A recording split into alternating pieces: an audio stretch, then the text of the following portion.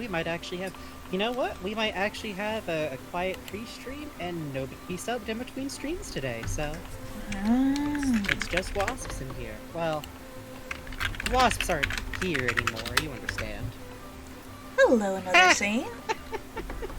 Hello, Hi, Cuppy Dog City. Slat. Hi, another saint. Hi, Preemie Slats. I was wrong. There you all are. You scuttled out from underneath the table. Chillern, Cuppy Dog City. So rude. So I think this mean. one's on me for mentioning wasps. Hello, hello. Hi, Bubbly Milk. Hi, Skill So y'all Elephant. excited for 2022 when we fucking lose our minds over Splatoon? Hi, Dan. Hi, Too Many River Ducks. Hi, Gordon Footwork. Galactic Pal, we are so fucking squids tonight. We are so we are fucking Octarian squids. in this house tonight. We are so fucking squids. We live. Listen. You have to understand. Y'all have to understand. I didn't start playing Splatoon 2 until I learned that there was a mode that would let you play as Octarians, as Octolings. And I literally did that before single player. I played through Octo expansion before single player. I have been playing Splatoon 2 since day one. I have been the top rank in just about every Splatfest. I have the golden takoyaki. This is true. I love squids. 2 months of money for the bug. Thank Yo, you. Lemonberry Conda. Thank you, Lemonberry Conda. Much. Your creature large. It's true. We are so I never got that high ranked in Splat, but I got some moves. Hey snails. Hello everybody. I have to admit I'm also just really excited that this time, like when Splat 3 comes out, I'll know enough people to like play full teams with. Dude, fuck yeah, we can even do like full on things for Splatfest. Yeah. Oh shucks, Lemonberry Conda, that's sweet of you. Well, thank Yeah, you. I don't play ranked mode either, Too Many Rubber Ducks. I am also a nervous person. I don't know why. I'm gonna try and be braver. Oh, Charisma, thank you. 4th sub anniversary. Thank you. Bugs is fear. My girlfriend Greeks is also fear. That's true. Hello, Humber EXE. Oh wait, for ducks. She's real good at Splat Bugs. Hi, Silver. Hey. Yeah. I also came in like midway through and missed a lot of Splatfests. Oh, I'm excited for Desert Splatfests. Yeah, me too. And I'm so excited you can play as an Octoling right away. Yeah. It's right there. And I'm also very happy that, like, of the Octolings they showed, some actually had, like, darker skin. Mm-hmm. And it wasn't... Because this is... Literally, I love Octo expansion so much. Why the fuck, if you have the afro hair picked, does it default your icon to a white Octoling? Yeah. Literally, it bothers me so much, and it's the one problem. Besides the fact that I don't like girl power, but that's my failing. That's not the game. Textured hair, I know, I'm so excited! Yes! Oh my god. Hi, Mom. Mom, you can say hi to me too, you know. Hi, Shelly.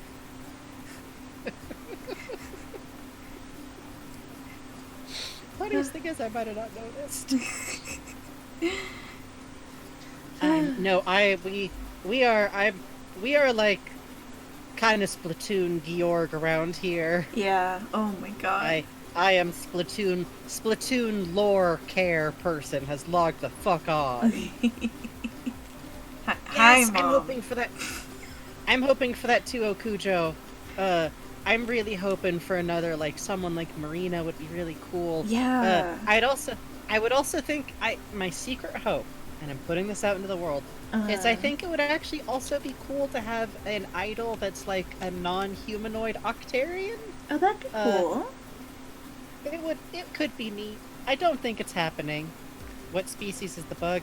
Squid. Yeah. Or do you mean like what kind of bug? Because, Plankton. Cartoon bug. In the Splatoon universe, the bug is a plankton. Oh, then the Splatoon. Yeah, I'm Octarian. Don't worry about the discolored patches. That's fine. Just don't ask. Don't worry about it. Well, thank you anyway, I guess Toad. that's... Hey! We'll see you around, okay? I'm with you, buddy. Ah, Hey, Adrian. Adrian! Hello. What kind of plankton? Hang on. Let me Cartoon. swap over to the kind of plankton I am. Is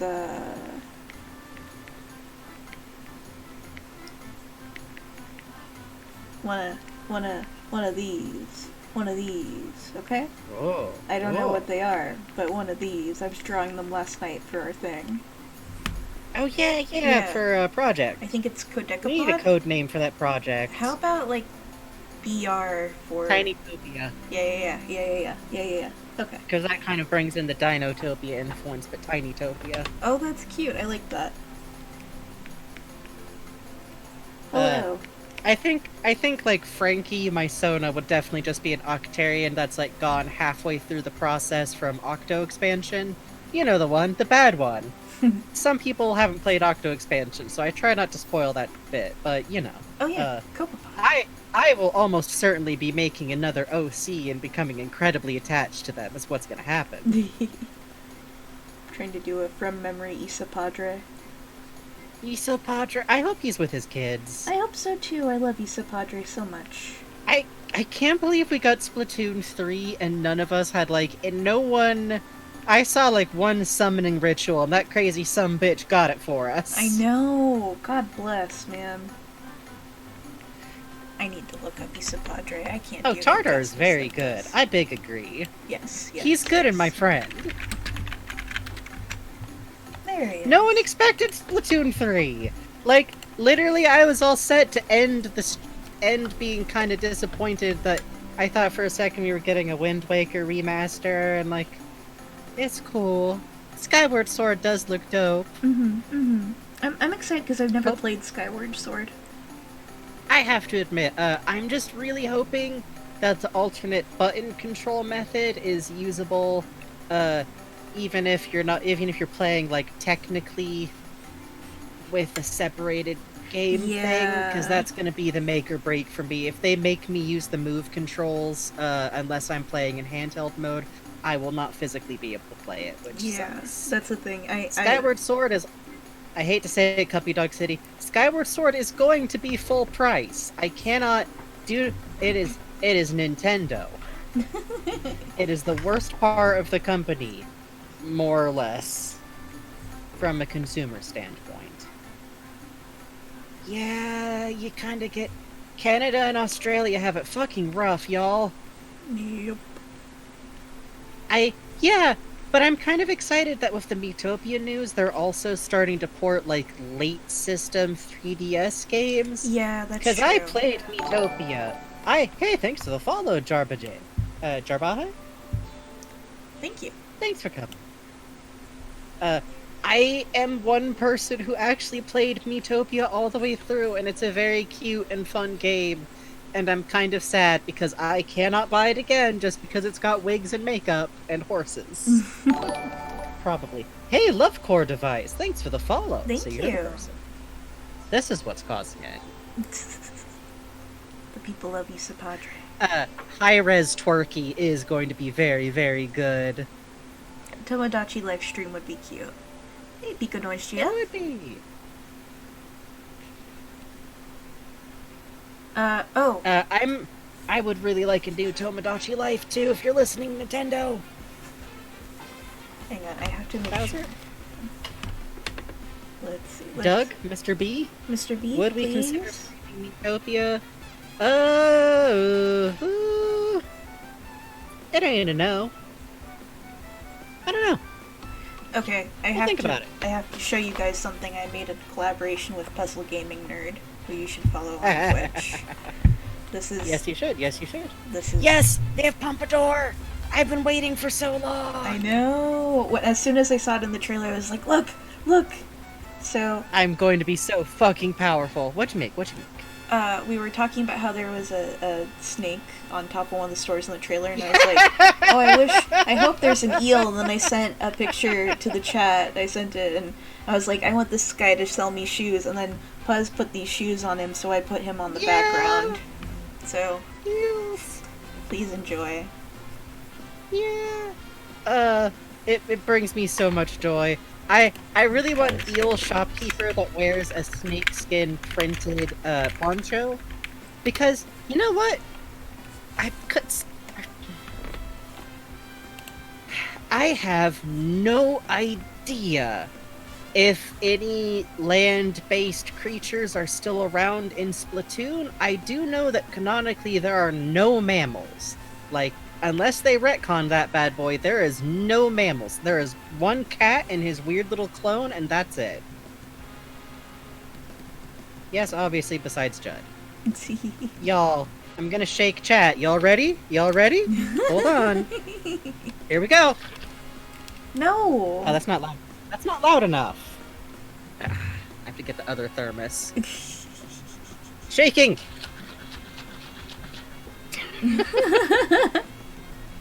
I like the suggestion that chat is a liquid. I do too. No, we don't know that there's whales. We do not. I think Marina was fucking with us. This is my actual- Hey! I love watching chat react to that. It is true. My genuine conspiracy theory is that I think Marina was fucking with us about her narwhal landlord, because I don't think she has a landlord. I think it's a bitch. She lives with Pearl. That's true. They're married. Chat is an alcoholic drinking. Remember that one fucking interview that's an in-universe interview with Pearl, where at one point she's literally like, oh yeah, Marina is the light of my life. I don't know what I would do without her. She's over there, by the way. Anyhow. Here's a picture of her napping. It's my phone background. Yeah, it's like, oh, okay. They are married. They married. They are married. They're They are very married. It's very cool. I'm pretty sure Nasty Majesty is just a really loud song about being lesbians. That's true. Well, I mean, if you listen to the lyrics. True. By the way, can I get a side stream for the music? Oh yeah! Hey, what if you could hear music, Frankie? I got too excited to think about it. I do love when girls are married. I think do that's love it good. Too. I think it's good. I think it's cool when girls are married.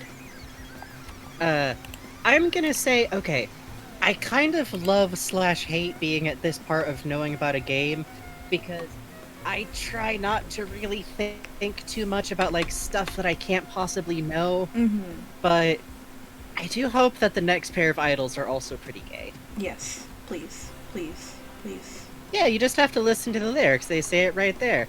Abba, dabba dabba, wahey. And I think we all know that means I love my wife very much.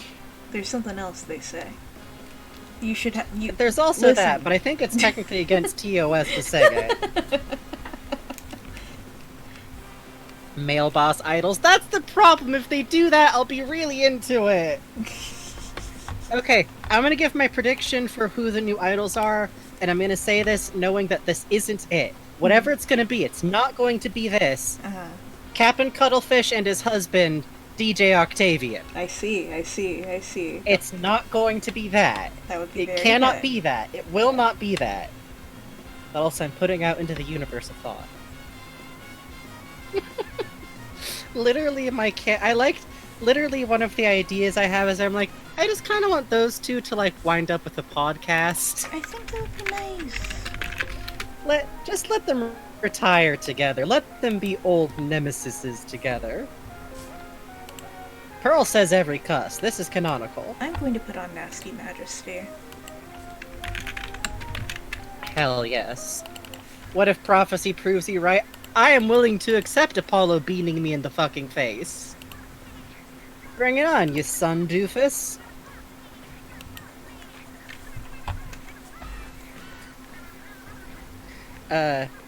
What's the name? There's that one really cool wrestler in Japan where she used to be an idol. Oh. And she still kind of uses the idol look, but then she just says stuff on Twitter like cocksucker. I think that would also be very funny as an idol. Reika? Yes! Give me that! Push the energy! Oh, Love core device. I'll be honest, I could probably deliver like a whole fucking lecture series on Splatoon lore. Here's what I love most about Splatoon lore. None of it matters. That's true. Not to playing the game anyways. This isn't really one of those games where if you like lose track of like, oh, this country is fighting that country, you need to balance the scales. It doesn't matter, you can just go play paint game. Oh yeah, Bugs put on Nasty Majesty on purpose. Yeah. I love a Nasty Majesty. It is extremely good as the thing. I don't think it's my favorite of Off the Hook songs, or my favorite of the Octo expansions, but it's kind of a default top 3, right? Oh, absolutely. Yes, they're allowed to say that. Automod. That's a hell... I'm gonna cap that one for the collection real quick. Added term, Hell of a mod bitches gay action. fucking. How wonderful. I'm so glad.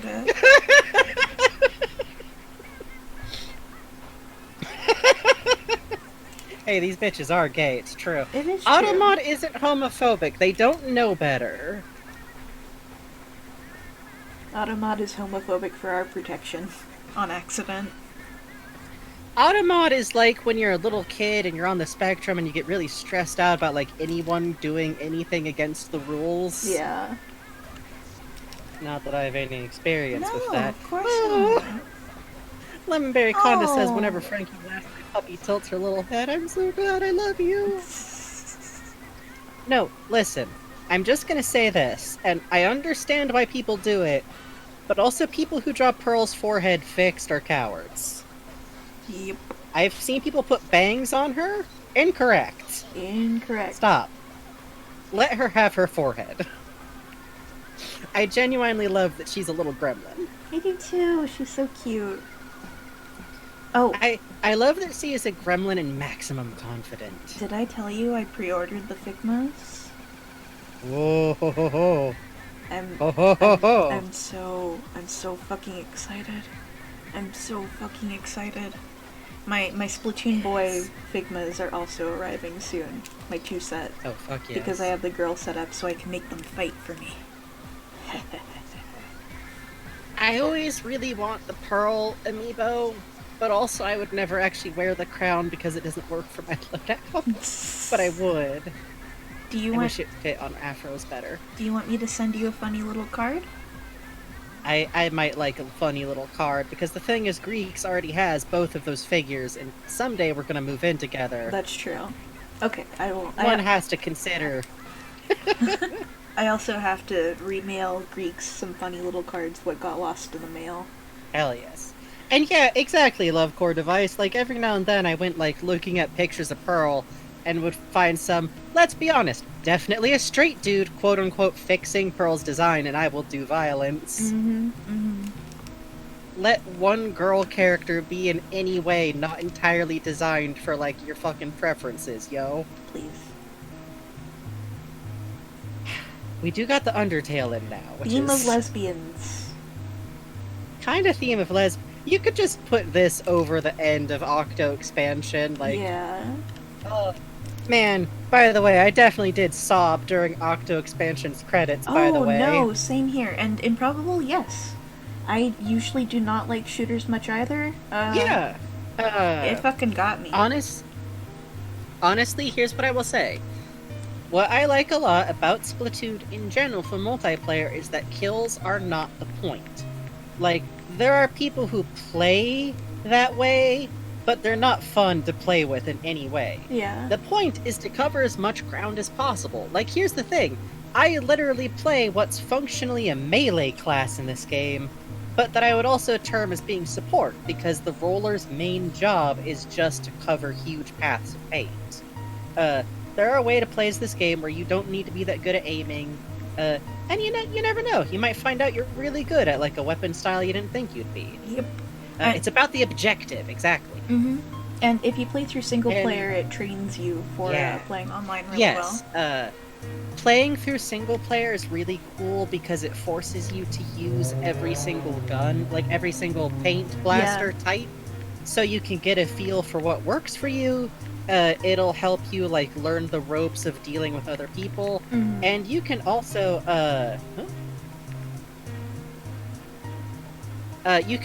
like play kind of in your own ways. Like Snail, I hope it's okay if I use you as an example. Snail plays very slow and very defensively, and still gets a lot of shit done in turf, and has gotten through the entirety of the single player and actually kicked ass on some stations in Octo expansion that I cannot do. Yeah, for real. If you have like different types of play styles, to me, Splatoon is one of the few competitive games where you can find a place for yourself. Like I play Carbon Roller, which is functionally speedy, cover lots of terrain. Not as it's a good middle ground because ink brush is for people who have better wrists than me.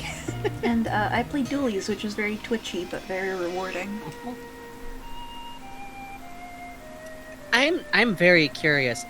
I wonder if playing Dualies is gonna be a situation where it's like in Hades where you have like extra dashes. Maybe, but you know what? I didn't see it looks like we're getting like Dualies some in there. Ow, I hope I'm so I'm worried. putting a hand on your metaphorical shoulder. I'm putting so a hand. worried, Frankie. Hey, listen, we didn't see Carbon Rollers either. Oh, no, Pearl and Marina aren't going to be fighting in Splatoon 3. I'm not actually sure if we're going to see Pearl and Marina. It could be that they're fighting. I do wonder, like, what single-player mode is going to be like. But I really at this time, I am planning on the idea to not use the shift from Splat 1 to Splat 2 as a model for what's going to happen, if that makes sense. Because we're completely out of Inkopolis. We're on a different continent, which is almost certainly either Europe or, as one person pointed out on Tumblr, possibly we're in Vegas. I think Europe, though. I think big-time Paris.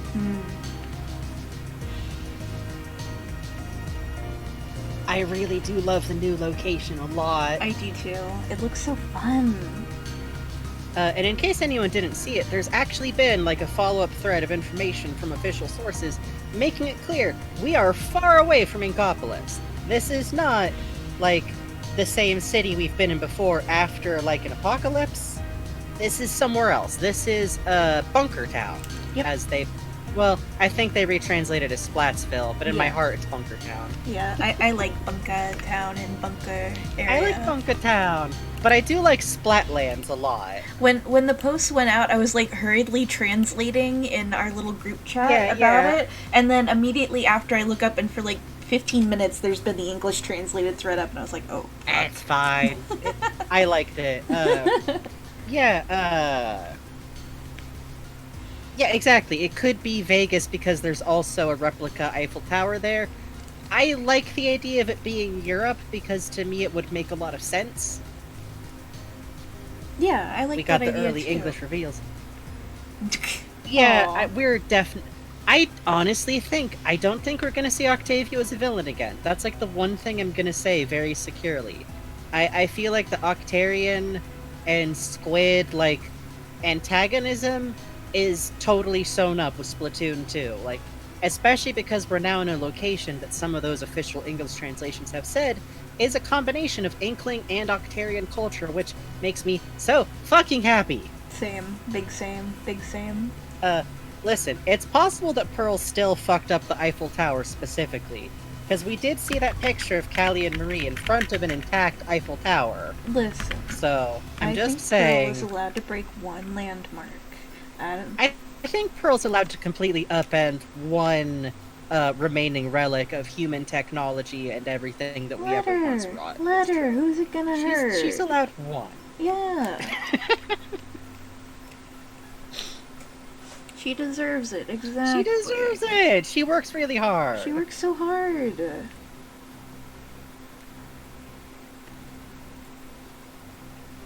This is warm-up doodling right now, by the way. Yeah, we're doing warm-up doodling. We'll move over soon. Yeah. This is just to wake up my hand. Yes. They do say specifically that Bunk City developed rapidly after the Splatfest, but to be clear, they also say it was a city before then. I feel like what they mean is that it developed a lot as like a hub of doing splats, and that's why it's going to be the location for new Splatfests.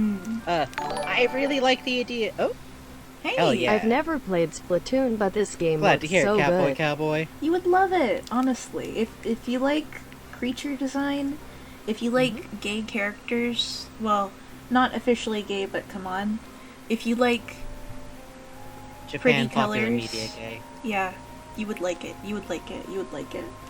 It's very fun too because to me it's like one of the most joyful kind of games. Yeah, honestly.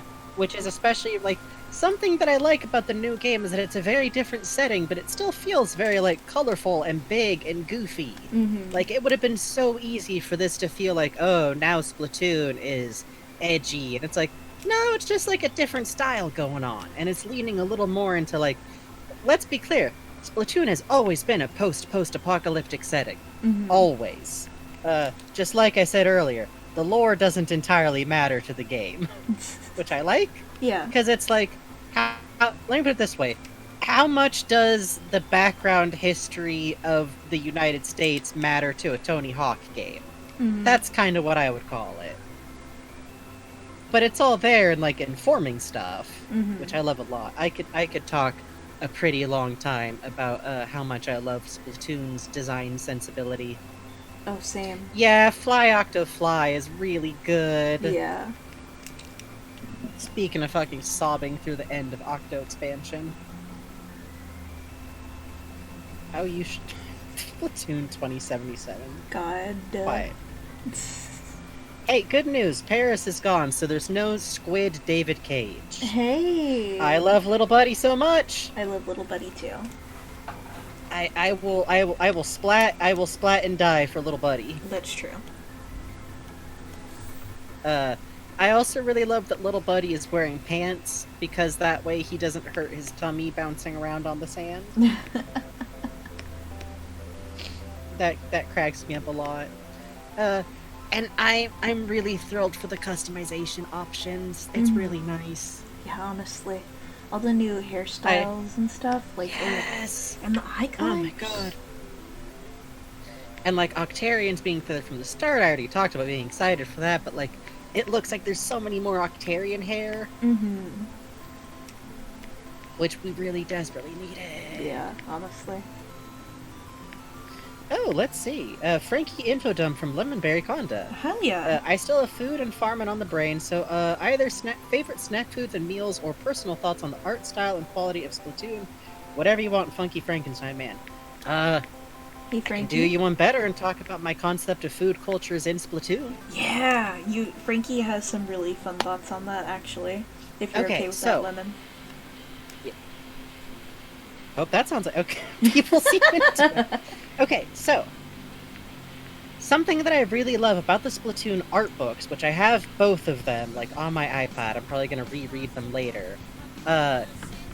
There's actually... Okay, when they were designing the stage that is an indoor greenhouse, which you might remember as stage that's very fun to be bastard roller in, because it's got a lot of ramps, and I personally can just fucking Three Stooges whoop the way out of there unless someone gets above me, in which case they're a bastard. In the art book, they actually detail out a series of inkfish specific fruits and vegetables, which you never actually see. You don't see them in the level, but they're there, and it's informing, like, the shape of the place, and it is so cool. Yeah, you can see the tomatoes in recon mode. That's cool. I wish you could see more of it. Like, you tend to blaze right past, but... Yeah. One of them is specifically... I forget the name for it, but it's something lines of, like, squid lemon, I believe. Oh, yeah! And it's very cute, because it's that lemon that's shaped a little bit like a squid, and it specifies that it's considered good luck if they're symmetrical. Here's how my brain works. Oh, that means that's driving it way up to produce specifically symmetrical squid lemons, and excess of those are probably being turned into a separate product. There I bounce to, like, So there might be like preserved squid lemon that's used for other stuff, but still has like the lucky associations.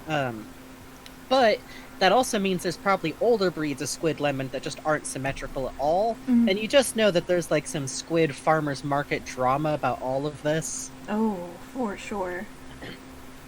For those unaware, all farmers markets have an underbelly of produce-based drama in them somewhere. That's just fact. Lemon marmalade, or even better, it could be yuzu tea style, Ooh. which I actually want to pick up another jar of that. It's great. It is yuzu and honey, and it's just kind of in a jar, and you can get it from Korean or Japanese grocery stores a lot of times. Oh yeah, I have that actually. It's good. Yeah, it's good shit, especially if you get like a cold. Oh man, yeah. Yes, exactly. You get it, Lemonberry Conda. It would be vicious.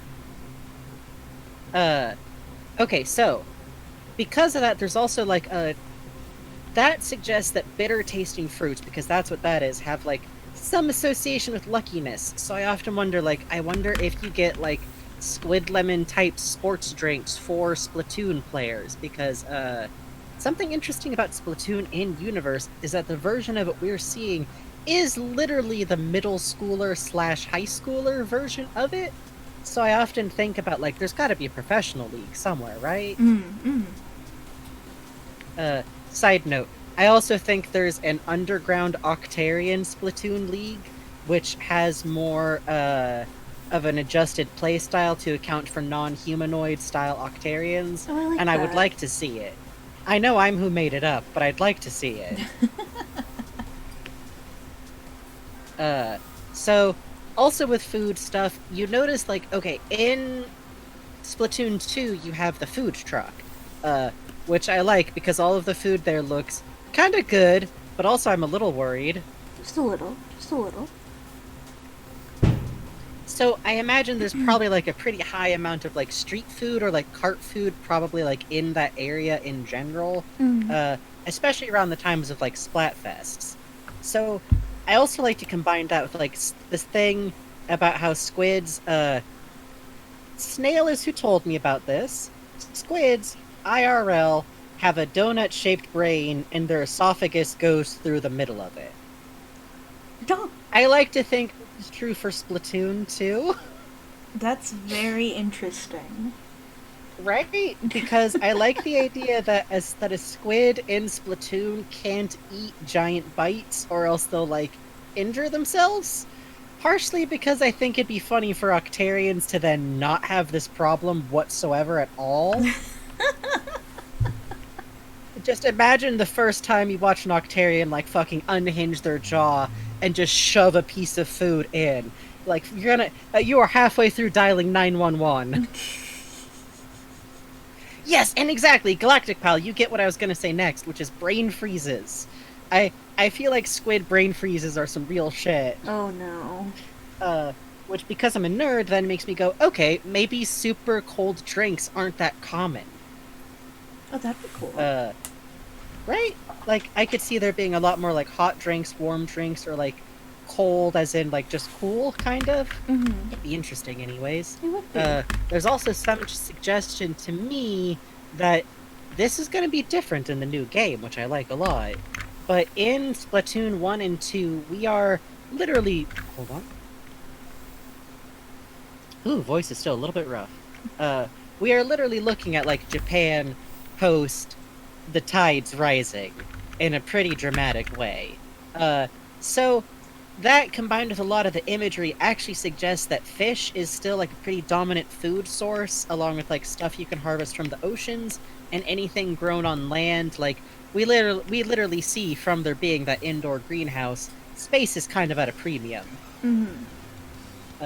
Octopi get all the ice cream. God, that'd be funny. That would be cute. It would.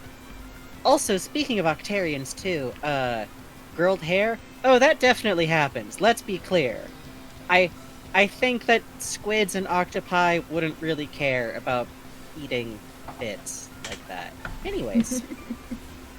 Side note, I do think it's really funny that the pompadour haircut has what is almost definitely the equivalent of like a close cut on the sides, but Oh, it's like specially yeah. textured. Do you remember from the art book where they had the Yeah, concept for yeah, yeah?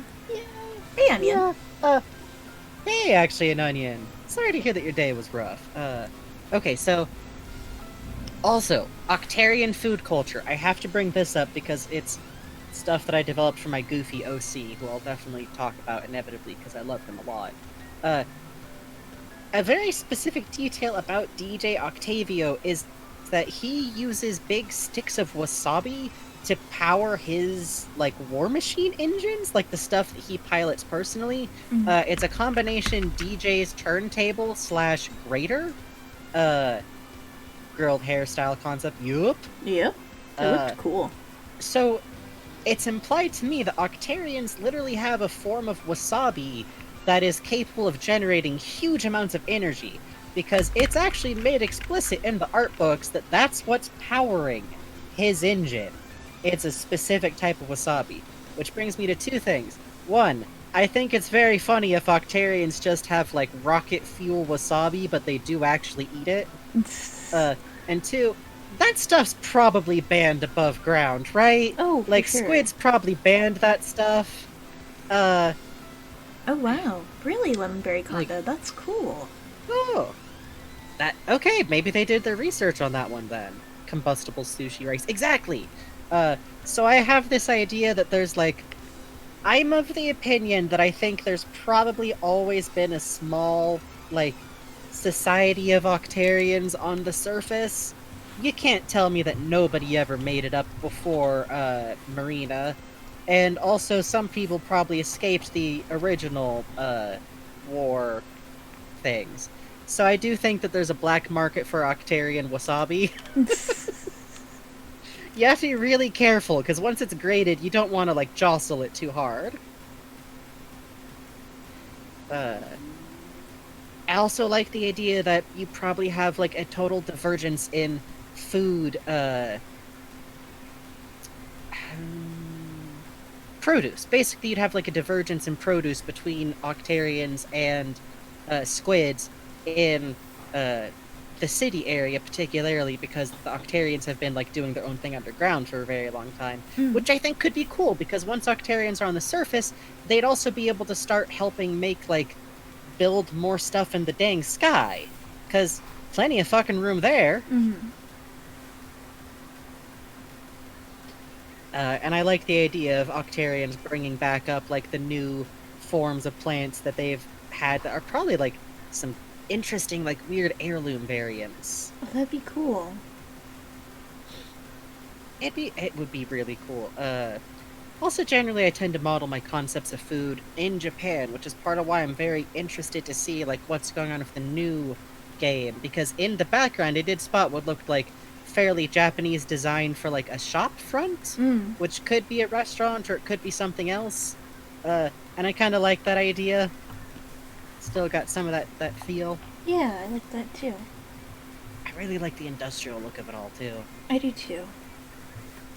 And also on the art style of Splatoon, I really like what a wildly well put together aesthetic it has, considering that they made a concerted effort to then create different schools of aesthetics in their series. Oh yeah, no, squids can't go under... Inkfish cannot do water. Not above a certain volume, anyways. I think in Puzz's streams, the notion that it's an osmosis issue was brought up, and I liked that. Oh, I like that too. Yeah. The cell getting oversaturated.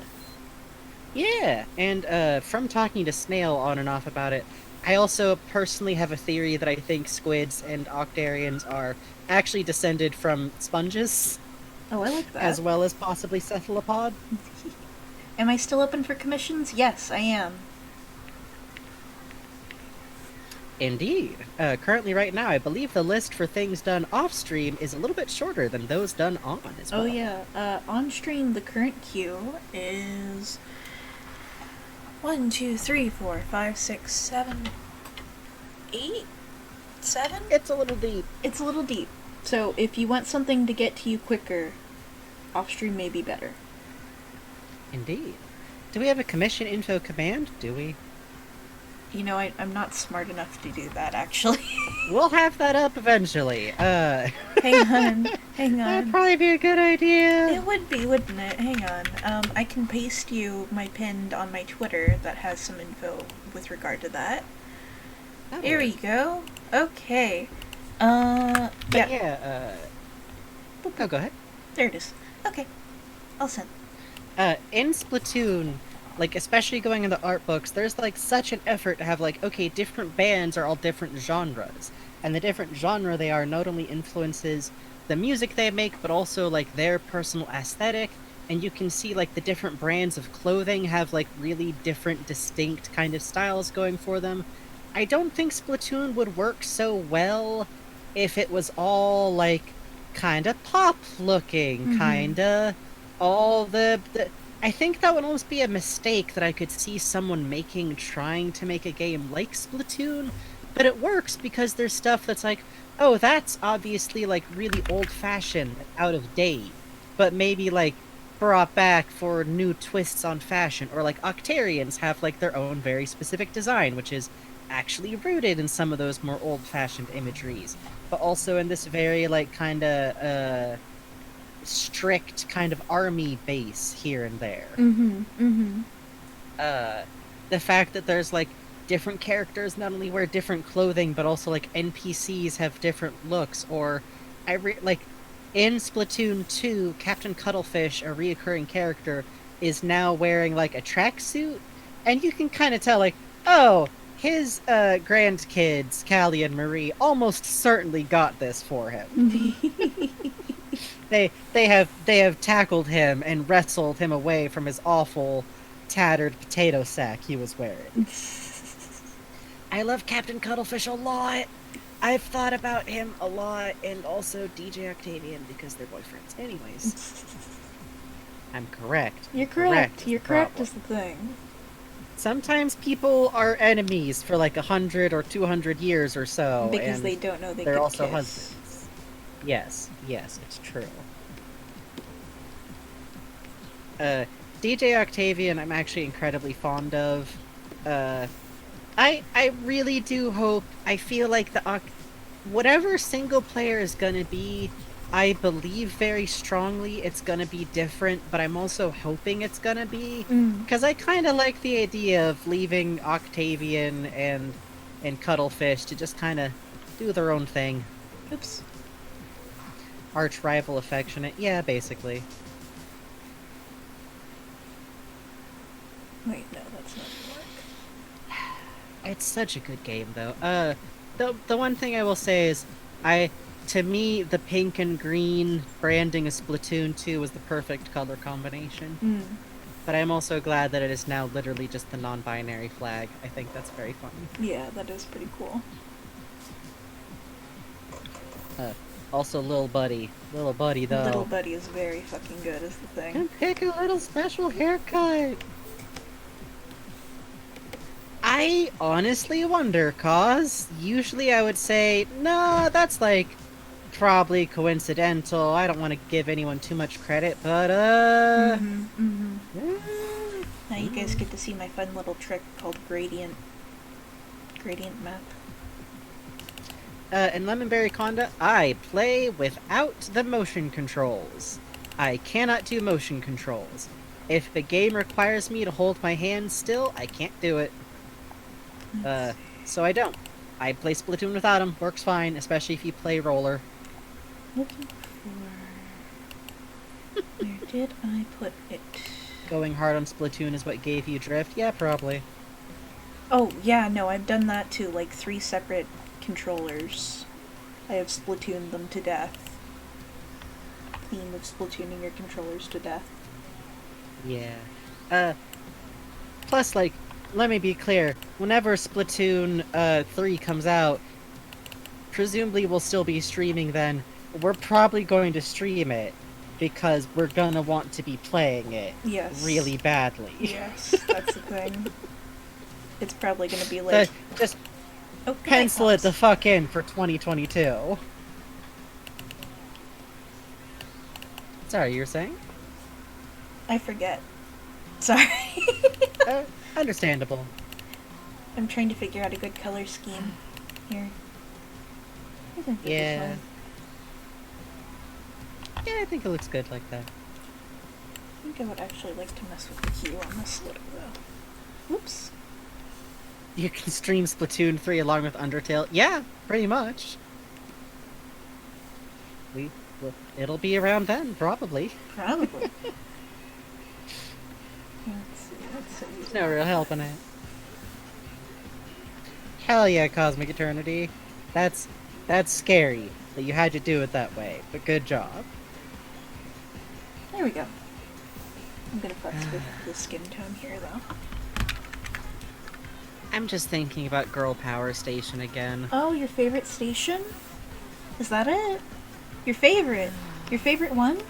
The one you love to play? Big favorite. That Big one. favorite. That one. Yeah. It's not that I want the stream plan to go into next year, it's just that I know that we're probably not going to be done with Earthbound and Mother 3 all that fast. That's true. That's the problem with streaming, is that it turns out games take a while to finish. It's fucked up. I don't understand it. It doesn't seem correct. No. Especially if you want to, like, not like, take, like, 8-hour streams. That's the problem. Fucked up. Then, however, having said that, look forward to us streaming 8 hours of Splatoon 3. Please, thanks. Look We're forward going to to Bugs' have to wrist stop shattering us. live on air. Yeah, we're gonna like use a timer or something. Hey, thank you for the wasp, Lemon Berry Condo. Oh, Puzz, aren't you excited for that? Are you Oh, excited? Are you also 100%ing Octo expansion? Puzz, aren't you excited? It's the best Puzz? stage. Puzzle? Oh. Girl power. With a cute name like that, how could it be bad? How could anything be wrong about? Why would anyone make a level in a game like that where you have to memorize specific fighting patterns like it's a level of fucking Siren? I love girl bosses. It's good. You're gonna die a little. A little. All the balloon stages. Here's the thing about Splatoon 2, especially Octo Expansion. Octo Expansion is very good, and one thing that I'll say is that if you can't handle a specific type of station or a specific station, there's usually another way to get there. And the game does let you skip over a station, and it doesn't actually matter. Like, you can just move past one if you can't get it. Yeah. But also, my fuck God. every single one of those balloon levels. Hey, good dog, Phantasmagoric Glitch. Oh, yo! Hey, that's awesome! And if you... Oh, yeah. Yeah, if you 100% Octo Expansion, then you get prize of what I like to call the hair clip of PvP Enable. Yeah, whenever I wear that hair clip, I had to Based literally on bugs. stop wearing it the day I got it because I realized very quickly it made every single person who saw that I had it immediately seek me out to kill me. Which I don't understand, because my reaction to seeing that fucking hair clip is to run. I was like, oh, wear it. It looks cute with my little outfit. I'm like, oh, people don't like me, especially when I have this on. I see. Splatoon is a very fun game, and I still think it's a game that's really fun to play multiplayer, even if you're not super competitive. You will occasionally run into people who are super competitive. However, I'm not saying that I've ever driven a sniper player to madness, but sometimes if someone gets all cozy up in their nest, it turns out what they really hate is someone that they can't hit but also refuses to fight them. That's true. And that's fun. You can kind of play jump rope. Oh, I bet that's going to be way easier to do now. Oh, yeah! Oh, we got jumps now! The jumping and the hopping. It's a good time. God. Also, I gotta admit that I'm interested in what's gonna be going on with the bow, because that's definitely like the new weapon they're introducing, right? Yeah, for sure. It was Dooley's last time. Let me make this a little clearer that it's the bow also. While I'm here. More hair clips and earrings in Splatoon would rule, honestly. That would be pretty cool. Oh. Maybe now that they're not... Ah, that sucks. Hey, see you later, Kay. See you around. But, like, genuinely, I do hope that there's more, like, hair ornament type accessories, in part because, like, the hair ain't, like, gender locked. Mm-hmm. What I'm really hoping for is that we do not see character do not have gender lock, but clothing does. Yeah. I don't see how they could do that, though. Because, like, you're just literally picking out your hair. As near as I can tell, you pick Squid or Octarian, and then you pick hair. Mm-hmm. There's not even, like, a Pokemon style, like, oh, what clothing do you wear at the start, which then basically gender locks clothes. There's none of that nonsense.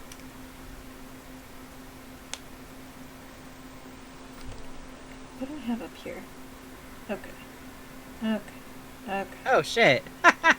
Speaking of Splatoon music to sob to. Oh, that's not right. That's not right. That's not right. Where is... Hang on. There we go. Okay. Sorry. I think things will be gender neutral. What I'm hoping for is that you can go into a store and sometimes they have like a cute hair beret or a dress, and you can just decide to wear that if you want to. Oh, that would be I really nice. like the Animal Crossing style of it. Okay.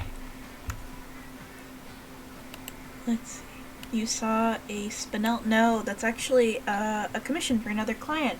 There's a character for Marble that has a very similar design to Spinel, and I've actually been using how to draw Spinel as an approach for how to draw that character. And also non-binary Vegeta, I mega feel you there. I want to wear bright colors, thank you. A lot of what I like about Splatoon is that the kind of colors I like tend to be available. You know which one pisses me off the most for It's that? The witch's dress. Is it the face glitter? Oh, it's that. On the witch's dress, it's like, okay, if you're on a girl octoling, it's like, it's a cute little dress, and it comes with, like, sparkly tights. It's really cute, and, you know, it looks great with the boots. When you put it on the dude character, it is a sack of sadness. It is the punishment sack you put on children who have been terrible. No, yeah, that's okay. It looks bad. What kills me about it is there's the demon horn hat, which is one of my favorite things to wear, and it's got cute like face glitter on it. Except if you wear it as a boy, the face glitter becomes white glitter, and you only get 2 pieces of it. Oh, you get a single rhinestone. Yeah. What a bummer. Which I will say though, here's what sucks. Those are the only problems of Splatoon's 2, like, clothing via gender locking. Mm-hmm. So, that's why I'm pretty hopeful that Splatoon 3 won't have any problems with that, because the fact is, when clothing equals, like, equipment, you kinda can't, or you shouldn't, anyways. Mm-hmm. At this point... I'm non-binary Vegeta. My answer to that has been Aloha shirts. Yep. That is how you get away from the curse of beige men's clothing. At this point, I'm going to be warming up with the client's character. This is Leslie. Sounds good. Yeah. I'm just going to make sure I have a good way to tackle this design before I go in on the sketch page. Yeah, we're doing a sketch page of basically D&D characters, which is always a good time. Mm-hmm. Sorry, I just scrolled down to see the wizard boots. The wizard newts? Yeah, did you look in the commission info page? Go all the way down. To, like, page 5. Oh, yes, the wizard boots. I thought you said newts. No, boots. Okay, It's okay, very okay, good. okay. Yeah. Yes. Well, good news, Moth Critter. You don't change gender in Splatoon 3, you just change your hair. Oh, yeah. Literally. Like, from the video we saw, they just picked Squid, and then picked their haircut. Like, it wasn't pick squid, then pick boy or girl squid, then pick hair. I'm hoping it sticks like that. I mumble. Boots.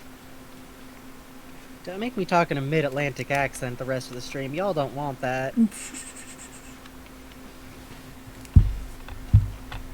Yeah, you pick eyebrow.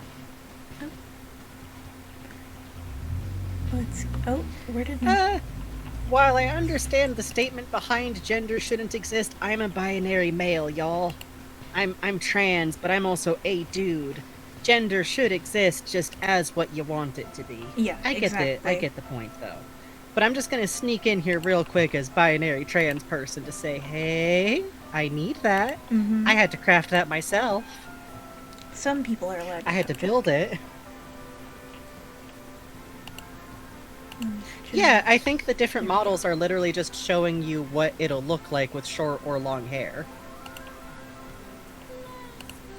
And, because, like, literally, y'all, you watch them scroll through both boy hair and girl hair, quote-unquote, from the past games. I think y'all are so used to games doing this that you're like, no, they must do it. Oh, yeah. Well, anyways, I'm only going to talk about what we've seen, and we literally haven't seen anything like, what pronouns should we use? It's just... Oh, you know what I saw that I really thought was cool? They had on decor of one of the shops, it was a paper lantern. Yeah! And it was done in the colors of a jellyfish. And it looked just like a jellyfish. It was so dope. I love seeing, really like the creatures building into the world design. Oh, so fucking I really cool. do love that. It's a big part of, like, I have that goofy towel up, and it always cracks me up that it's just fish with legs. Uh-huh. I like that one, too. Oh, oh, there was something else I realized looking at it. The, giant snake that's on top of that one shop. So it's made out of metal that's welded together, right?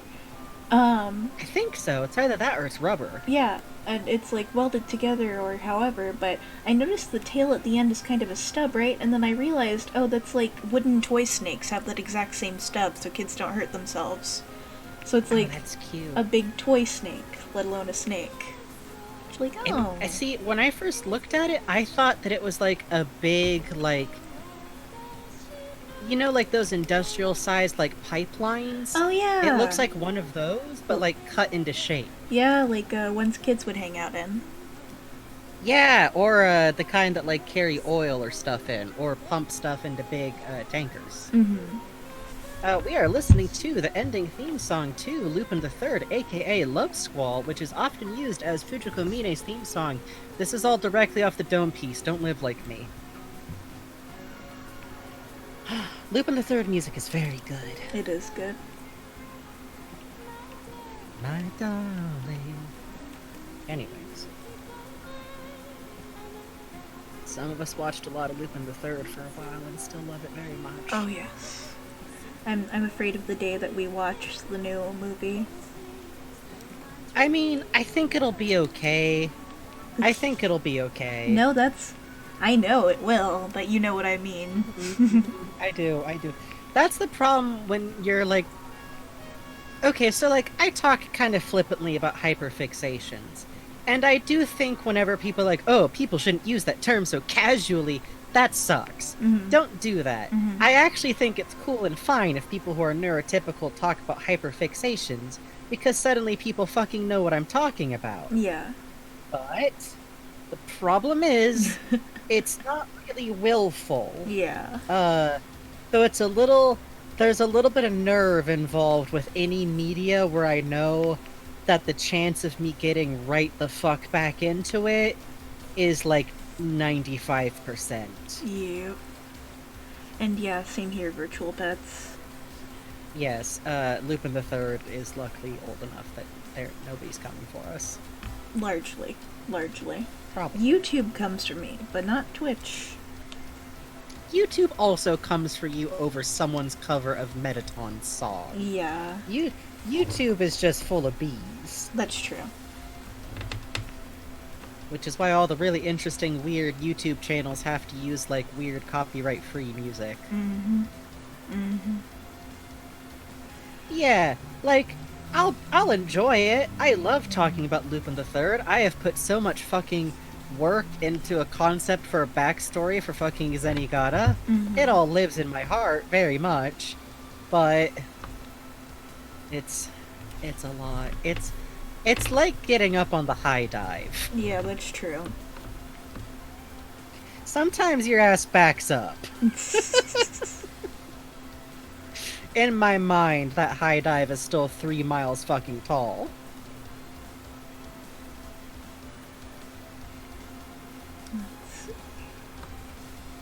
I'm looking back and forth between the design document and the character right now. I think it looks good. Thank you. Oh, Too many good! rubber ducks is pointing. I'm glad you were pointing. But are you also large? What the fuck? That Archie comic, all Archie Digest's covers are either just dumb or insane. It's great. Oh, I'm sorry. Oh, I feel you, Kalish. Kalish called Jericho. Does Crunchyroll not have Lupin for, like, watch it but with ad breaks? That I think sucks. they have it for watch it with ad breaks. Yeah, I think that at least, like, Red Jacket, you can hit some on Crunchyroll without a subscription. You just gotta sit through whatever. Yeah. But also, fuck it, pirate that shit. Monkey Punch ain't getting the money. Yeah. Parody joke, parody. We love to watch Parody ads joke. of ReZero over and over and over and over and over and Oh over. yeah, I just realized that's a wild thing to say. Monkey Punch is the pen name of the creator of Lupin the Third, the original manga. I know it's weird for me to just say that like that's a person. And I love it too, Ducks. You're yeah, my favorite. Literally, like, my main character in any tabletop game right now, Oddmund Bottleson, literally has ears that work on rabbit/horse logic. Oh. He's not actually in a setting that has elves, but he is part, like, fairy equivalent.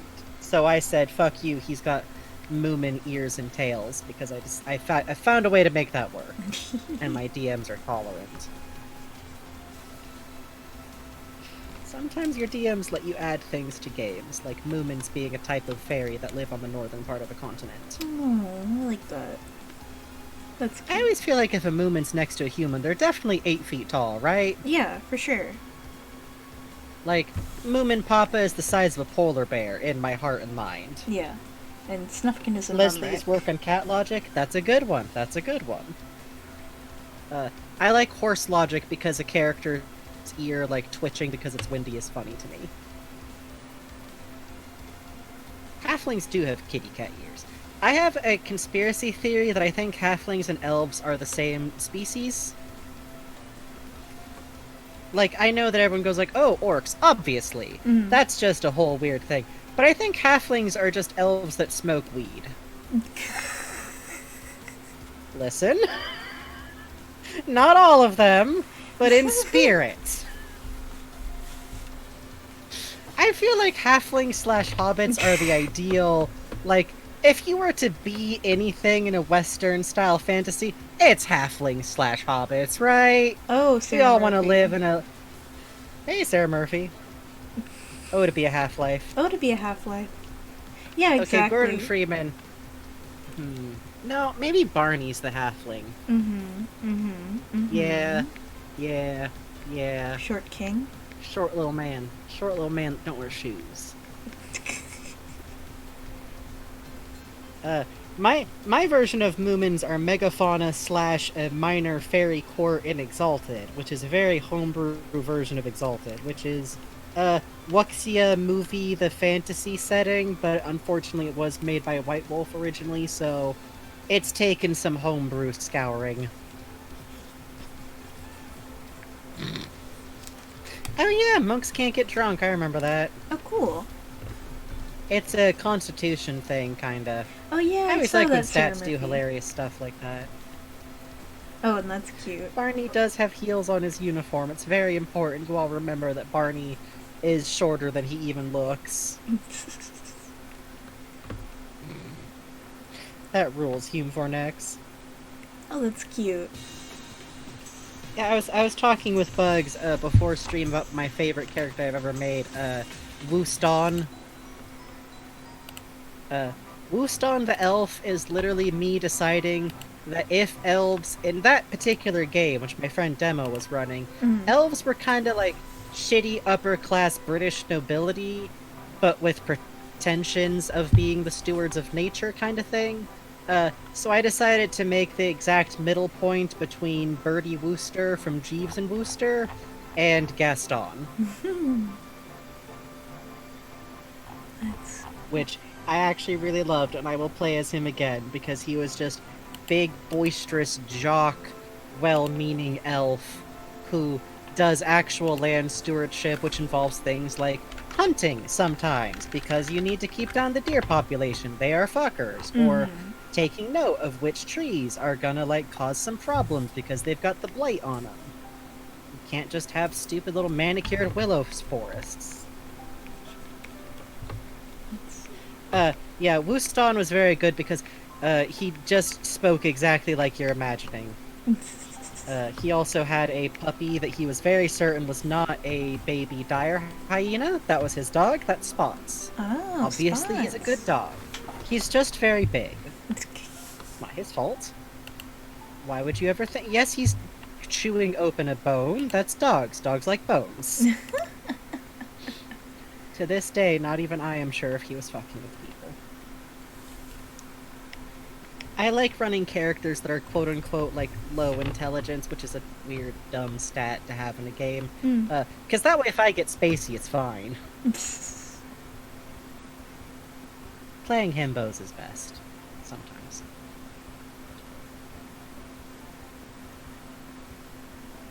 Big dogs are good! It's true! Big dogs are good.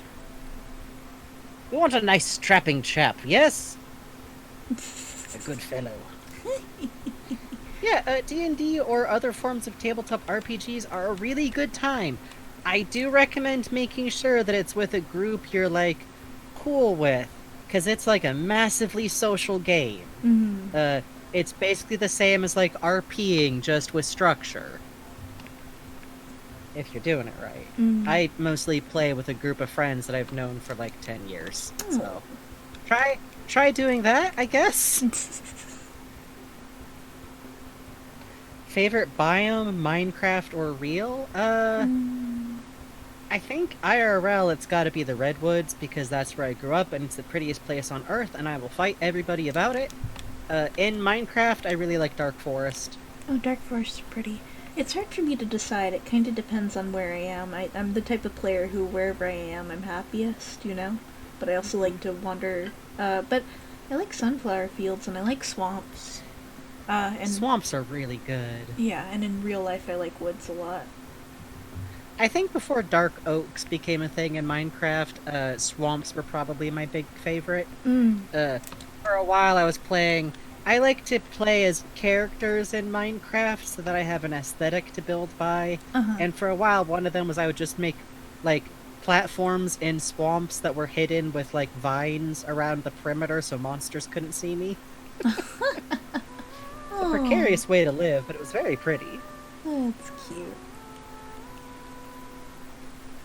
Oh, hi, Marin.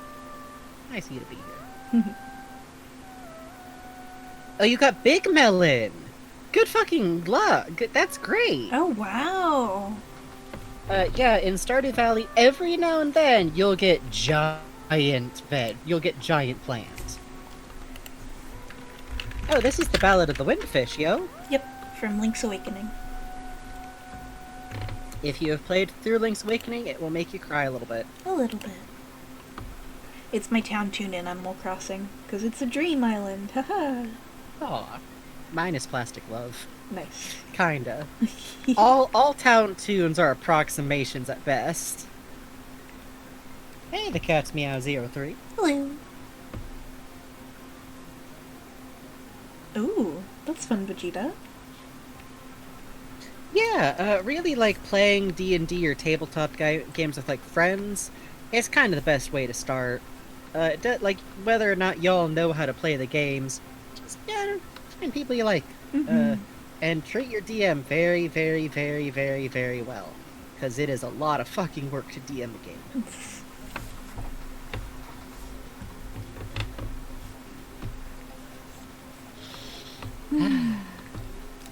This is Donkey Kong, isn't it?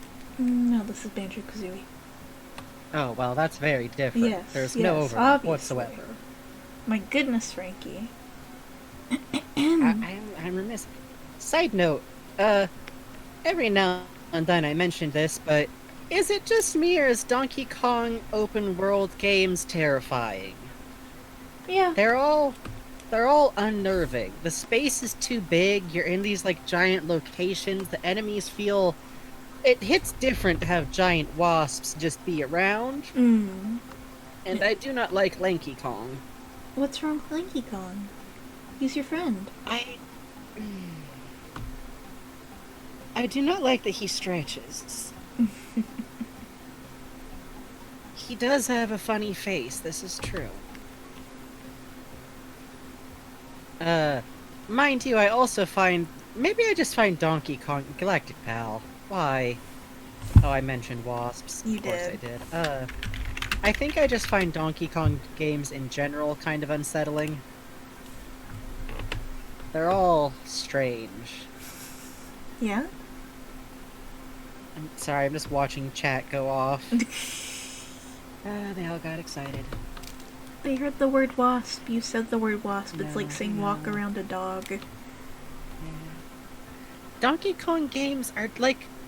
Why are there so many levels where it's like... Let me bring the mic closer. You are within the abyss. There are barrels, and there are wasps. Navigate this. What the fuck? Okay! I mean, I get it from a gameplay perspective, but... Is that Donkey Kong? No. Is that Lanky Kong? I have to move this. I have to quarantine him away from. I'm gonna just. Have to move him. Okay, off the screen. Yeah. There's always something about games that at the time were like very ambitious, especially with like early 3D games, because they are very cool. I love a lot about them, and I recognize like how groundbreaking they were at the time. But also, oh well, you're in a tree full of infinite wasps. Put Lanky back next to Eric. That's his friend. Well. Client said so, I guess. The client said so. That's his friend. Like, okay, Mario 64 is also a little eerie to me. Oh, H, that makes sense. Mario 64 is like... I don't know. I see what it is and what it meant to people. But also, there's just something about that big expansiveness. The vibes in Mario RPG, good but slightly menacing. I've never played the original Mario RPG, but I'm a big fan of, like, this series of games that have followed. I think it's very charming. I kind of like that there's no continuity. But Mario doesn't have continuity. People gotta give up on it. I love Mario so much. If there's nothing. There's barely, outside of direct sequels, like... Yeah... The smithy sword, and that one bow enemy, where everyone always shares the caps of it with the caption from the wiki that says, in your god's eyes, I am also beautiful. Oh yeah, that's my favorite picture. Does that haunt anyone else? Yeah.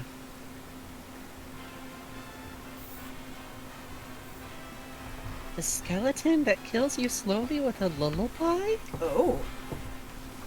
I can't stress enough, I haven't actually played these games. I haven't played Mario RPG, the original one, because, it's... I know people love it a lot, but I imagine it hasn't aged perfectly. It's from that era of games where people have up-talked them so much, but I never played them at the time. So I feel like I would probably just play them and get frustrated. Maybe that's not fair, but... I've been meaning to check it tried to out play- for a while. Yeah. I tried to play Ocarina of Time, and whoo. Louis Song's been doing Weird. this really cute series of art from his first playthrough of it. Oh yeah! Yeah. Well, listen, in 2023, we'll probably be done with Undertale, so...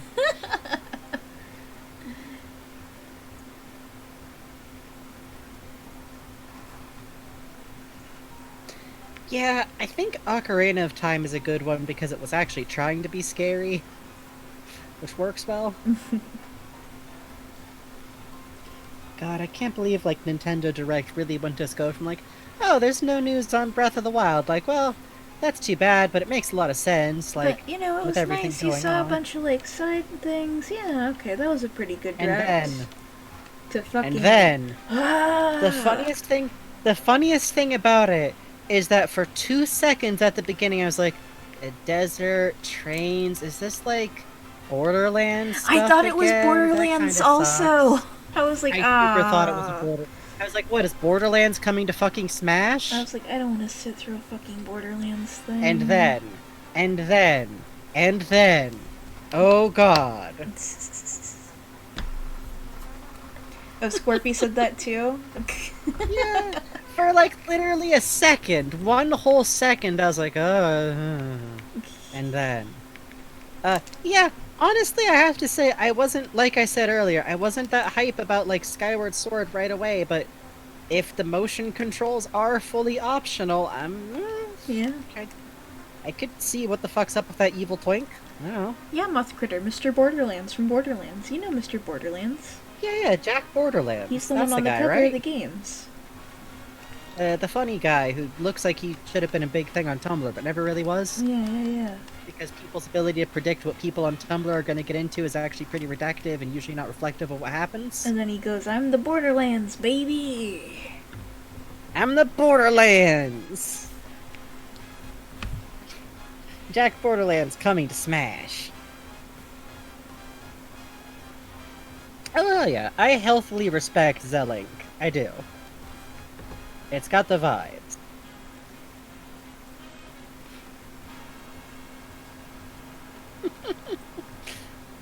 Oh yeah, the funny robot dude from Borderlands. Forbidden fact about me. If my voice is pitched up a little bit while I'm doing the that reporter voice, apparently I just sound like that little robot guy. Oh god. It was discovered when I was recording for the Blaseball musical. It just takes a little bit of a pitch up, like, digitally, and I'm exactly there. It's scary. Oh god. I can see why. My voice is a little bit high to begin with, as it goes. I can't do it. I can't talk like it. It takes a digital modification. It's just scary. Yeah, I've heard that about Skyward Sword. I do admit I do just like Groose a lot. I don't even know what's going on with him. What? Yeah, Mr. Little Robot Guy. Oh, H is talking to Lanky, his best friend, remember? Do you remember that part of the campaign? Where, Rubber Duck said we had to leave Lanky, because that's H's friend. Yeah, that's H's friend. How could you This is forget that canon now. important part of your campaign? Yeah. Oh? I just realized what you're drawing and it's the best thing, thank you. You're welcome, Ducks. Thank you for the tip.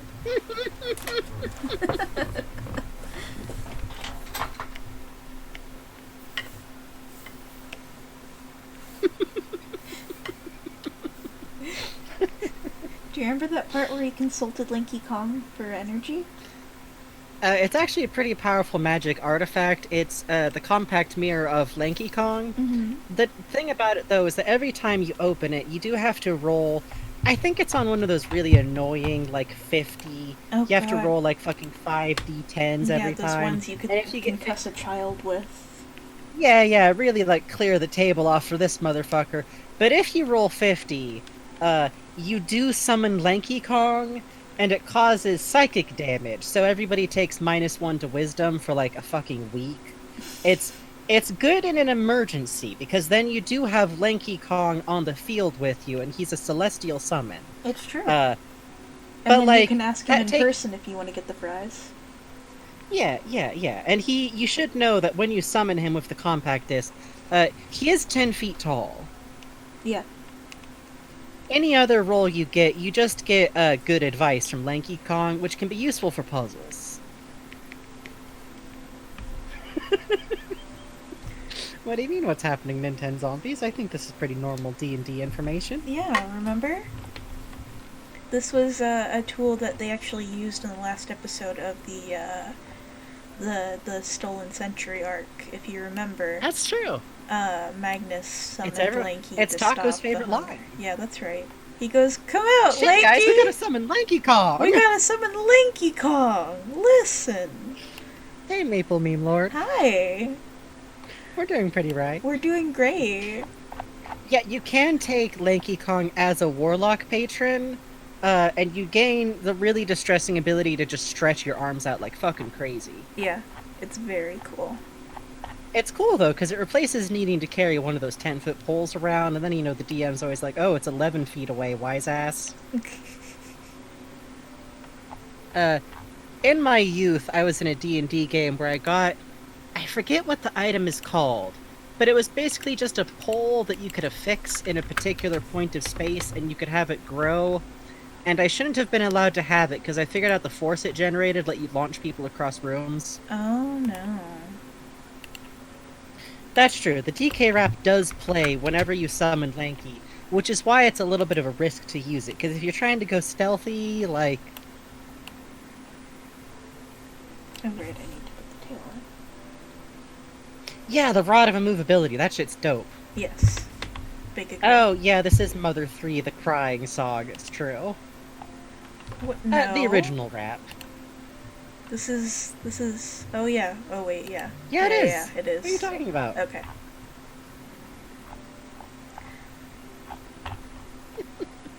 The DK rap, Oh. but specifically when Wayne got it right. God, that was that was a fucking moment. I misread how the horns work.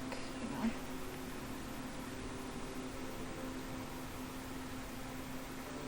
There we go. Now we can accurately consult Lanky. Yeah, that's important. God, how many times did we watch that motherfucker have to do the DK rap, and it was so close? I feel like he had trouble roundabout at, as the word coconut was just getting him now and then. It was. Penis. That's right. Man, I want to rewatch him playing Tulip. That's a good... Not to talk too much about, like, other people's work while we're working, but goddamn, Tulip's a good fucking time. It was, honestly. And you know, there's a lot of stuff that apparently, like, he missed in the game. So I'm like... No kidding. Yeah, I guess that makes sense. There's a lot of, like, stuff to poke around at. I wonder if there's, like, 100% LP out there or something. God, that would be nice. Otherwise, like, 2024. Look forward to it. Stephen Stephen Plays did one. Oh, cool. I'll check it out then. Well, maybe we'll check that out.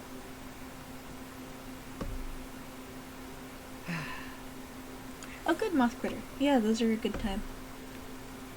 Is Hmm. is Donkey Kong Island a separate universe from the Mario series? No. Like, in universe? Is it a different dimension?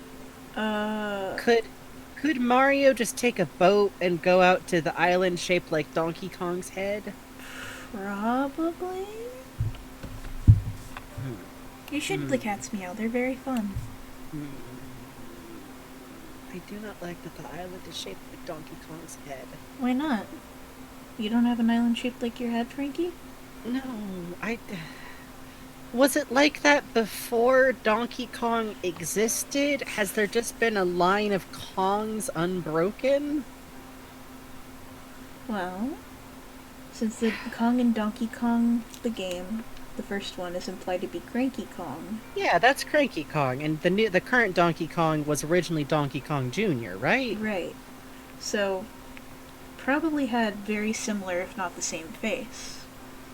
Yeah, So, yeah, it yeah. probably has been a line of Kong clones, yeah. I mean, Bore from the fruit of the banana when one is needed to okay, overtake the so then another. in Donkey Kong, in New Donk City, is the Donkey Kong that we have to presume briefly kidnapped Mayor Pauline Cranky Kong? Maybe? Which, Kinda has to be, right? yeah, so, That kind of suggests that, like, he's withered with age, and Mario and Pauline have not gotten, like, much older. yeah. Well, the clones don't live very long, is the thing. Do they just age at the same... I think they just age at the same rate as normal gorillas. Hey, I'll be right back, okay? Go for it. Let me just... Cranky Kong had the youth sapped out of him? I hope the ghost of Wrinkly Kong is eventually added to Smash. You know, that canonical character, the ghost of Donkey Kong's grandma.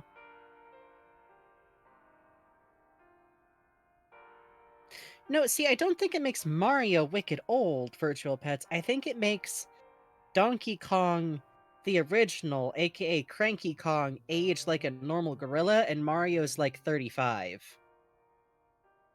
No, that was when I was Brother Funky Kong. Get it right. This is an actual alternate identity. Oh, sorry about that, Virtual Pets. I just see stuff as it goes by. Yeah, it's gotta be monkey years. Is Mario human? Longest forum thread in history locked by a moderator. Okay, actual answer.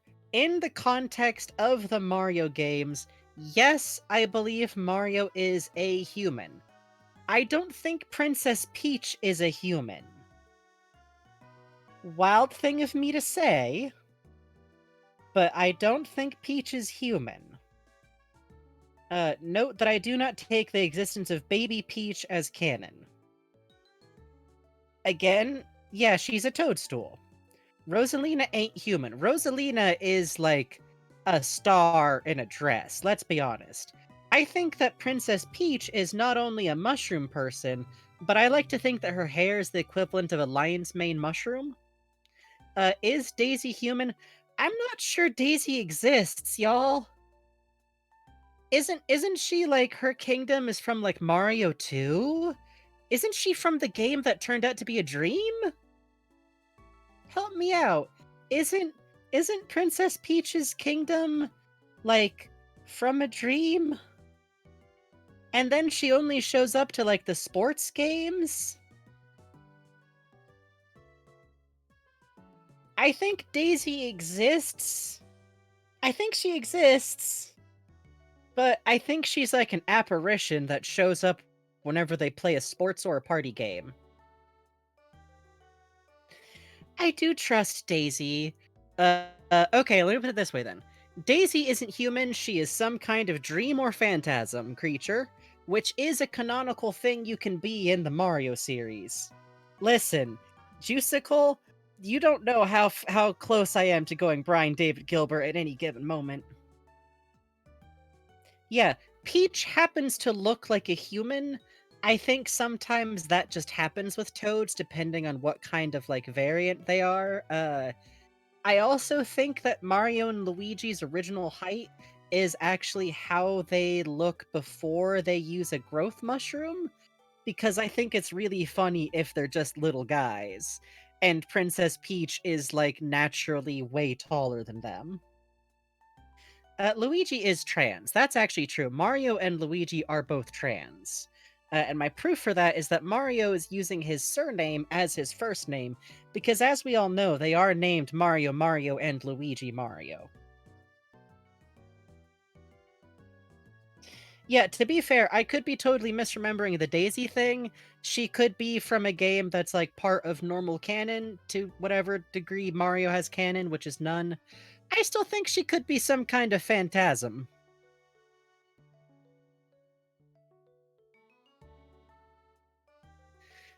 Virtual Pets right now is actually a great time for a info dump since Bugs had to BRB real quick. Oh, hell yeah, using your middle name is a good way to go. I'm in that odd class where technically what I use for my new legal name is my original name, just with the end bit shifted. It's true. It's true, Juicicle. You played Luigi and Mario Kart as a kid, and now you're trans. Thomas Nookington. Oh! I have the complete Tom Nook story under my belt. Okay, let's talk actual canonical Tom Nook lore as brought together from different games. Tom Nook began life as the neighbor of the Sable sisters. Actually pretty close neighbors to them, too. It is canonical that they grew up as childhood friends and that they would talk to each other about their emotions, like his plans, his dreams. He wanted to make a business. What we do also know is that it is suggested he left home, which, by the way, is implied to have been like a very rural area, to the big city when he was about a teenager or a young adult. From there, we actually also know that he attempted to get business loans to begin his shop, which he's always wanted to make, and was turned down explicitly because he's a tanuki. From there, we have some implication that he might have worked in shady business of some kind. Whether this is like criminal activity or just kind of shady, like business kind of situations, we don't actually know. We do know that at some point during that time, he did work with a fox who has gone unnamed, and he has said that due to that experience, he doesn't want to work with any foxes ever again. I think we can all agree that's definitely Red Fox, though. Those motherfuckers got divorce energy. From there, we also know that Tom Nook basically left whatever he was doing in the city, and kind of decided to start over again. From there, we can kind of draw the line to him showing up in the GameCube Animal Crossing game, where Tom Nook is running a very small, very humble store and is only able to do like local real estate kind of transactions. Hey, Bugs. Hi! I got an info dump on Thomas Nookington. Oh, fuck yeah. Here's what I think is very cute. At some point, I think after he started his business, Timmy and Tommy aren't actually related to him. They are kind of effectively like his apprentices, but also he definitely just adopted them. He literally like found them when they were on really hard times, to some degree, saw himself in them when he was a kid, and kind of just went, these are my kids now, thank you. It's very cute because this implies that the reason they work is because they wanted to work for Tom Nook. I have questions, but you know, what Timmy and Tommy want, I guess. What I like there is that the through line for Tom Nook after that is kind of that the success he found in the first game or two appears to have taken fairly permanently, because then we have a Happy Home, you know, that side game. I always want to say Happy Home Academies. It's not that, is it? It might be. No, it's HHA, right? Yeah. Whatever. He starts a real estate company, which, cutely enough, is him still sharing an office space with other people. And we find him, like, at the head of a pretty successful real estate. What I find very cute is that it feels like in the newest game, in Horizons, he's very clearly gone, well, it's actually kind of boring to just be in charge of a company, and I'm not doing what I really wanted to do anymore, so I want to start from the ground up again, and he took Isabel with him. Good.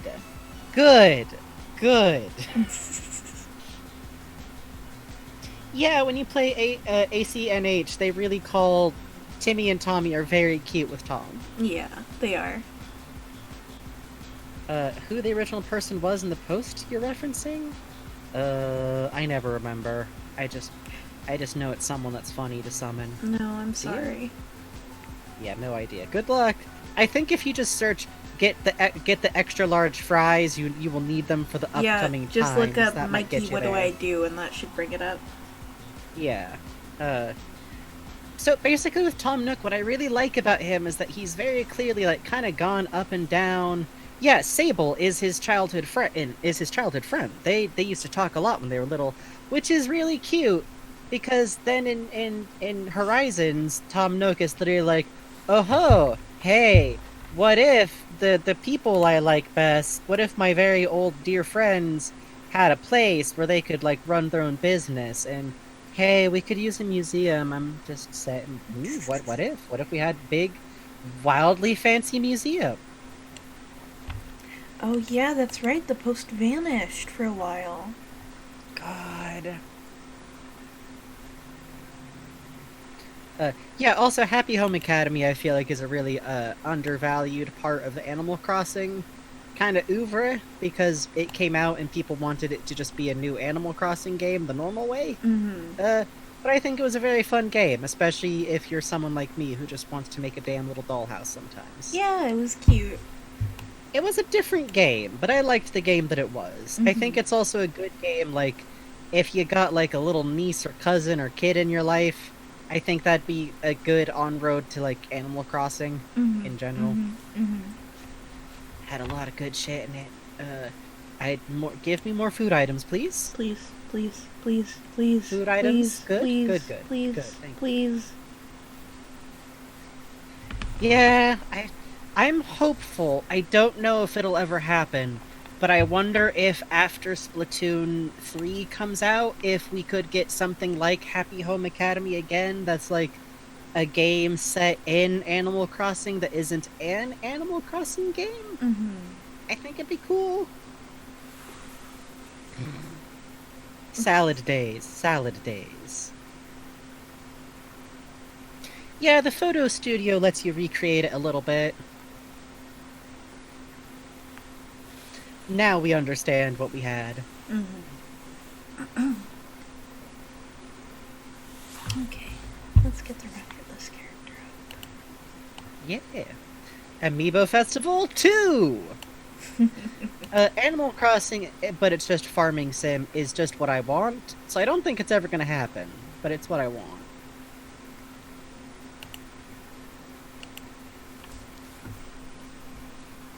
Let me BRB real quick to stretch, okay? Okay, sounds good. Hi, chat. How you doing?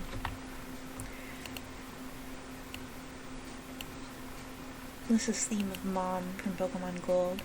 Okay. Yeah, if any questions hit me, I'll ask. Actually, I do have one. For H, are his pupils white or his eyes fully white? Howdy, hi, howdy.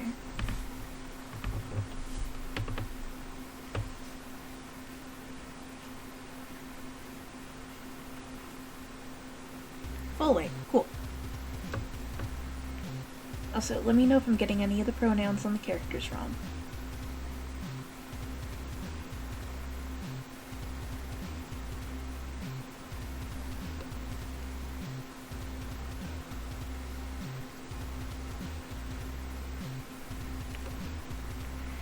Do I do traditional work? I do actually, yeah. Before I started streaming, I mostly did traditional. Usually I work with 0.7 pencil. I like to do watercolors.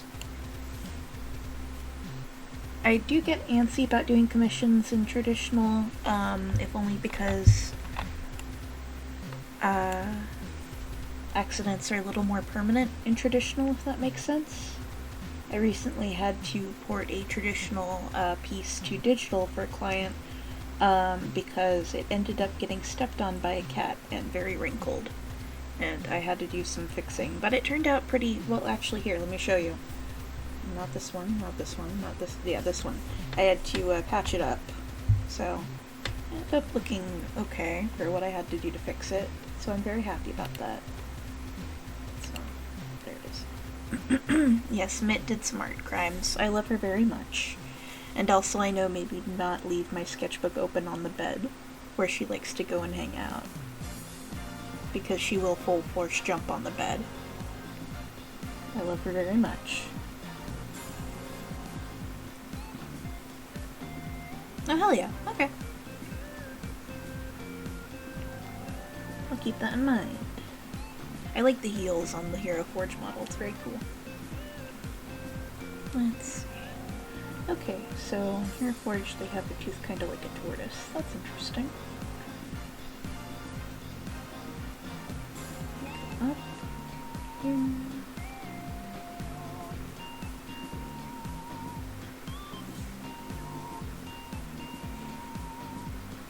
By the way, Ducks, would it be okay if I showed off the commission document you sent me? Because it's really nice. I like it.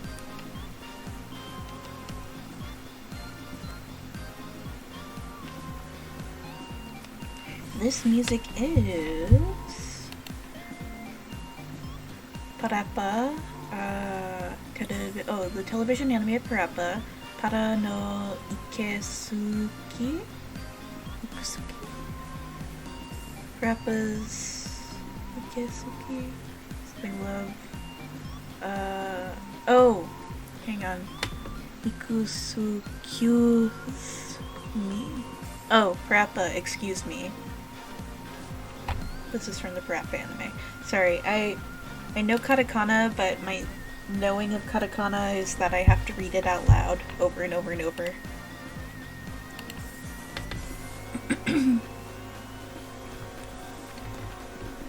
Let me paste the name of it at you though. Where is it? Can you show me the now playing, please? Hello, hello. Hi, Frankie. Oh, by the way, I think you weren't here. Someone asked me if I thought Mario was a human. I said yes, but Princess Peach isn't. Someone asked about Daisy. I decided she might be a phantasm.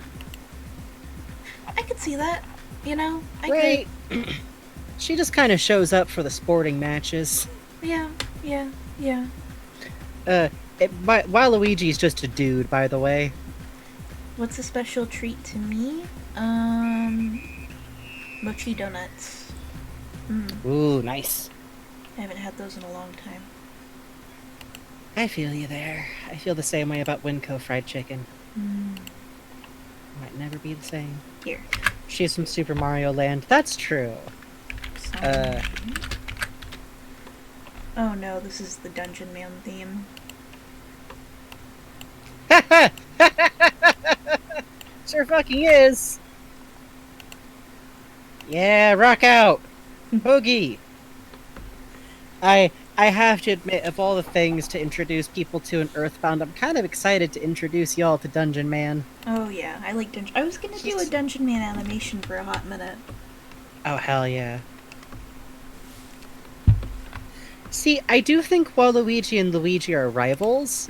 I just think they're rivals about the most mundane stuff possible. And it's just like that thing where, like, they kept showing up to the same stores. Like, Luigi would be showing up to, like, get in on some really hot flash sale of, like, groceries, and this motherfucker got the last one. Oh. Every time. Oh. Mario, you wouldn't believe it. I was going in there, to get the new vacuum because we could really use a new vacuum. And this same purple motherfucker. And then just the day when Wario shows the fuck up. Oh, hey, Mario. Finally, I can destroy you in the doubles matches. Oh my fucking god, Mario. It's him. That's the motherfucker that took the last Plaza Bread. This fucking overgrown twink every time! I'm glad you liked my Luigi impression. I don't think it's accurate, but I think it gets the spirit across. He is the Mario of War. No, Luigi is a twink. It's just that he dislikes Waluigi, so... I just think it's funny if Luigi has, like, a petty rivalry. And in the meantime, I don't think Mario, like... considers Wario a rival. He's just like, oh, yeah, we hang out all the time. We do the Mario Karts, we do sporting events, we're good friends. I feel like Mario doesn't realize he's not friends with some of these people. He's like, oh yeah, Bowser, good buddy. Mario, please. You're humiliating me in front of King Boo. Stop.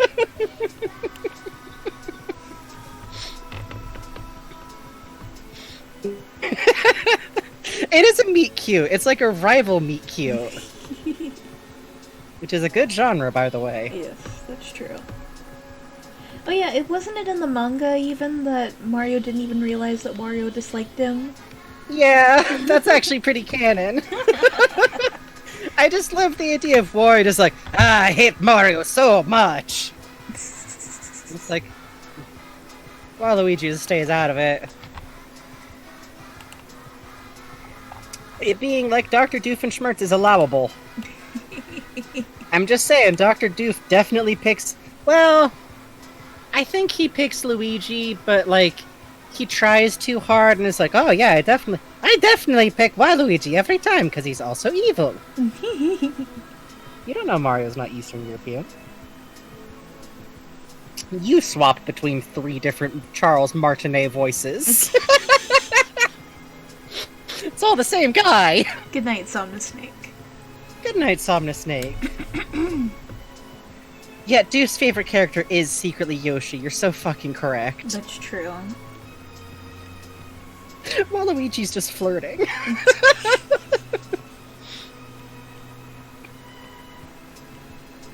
I like Bowser and Luigi, but the problem is I do legitimately like Mario and Bowser, too.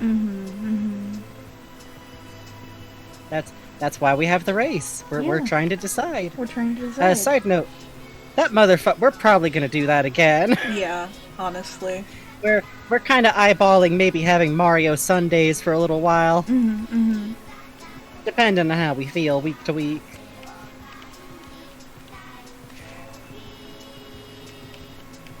We do love Katamari song.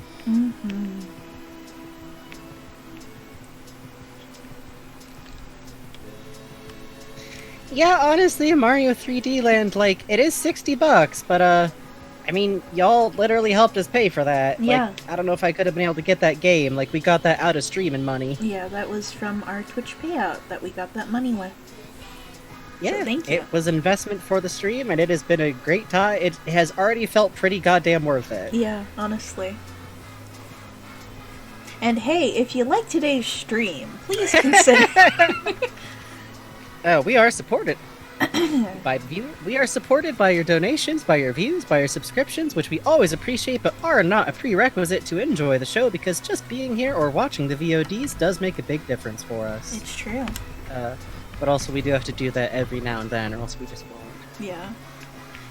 I can see why people do it as like a pre-stream thing. Yeah, I do too. I'm never organized enough to remember. We thank you all for your support anyways. Yeah, I'm glad, Virtual Pets. We're fiercely competitive up until I go, ow, ow, uncle, please! Yeah. It's basically how that went.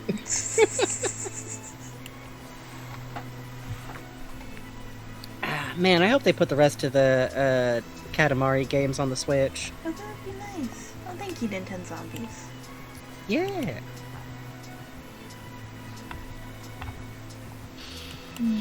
Because I love the first Katamari game, and I did play through it all on the Switch, but also, them motherfuckers just want to, like, at the slightest opportunity, you will pinwheel away and lose half your items, I swear to God. Yep. I forgot how many of the ones that I finally remembered from being from the first game were actually from We Love Katamari. Yeah, I honestly think We Love Katamari, like, because, like, that's the one where you got, like, the underwater level, right? Yeah, and the flower garden. Yeah, and the animal level and the firefly level. It's one of those weird ones where the sequel's kind of the better game to me. But they're both good games. They are both great games. They adapt Twilight Princess to Switch? Yeah, honestly, I feel like I wouldn't mind getting, like, most of the Nintendo back catalog on this dang machine. Have we ever played Pikmin? Oh, wow. This is where I gesture gently. The Pikmin lover has logged in. I love Pikmin. I love Pikmin very much. I love Pikmin so very much. I love Pikmin so very much. Whereas I have never actually played a Pikmin game because I am crybaby. I cannot do this, but I've always really loved the Pikmin series like style, and its world building a lot. So that is actually a game that like we've talked about a bit. Maybe that'll be my birthday game. I'll play Pikmin 3. It could be. I would be definitely down for it. Pikmin do have creatures. But yeah, I would love to show off the creatures. And also post-apocalyptic setting, which is one of my favorite things. Yes, honestly. Oh my god, yeah, I want to play DS game. You just rotate the Switch. That's all it is. The touchscreen could be in the bottom. Just rotate it. Just rotate the Switch. Post-apocalypses are fun, and they're a good way to work with like an Earth-like setting, without having to worry about like humans. Yeah. I don't know, just me.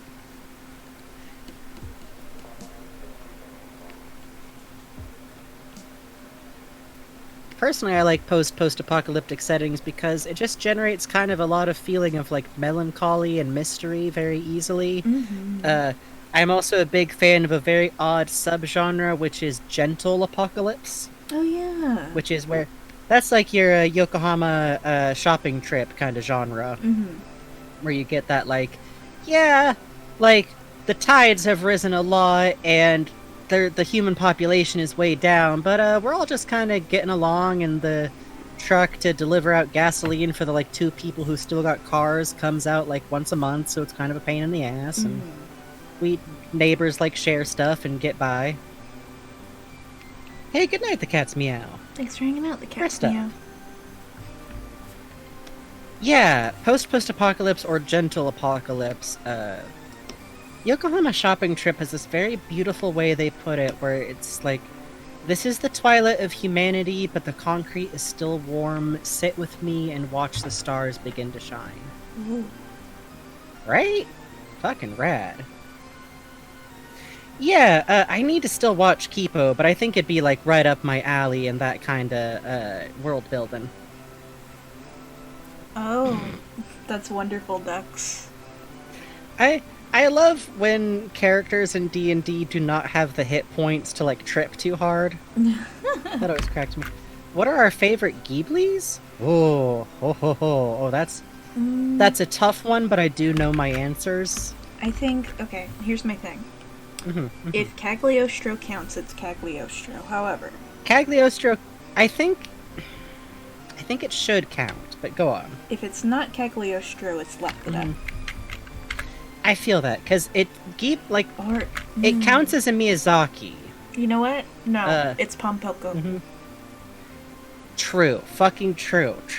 Watch Pompoko, but like, be prepared. It's rough. Yeah. It's really good, but it's rough. And if there's any part of you that knows that there's a piece of nature that if it got destroyed, you would never stop crying, Pompoko's gonna hit. The first one you said besides Cagliostro, what did you say? I didn't say anything before Cagliostro. No, you did. Oh, you Laputa? said Cagliostro and then another. Yeah, Laputa. Oh, actually, you know what? I like Porco Rosso more than I like Laputa. I still need to see Porco Rosso. You would love it. There's a lot of fun factors in it. There are big beefy idiots.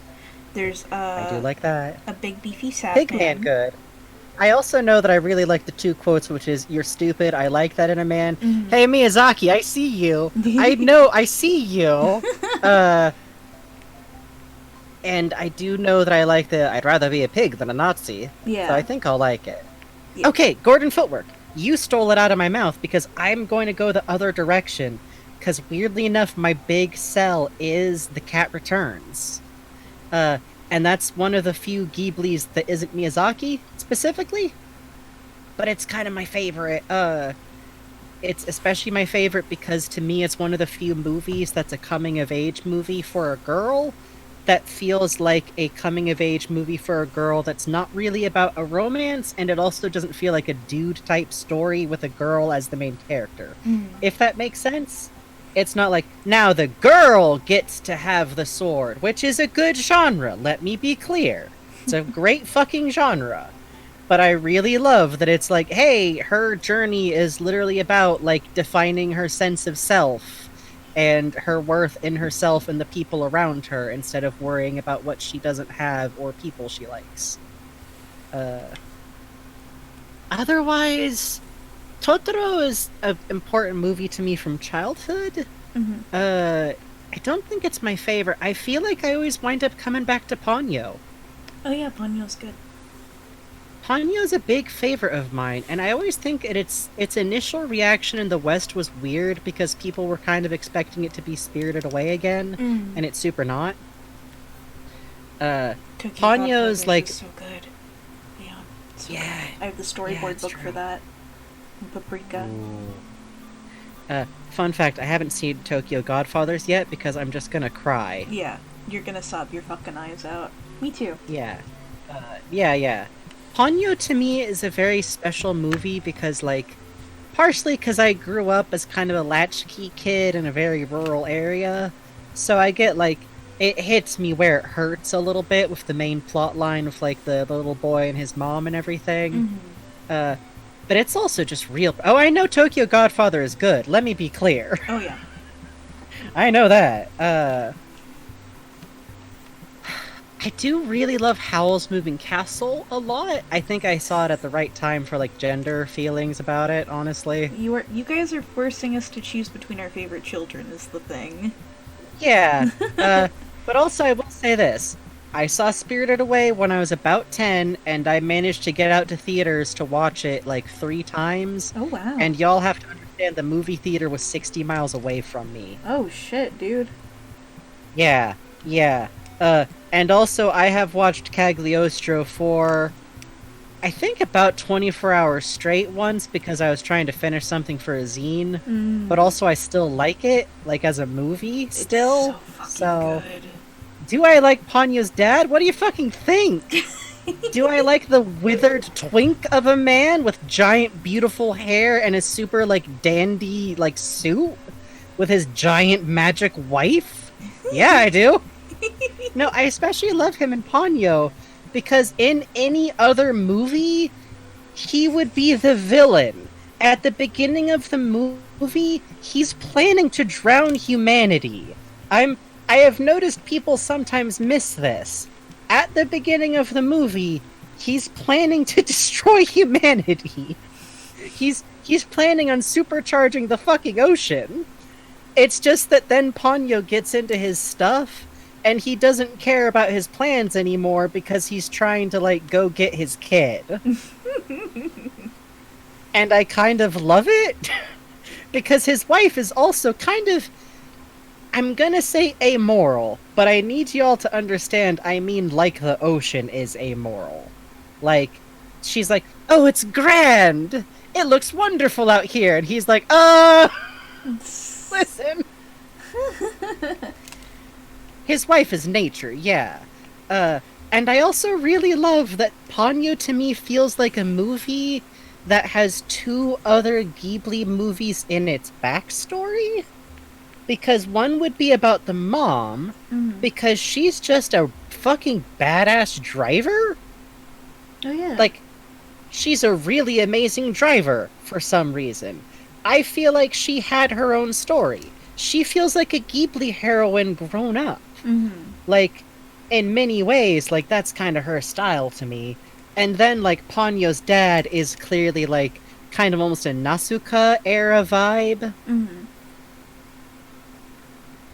Yeah, you get me exactly, Juicicle. Yeah, all the Ghibli movies are, like, they're good. What are you gonna do?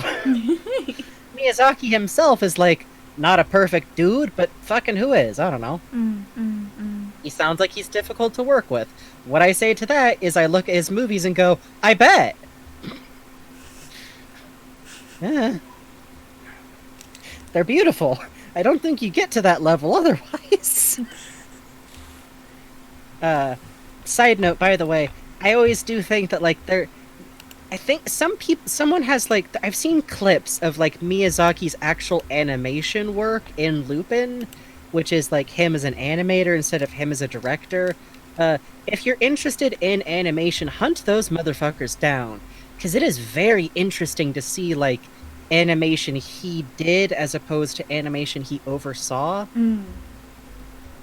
Because you can I really actually, see... Oh. Yeah, go ahead. No, Oh. no. You go. You can really see his influence from Yasuo Osuka, Yeah. who you might know from And he's the got Joy this- of Life animation lecture. Yeah, that's for sure. And he had like Miyazaki's actual animation has this sense of weight to it that's kind of almost rubbery to me that I really dig. Yeah, like the way Like- Deacon just so easily falls into the car, the way Lupin tilts the Yeah. boat with his own weight. It's this focus on animation that isn't realistic but feels realistic. It feels the way the motion feels, which I'm not an animator. I give bugs feedback for like animatics. But when I think about motion, I kind of try to think about that feel. And you know, I kind of want to see the new 3D one done by Goro Miyazaki.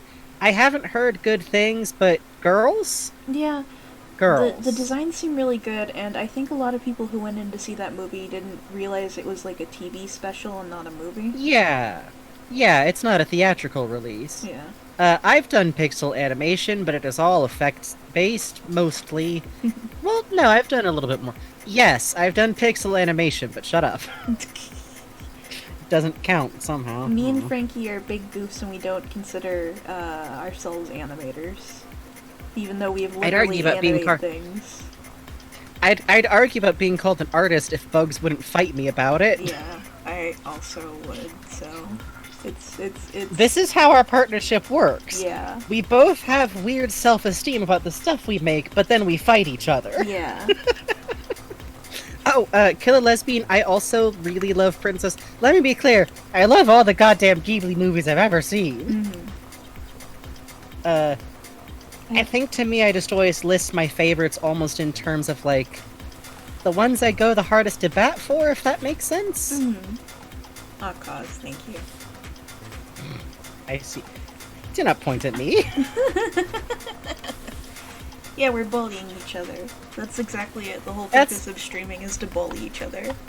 It's kind of why we have, like, a minion duo air. I know that's a weird way to describe yourself, but No, but that's there's, exactly there's it. some Bulk and Skull energy in the room sometimes. Sometimes. I will give myself a little credit, Maple Meme Lord. I'm very funny. That's true. And he's very talented at voice acting, and he's a good writer. Yeah. And he's a great overseer of projects I fight because you, he's I got a fight you. great eye for this kind of thing. He's very talented and cool. Love a Frankie. Yeah, well, Bugs makes really good No, no, visual art, shut and the from the fuck very up. beginning, after I first met them, you can mute me in Discord, coward. The sense of volume and facial expression is really good, and I've thought so from since we first met. Thank you. Ah. See what I mean about the fucking Bulk and Skull energy in here? It's all teamwork up until we fight. Yeah. Except even then it's not really fighting. All fiber art is art, and I will fight people who do fiber art and are like, no, I'm a crafter. You do art! Mm-hmm. You can be a crafter it's too, also- but you're also an artist, okay? Yeah, crafting is its own thing, and fine art does not inherently have more value. And I will fight people who decide that because it's put in a museum, it's more art than, like, a fucking tapestry. But also, it's very funny, too, because both my parents are also artists. That's part of why I have a good eye for stuff. I was raised with a lot of art books in the house. Oh yeah, I love when people knit structures. My favorite thing about that is Yes. the Gordian knots. The shapes Yeah. that shouldn't exist, kind of. Did you ever see that, like, crocheted, coral reef? Oh yeah, that was so cool. Snail makes very cool things and is slightly too shy to be called an artist, but also does Snail very, does very, really very, incredible very, very sculptures and very wonderful plushes. Yeah. And honestly, the Minecraft work is starting to get there, frankly. Mm-hmm. Programming is cool. I cannot do programming. I admire it greatly from over here. God, you know what I definitely would never have the patience for, but like blows me away with Fibercraft? Huh. Fucking lace making. Have you Oh, ever seen the yeah. fucking like setup for full bore lace making? It's No. beautiful. The most complicated stuff I've gotten up to is I was lucky enough to take a course on weaving at San Francisco State University by the fucking incomparable De La Rosa, who I still like owe being able to graduate to. Thank you, sir. Legitimately, all my white advisors were like, "Oh, well, come in, and here's a bunch of dates." I'm like, "I'm disabled," and he was like, "We can do this over email, man." Thank you. But like, just doing like weaving is really complicated, and it's this wonderful, weird mix of like pattern memorization and full body motion, and the prep work and lace making is like that, but freestyle, kinda. Damn. That's wild. It's wild. I think I mentioned it because both lace making and weaving are basically the intersection of like programming with like fiber in a big way. All fiber work starts to turn into programming at a certain point. That's Like true. God, like the memory they made for like the first satellite launches. Oh yeah. They had a bit in that with what will football look like in the future that fucking killed me. Oh yeah. Yeah, you know, the series of the fucking satellite dishes. It's good. Read it. Go read it. To audience members. But they have this beautiful bit in it about like how all the memory for those systems had to be like two people sat opposite each other, passing the wires through to like literally hand encode every 1 and 0. Oh, that's Yes. right. What- I remember that. Yeah. 17776. It's easier to say what will football look like in the future. I'm already mumble-mouthed already. Y'all expect me to remember all those sevens?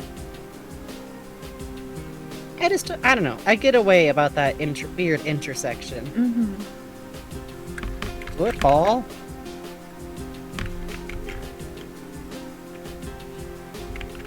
$17.70.76, yeah. Yeah, it's not that long, honestly. I'm excited for when it comes back. Also, we have an official release date for when Blaseball comes back. I'm frightened. Oh, I'm so excited for you. Remember what I said earlier about knowing that an interest is gonna hit you again? I feel that reporter is gonna just erupt. Erupt out of your skin like a cicada. Very Yes, excited. and where to get started on Blaseball? Right now everyone's Twitters have just gone feral over the break. But there's actually a podcast starting up that seems like it's doing some recaps, and there's a specific Blaseball writer who's done some very good recaps of different seasons and the highlights of them. I'll try and remember and like post some of that stuff up to the Discord once we get a little bit closer. Mm-hmm.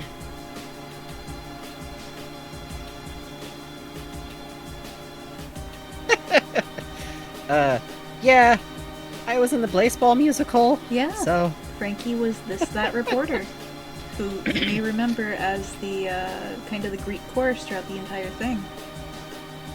This reporter is signing in for trying to keep up with Blaseball desperately, but occasionally getting a little bit behind. Because, dear God. Who was? How rude.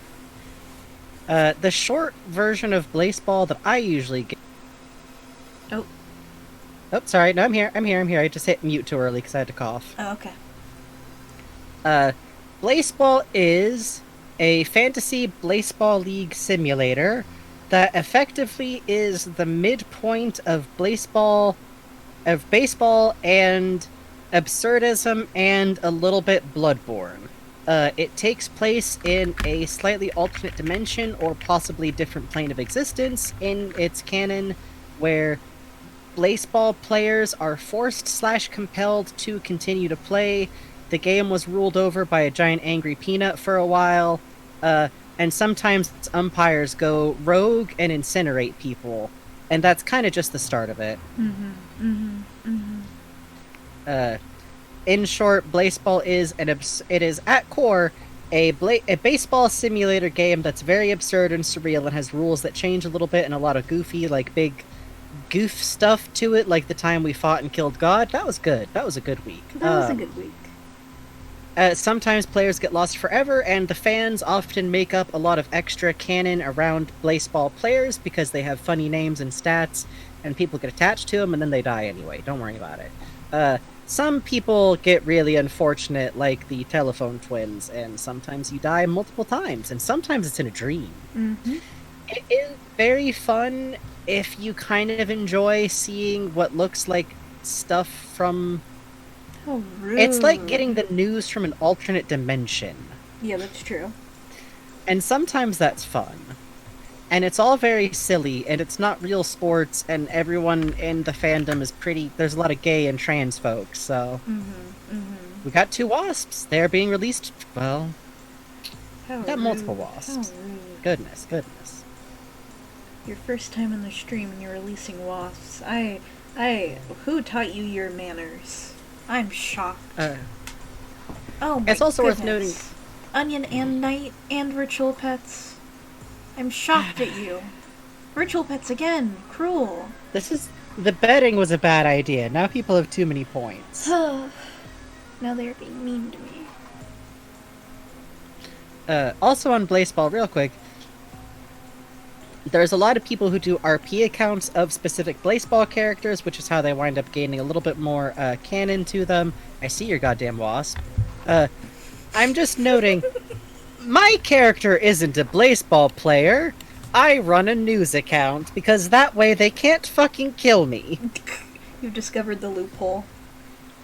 Basically. Make a news personality. But also... The problem is, I didn't write the Blaseball musical.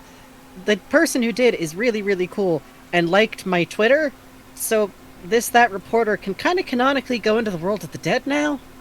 Yay! It's an interesting situation. There should be a wasp button in Blaseball. You might be able to vote for that eventually. The cycle of Blaseball also is that... Yes, specifically for interviews. The cycle of Blaseball is... Fans decide to do something big, fans have hubris, repercussions happen, fans wonder how we got here. See, the fact that opening the Forbidden Book was the fandom's idea. I still remember being on a call with you when I was assembling my tablet thing, and that moment was when the squid hit. God! Yeah, huh? There just was a squid, is the thing. And there's a squid, and it's the god of the dead, we think. And it did eat the peanut, so we're all grateful about that, but... These things happen. Can't kill me if I... Can't kill this reporter if they report the news. Short answer. Sports, but fake for nerds, and surreal, and a little bit gay.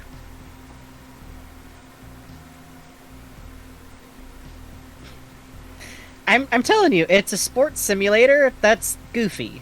You go on a site and you can place bets on your teams, and they have simulated games, and it's like, baseball games, except that they do things like Thomas Dracena bats with an airplane, which also allows him to steal 0.5 of base sometimes, if he steals a base. He steals 1 base and a half. Hey. Thomas Dracena, Hey, thanks for the follow. Restation. Thank you. Yes, actually, no kidding, Puzz. I was talking with Bugs about enjoying the CPU kerfuffle, and I was like, it's kind of like Blaseball, but like for fighting tournaments. Yeah, honestly, that's why we were watching and we were like, oh, okay, we understand. Yes, this is fun. Which, if you're more familiar with the CPU kerfuffles, Blaseball is that, but for baseball, which means there's like a lot more characters. No, it's a good comparison. Trust me. Yeah, y'all should be checking out the CPU kerfuffles. It is a fucking great time. Is Chungo's Uh, Twitch? Wait, no, I have Chungo in my history. Hang on. yeah. Chungo. I'm gonna say that getting into Blaseball will probably be the most fun once it's back up again and running, because then we'll all have stuff to talk about. Tiefling characters minus their horns do always look a little bit naked. Right now there's nothing to do at the Blaseball website because there's no games running. Normally you'd be able to pick your favorite team, bet on teams in between games. They happen about at 1 an hour during seasons for like a certain amount of hours a day until Friday, which is the big tournament. And then, someone wins the tournament, and then if they win the tournament too many times, they, Die. ascend? Which means you go up. And that happened to the crabs. And we're still not sure what that means. Entirely. Oh yeah, Inez Owens is a swarm of bees in a uniform. No character has a set canon appearance, and sometimes they have multiple variants. But yeah, do watch the goddamn CPU kerfuffle, it's fucking fun. Yeah, it's... So, the one we tuned into, gosh, what was that, like 2 days ago? We are listening to Black Market from Shin Megami Tensei. AKA Bubby is in the Tube song. AKA Bubby is in the Tube song, yeah. Yeah. Sorry, go ahead though. The one we were watching was really interesting. It was a Valentine's one with, Captain Valentine, I think that's the right name. And it was... Not Captain Falco. And it was a doubles Valentine's battle. So it was all about these couples fighting, and what the CPU kerfuffle is that, these CPUs in Smash are set to level 9, and, they all fight, and... They have different names and backstories, too. And people can submit concepts for characters. It's very fun. And, there's, like, little backstory bits in between battles, and they get, like... It's really fun watching the CPUs fight. I forgot that... A lot of what's fun about it is, like, emergent narrative, which is a lot of what we enjoy about Blaseball, or I enjoy about Blaseball. Yeah. Oh, and Holly was the commentator last time. Yeah, Holly was... both of them are extremely good at bouncing off each other. It's really fun. Yeah, it's really fun. You oughta check it out. You oughta follow. I forgot that I used to do that when I was a little kid, with the mini games that came with Pokemon Stadium. I would set every character to CPU and watching watch CPUs duke it out is always really funny. It's generally just a very good time. It's like emergent narrative. Right now we're in the beginning, as near as I can understand, in CPU kerfuffle of what I am choosing to call the Order arc. Because Love fucking lost. Not to spoil shit. Love can never die, but... You guys should watch it. It's like really easy to get into too. The characters kind of explain themselves. Yeah. Yeah. They're good at like kind of keeping you up with it goes, and also Ridley and Ganon are repurposed into a pair of divorced middle-aged dudes who are trying to make it work again. It's very cute. And what the fuck more do you need? Also, Snail has redeemed a info dump, which is about Marina's music from Splatoon, both on musical merits and as tech. Okay, I'm gonna be happy about that. Love Core Device, we were talking about a series done from the person who bugs linked if you scroll up a bit. Mm-hmm. It's just Smash tourneys, but, like, commented, and it's all CPUs, and it's fun. Okay, so... One thing that I want to note about Marina's music in Splatoon, I guess technically spoilers... Does any... I guess technically Splatoon 2 spoilers, but it's just about the fact that Marina is an Octarian. I think that's very well known at this point. Yeah, people know.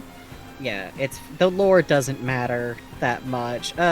Marina is an Octarian, and she has canonically, like, left the underground and escaped successfully to the surface, with Pearl, which is cute. Oh, shush. Huzz!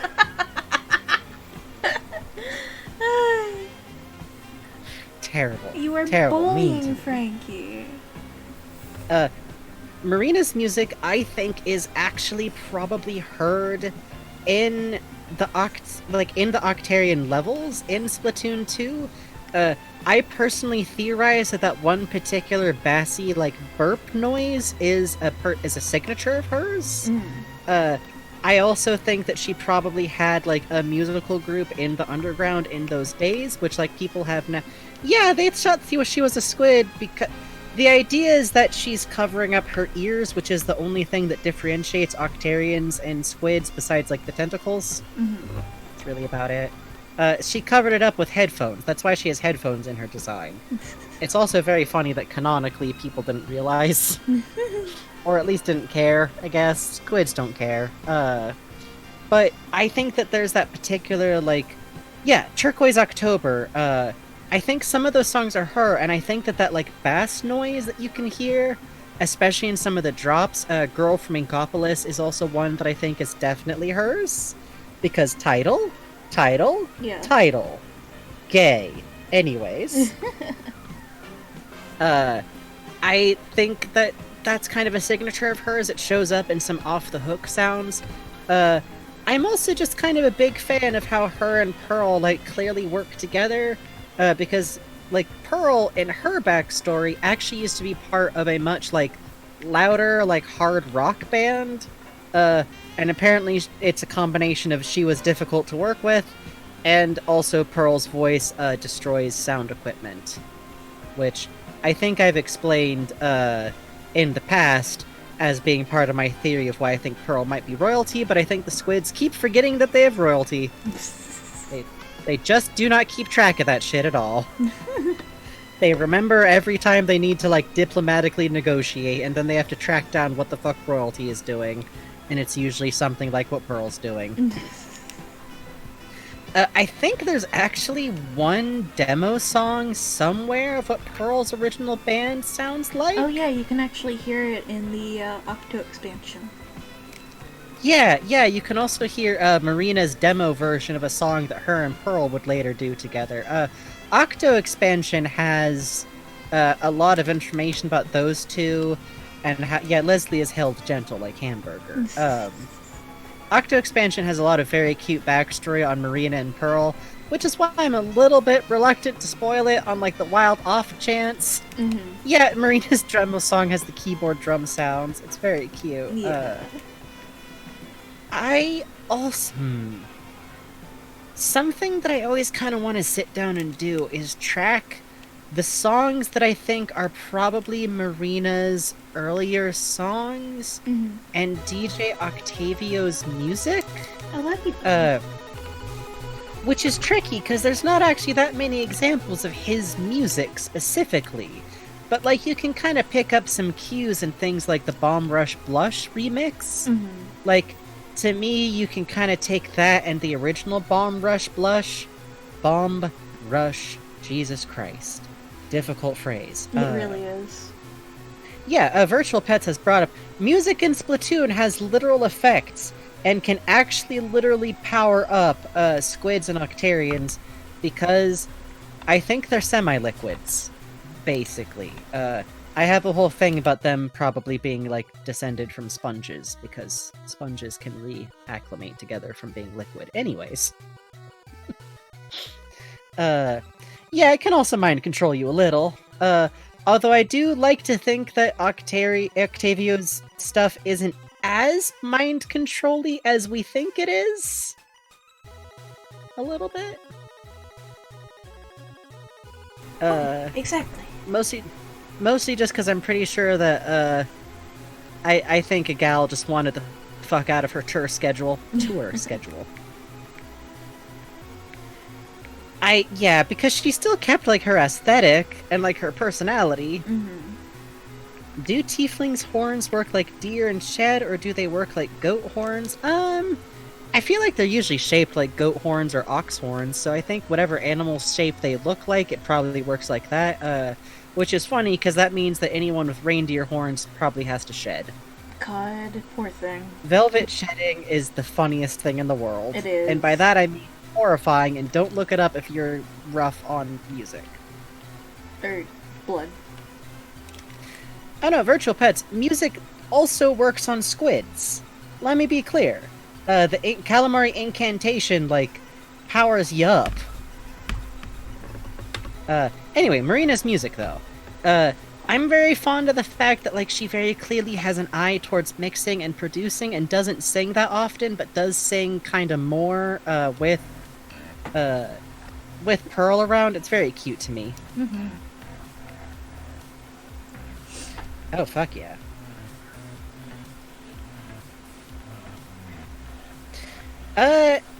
Yeah, squid, inklings, inkfish is kind of the term I use to cover both octolings and squids.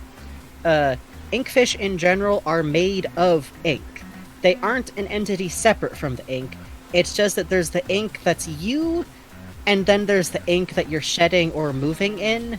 And I think the thing is that it allows you to, like, claim large patches of land in a very short amount of area. Because you get reconstituted out of different ink than what you started with. Your ink stays behind when you, like, get splatted on the battlefield. Mm-hmm. Mm-hmm. You just get reconstituted out of ink that's the same color that you were aligned to before, and it remembers what shape you were at. I think that what happens is that an octoling or an inkling that gets hit by too much water, you just get, like, diluted, is the problem. Like, your individual cells can't stay close enough to each other and probably don't survive the process either. I also think that salt water is probably harsher than fresh water, and I think that you're probably fine in the rain, but not for that long. Please notice that characters like Marie literally carries an umbrella constantly. Oh, yeah. Oh, you know what I am interested in, though, is we actually have one example of an inkfish who is dehydrated, and that's Captain Cuttlefish. Oh, yeah? Yeah, Captain Cuttlefish is, canonically, he has undergone a process that dries him out to some degree, which is also why he's lived so long, but it's also made him functionally invulnerable to other people's ink. Huh. I think this is something that's, like, more explained in Splatoon 1, but, like, if you hit him with ink, he just, like, shakes it off. He gets annoyed. He can still... I feel like it's implied that he can still turn into his inkfish form, and obviously this is all kind of a reference to dried squid. Mm-hmm. Mm-hmm. It's a joke about dried squid. And it's just interesting because that is kind of the implication for why he's lived so long versus DJ Octavio, who I have my own goofy theory, which isn't supported by anything in canon. I just like thinking about it. Oh, yeah? Yeah, I think that he's the opposite, and I think he overproduces ink, and I think that's why he can replace his tentacles so fast. Oh, that's cool. I like that. Yeah. I think it's probably, like, either something associated with Octarian, like, royalty in general, because Octarians have, like, plenty of different forms that wind up really big. I think that it's possible to induce Octarians to, like... There's an actual mutation real octopi can get where their arms don't stop growing. Oh, wow. What happens there is, like, this very fucked up looking, like, extra tentacles thing. It's a little bit gross looking, heads up. It's cool, though. And I kind of like the idea that he's got that going on, and he's lived this long because he just produces enough ink to kind of keep going. I also kind of like the idea that if he's capable of turning into an octoling form, it probably requires him to shed a lot of ink. Like, I think the mass would have to be decreased massively. Oh, hey, Captain Baron, thanks thank for you the for the follow. follow. Yeah, incredibly wet Emperor, basically. Which does kind of track with his battles, because he produces a lot of ink during battles. Like, at much higher volumes, and canonically speaking, it is implied that he is the source of the weak spot tentacles that all of the Octarian, like, boss battles, the Octo machines, the Octo weapons have. So, you know, that's probably fine. Side note to pull it back to what Snail asked me to talk about, which was Marina's music. I also think that it's very interesting that Marina has, like, such a distinctly, like, different color for Octarians. Like, she naturally reverts to green. It's interesting, because most Octarians have a red base. I think about that sometimes. Oh yeah. Nothing to go with on it. I do think it would be funny if she's related to Octavio. Just because the cloning. Yeah. They just wound up with one green baby. Side note, I also like to think that Marina... I like to think that Octavio's Inkling form would look a bit like Marina because it would be cute. I have no further justification. And she does. In Japanese, her last name is Hime. Oh yeah, that's right. Or it's literally princess. Cuttlefish took my fucking clone in the divorce. Listen. That's kind of what my Agent 8's backstory is, actually. My Agent 8, aka Wasabi, is basically who I play. That's my character in Splatoon 2, because I'm a nerd. I completely understand this. I do the same thing. Yeah, you gotta. It's like, he's my kid. He's my boy. He got adopted by Captain Cuttlefish. Real quick, it is 11. Yeah. I think we should take a break for like 10 minutes. Okay, sure. Cool.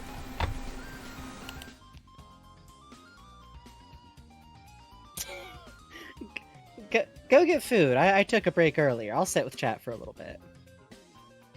Yeah, it's Wasabi, aka Wasabi Beats, because I figure he's like 13, so, you know. And that is not his original name, but all Agent 8s have amnesia, and he had a couple of pieces of wasabi with him, so that's kind of what he went with. Hello. We are here on the BRB screen, which for new viewers is something that I made. I don't go by Friendly Troll anymore, but I made this. Yeah, exactly. Wasa I'm very fond of because, I don't know, there's something about Octo expansion. Mango! Oh, that's cute. I'm also just big fond of how if you play through Octo expansion, like without spoilers, you spend a lot of time with Captain Cuttlefish. And I would often, like, when I was super tired from playing levels, sometimes I would just, like, scoot mournfully around in Octo form and, like, sit by fucking Captain Cuttlefish. Yeah, he just becomes your grandpa. Captain Cuttlefish has adopted every Agent 8. He is just carrying home a double armful of fucking preteens. And I've been there, Sarah Murphy. It's free grandpa is the thing.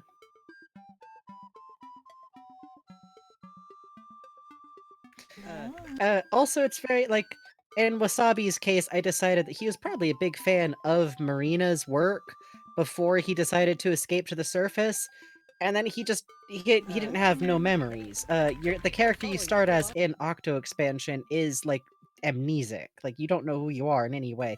You don't even seem to know that you're an Octarian, necessarily. And you do kind of get some of your memories back? Question mark? Question mark. Which actually I did as kind of a challenge mode. When I played through Octo expansion, I didn't 100% it.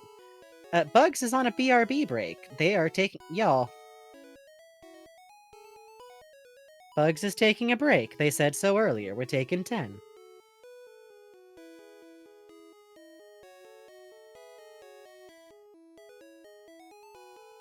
No, they're muted, y'all.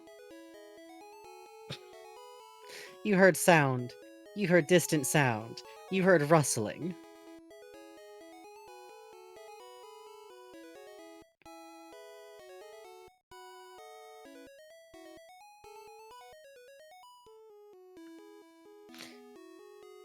I think you just heard something in the music track. Anyways.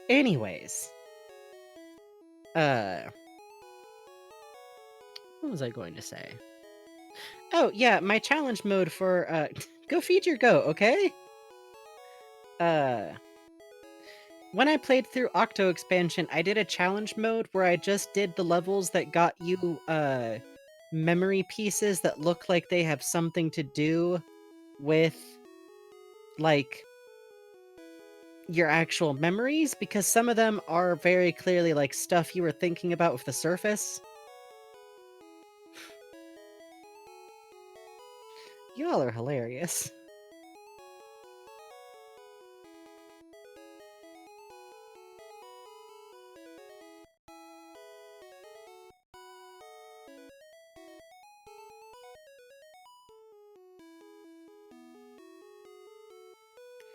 I'm gonna get some chi.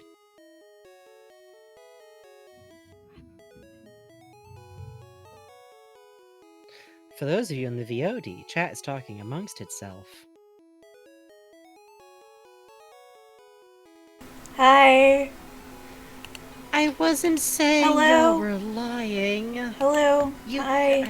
It was something Frankie literally Alright. couldn't hear you guys. Y'all, you deal with chat. Yep. Hi. I'm just a person. I hear what I hear. I'm not sitting here going, "Oh, chat liars." No, no, Oh, no. chat, you lie to me. It was something they could hear that you couldn't hear. I figure. Hi. Sorry about that. So what that was I was on the YouTube deleting a comment, and YouTube does this funny thing where it will autoplay videos. That makes sense. Oh, you guys just heard me say hi? Oh, I'm sorry. Also, I was being comedically upset with y'all. I'm eating a fish sandwich. It's very good. That's good. Fish, yes. My family's Catholic. So, fish. It's Fish Monday, because Jesus will get mad if I eat meat.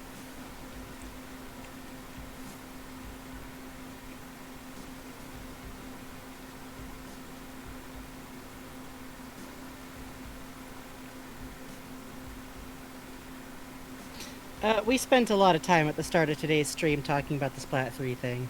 It was cool. I dug it. It's Thursday? Wait. No, it's Wednesday. Happy Fish Wednesday. I'm gonna take a break though, because I love y'all very much, but like, Yeah, it might be good to go be take a cool break to and a stretch Frankie out. sometimes. Okay.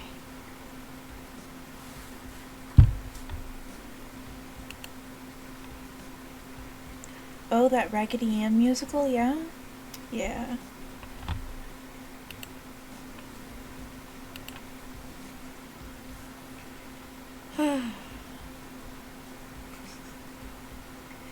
We really liked the Splatoon 3 trailer, though. We were geeking out. I'm very excited.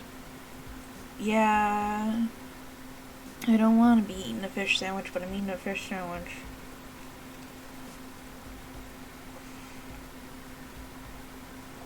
Ooh, washing machine. Adrian. What kind of fish? God, I don't know. Cod, maybe?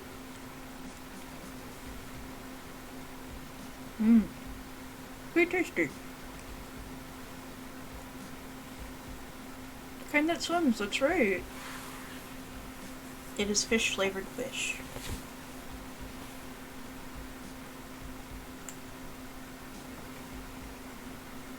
Oh, I just stretched my arms over my head and heard like 3 bones pop. Yes, thank goodness.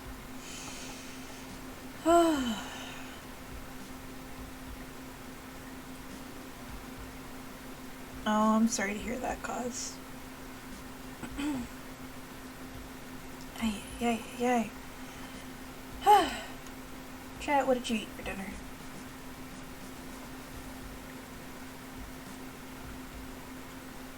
Pizza.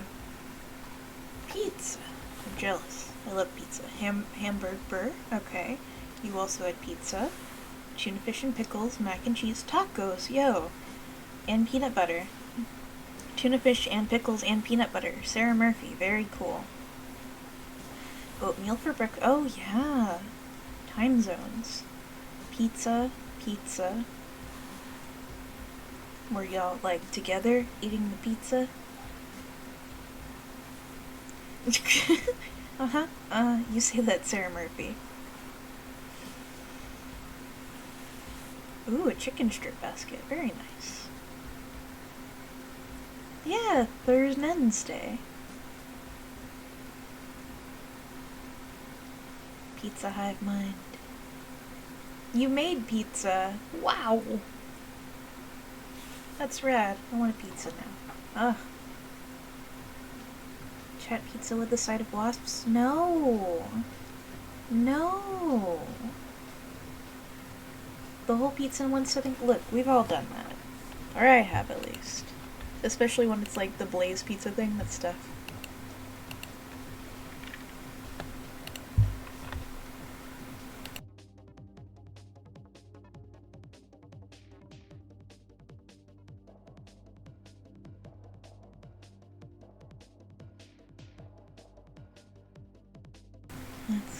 Yeah, Blaze Pizza's my beloved too. Especially, they had for a while, they don't anymore.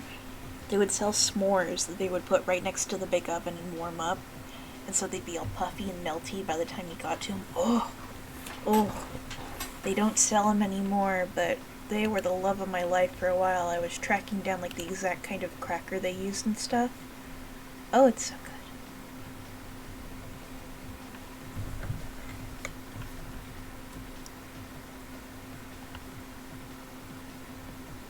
Oh yeah, Puzz, I have the same issue. I get heartburn now. Have I ever had a brownie s'more? No. No, I haven't. What is this creation? Tell me more of the brownie s'more.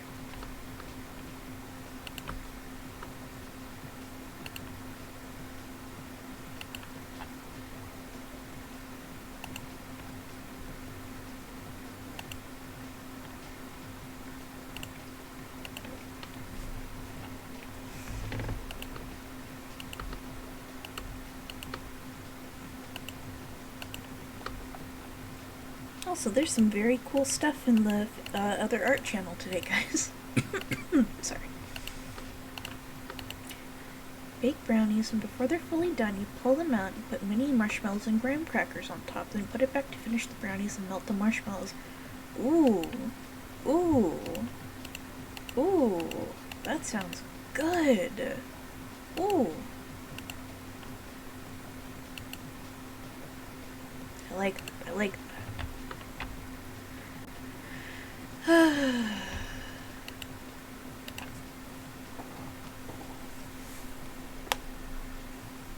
am drinking passion fruit mango oolong tea today. It is so very fucking good. I love it very much.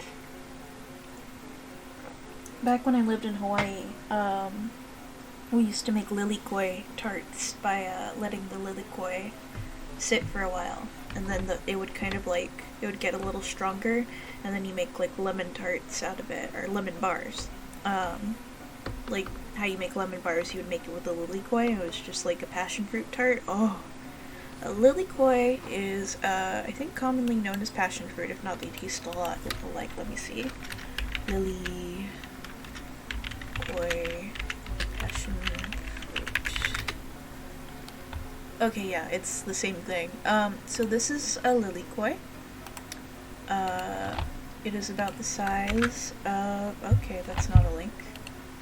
It's about the size of like half a lemon maybe. They stink. They taste so fucking good and sweet. They are so good. They're so goddamn good. Lilikoi jelly, lilikoi, oh, Hawaiian Sun, lilikoi passion. Fucking, that's my jam whenever I get Hawaiian Sun. All Hawaiian Sun drinks are fucking great, but, oh, lilikoi. Yeah, they smell bad, but they taste good. I don't know what the deal is, but... Sometimes things just smell bad. Hello. It works out. Hey. Let's see.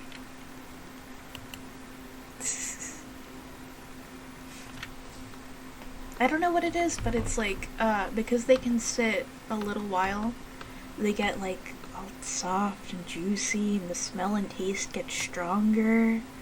And when you spread it on stuff, when it's like just the jelly, and put down to that, there's no like bad smell or anything. It's just good, tasty taste.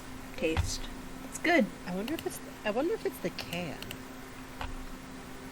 Oh, for like getting rid of the smell? Maybe. I mean, I wonder if like that's why it smells a little weird. It's like the material. Oh, no, it's the fruit itself that smells.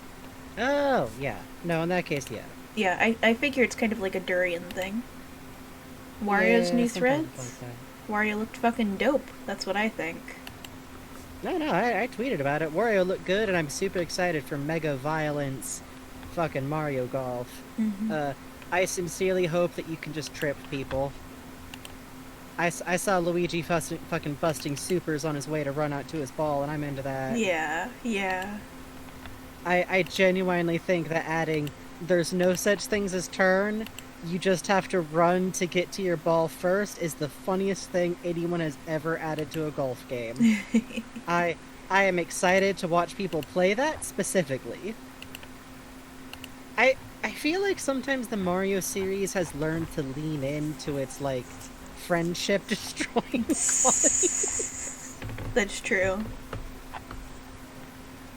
I mean, the best and what I love too is like the regular golf is still there too. But then you also get fucking combat golf. Which also cracks me up because it reminds me of how croquet always sounds very stuffy, but as near as I can tell, people playing it were this close to murder. In croquet, there is a rule where if your ball like comes to rest against someone else's, you can smack that motherfucker into the stratosphere. Oh, that's You fun. can just you can use your ball to knock their ball wherever the fuck you want to. Oh boy.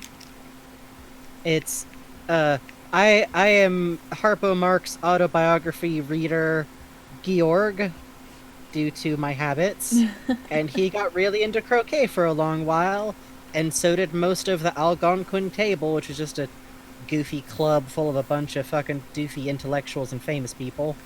And they would play. He literally had a game once where someone got stuck up against a tree, might have been him, and their partner stalled while they went and cut a tire in half and put it up against the tree when nobody was looking Oh my and god. used that to bank off of. And apparently it almost caused like an actual fist fight. Oh my god. Because it isn't against the... croquet isn't played in like a special playing field. You just play it wherever. You like have particular hoops and stakes that you can put into the ground wherever, and apparently like choosing where to play was also half of the fun. This was like goofy like fucking pre-depression, let's say. Yeah, everyone has a giant mallet. But as near as I can tell, nobody would have hit each other with the mallets because they all treated their mallets like fucking precious babies. Instead, it's just fisticuffs. I would like to see footage of Harpo Marx getting in a fight with someone over croquet. I think that would be fun to see. Yeah, honestly, this is pretty good armor. I like the big, chunky type fantasy armor. Oh, yeah. This is based very heavily on the ref I was sent. Let me show you guys the hero forge I'm working off of. 'Cause it's very cool. I think it's still wooden mallets, but I don't know that much about modern croquet playing, honestly. I do know that I think that after Mario Golf, they should just make Rocket Croquet the game. Oh, that'd be fun. No turns, everyone's playing constantly. No gods, no masters, just croquet. But the hoops are like big glowing circles. That would be cool. Mario Croquet Strikers, fuck. God. I really do like the current Mario sports game thing of like, let's just make it shonen as fuck.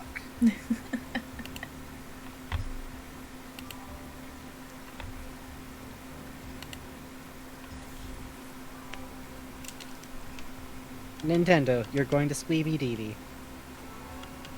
Now.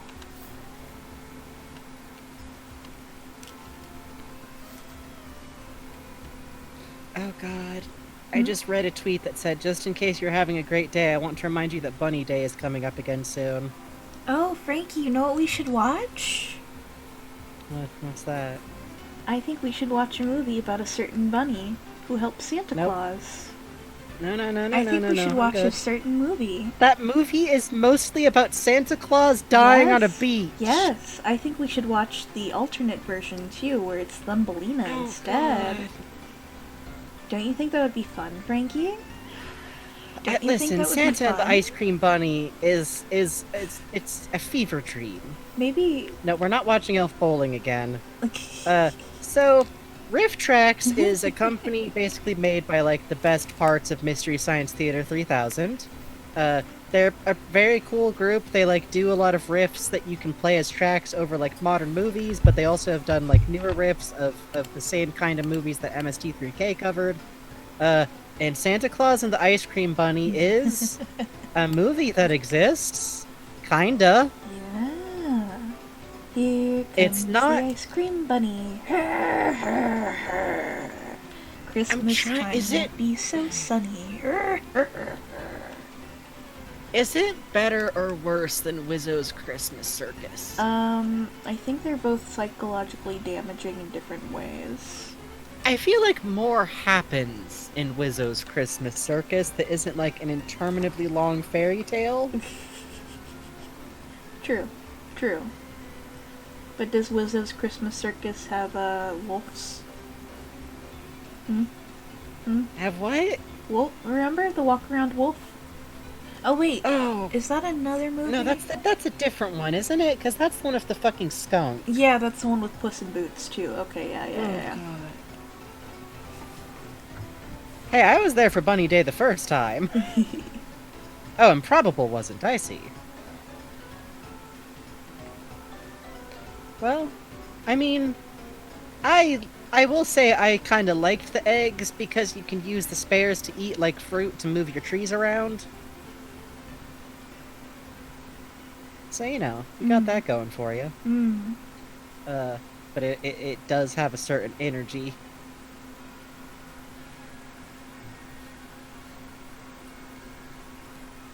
For a second, I completely forgot about Animal Crossing, and I was like, Stardew Valley? No. Wait, hang on. You forgot Zipper T Bunny? For a moment. You forgot everyone's friend, Zipper T Bunny, friend to all children?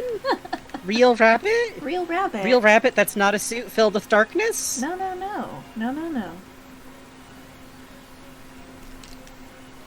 No one forgets Zipper T Bunny. Oh yeah, cart flags would be cute. I have always been distrusting of Zipper T Bunny. This is not new because of the memes from last year. The rabbits in Animal Crossing are all suspect. I don't think they're all fake. Like, Dottie is a real rabbit. Bunny Day is Easter and Animal Crossing, and it is presided by Zipper T Bunny, real rabbit. Real Rabbit. Real rabbit. Coco is definitely normal rabbit. I don't know what anyone could mean by calling her a fake rabbit. She's been a rabbit for thousands of years. Yeah. How mean to say she isn't. You know, she was the flesh one once. Yeah, probably. She's got her real original skull. Yeah. I think everyone accidentally yeets that fucking cart. The cart in yeah. Half-Life 1, like, that motherfucker wants to move. Gordon Freeman. The problem is that Gordon Freeman is so very strong. And the issue is that his enormous muscles are constantly, like... He has to, like... He's living in the world of cardboard like Superman, and that if he doesn't focus all his being when he shakes someone's hand, he's going to crush all their bones. So... It's almost like maybe they shouldn't have used the robotic supersuit that they gave the dude pushing a cart, like, that much mustard. That's true. Gordon Freeman twunk timeline, that's right. It's true. I mean, I'm pretty sure canonically he's kind of a twunk. Yeah. Sadly. A beat up one, but Yeah. in He- the circumstances. He's a malnourished twunk. I'll be honest, I used to question why the hazmat suit is power armor, but now I know that Black Mesa never does anything. Listen, they have a big room that's just full of spinning blades, and they have another room that's just full of vats of goo being pushed, and those are just like, those are never explained in the game. That's just happening. Like, Black Mesa just does shit, because He looked the like... guy the street full of single moms are all in love with. Yeah. Yeah. Oh, I remember think that that thread. That was funny. That kind of like defines a twunk in some ways. Oh, someone else got lit on fire. Hey, Pug. Hmm? Wow. Oh, yeah. Listen, in D&D things happen No, in sometimes. Sarah Murphy's lab in real life. Oh god, I see now, I see. Well, labs be like that. I think I'm gonna Uh, have this one. when my parents was going through school, they actually had a lab partner with someone where they would just stack their textbooks between them and their lab partner's experiments as kind of a makeshift blast wall. Oh, that's It fun. sounds like a bit, but if it is, it's my parents' bit, not mine. H.H. Holmes was the architect for Black Mesa. God. God. And Dylan And was here so you can glad see- ducks. It's true, all the company housing just has mysterious gas vents. Oh, that's awful, Sarah Murphy. Oh, God. Let me tell you, if you're in a lab or a kitchen, put your hair back. Yeah. And Just do that. that's fucking dope, Vegeta. I'm happy to see that. Yeah.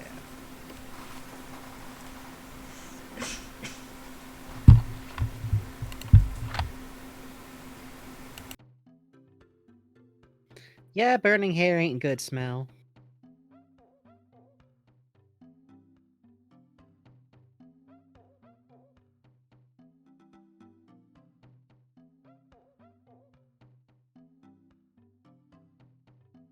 Okay. You know, one of the funniest items you can get in D&D as your starting gear is the fact that you can load up on candles, because they're really cheap. But also DMs don't have good arguments about things you can and can't do with burning wax. Oh no. Hot tip. Literally. I'm just saying, in D&D, fire isn't necessarily a good solution, but it'll get the plot moving.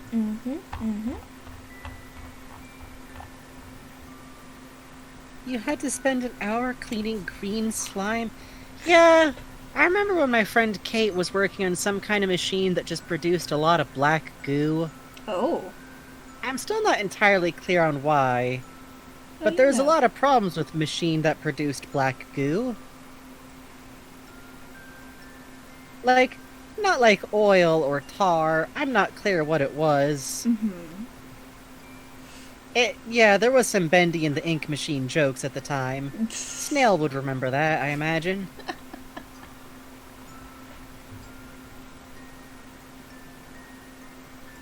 I mean, I guess so.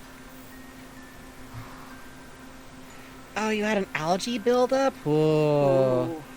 Okay, it was extruded plastic. All the pictures of it were incredibly gnarly. Oh god. That sounds like a fucking nightmare. Honestly.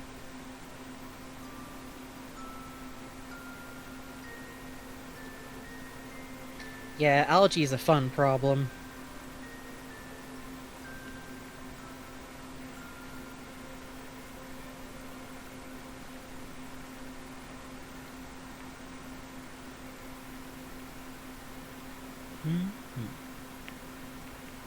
Oh yeah, that was Mother 3. That explains it. Yep. Now this is Yokai Watch. Yeah, it sure fucking is. Are we gonna get that...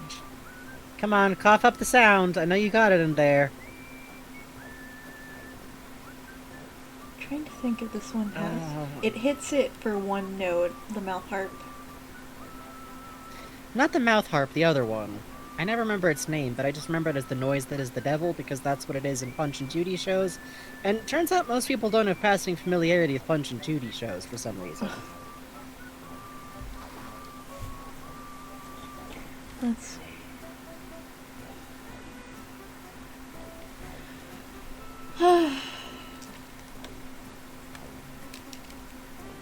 Okay, chat, what do you want to talk about? Yeah.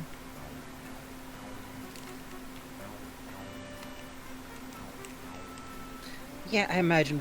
I mostly just know a lot about algae because I grew up in an area with a lot of rivers. I've got plenty of algae in my shrimp tank now, and that's... Oh? There it was. Oh, there it The was. mouth harp. And it did the other noise. Oh, I'm so glad. Well, thank you, virtual pets.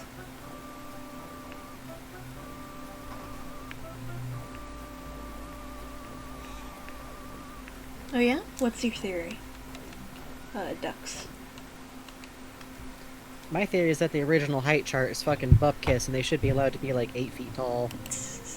All the D&D height and weight charts are stupid, and I don't listen to any of them. That's true.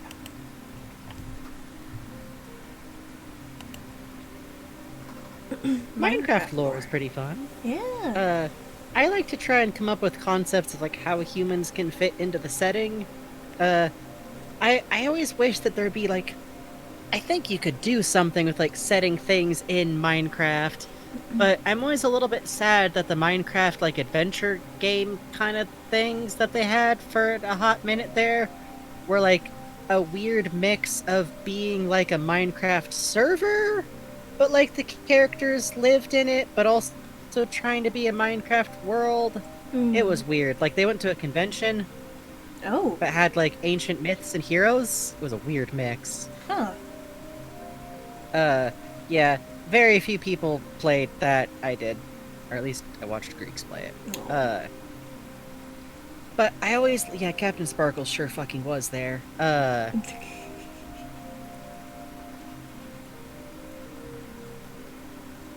what I always think would be interesting is like having different kind of like tribes of humans in the Minecraft world that kind of like behave in different ways based on player behavior. Uh-huh. Because, you know, you always have like, there's the people who settle down and make like a normal house somewhere. Yeah. Or there's the people that like make a house and then eventually they pick back up and then you go and move somewhere else. I'm that kind of player, or at least I used to be when I first started playing. I'd kind of settle around, settle down, make a little house. Back then I liked to cover a house with dirt and make like a cute little natural kind of shape, Oh, which is yeah. bad for finding your house again. Oh, yeah. It turns out if you make your house in Minecraft look like a cute little hill, you lose your house. Because back then, you couldn't make Minecraft maps that were zoomed in, and you couldn't, I don't know.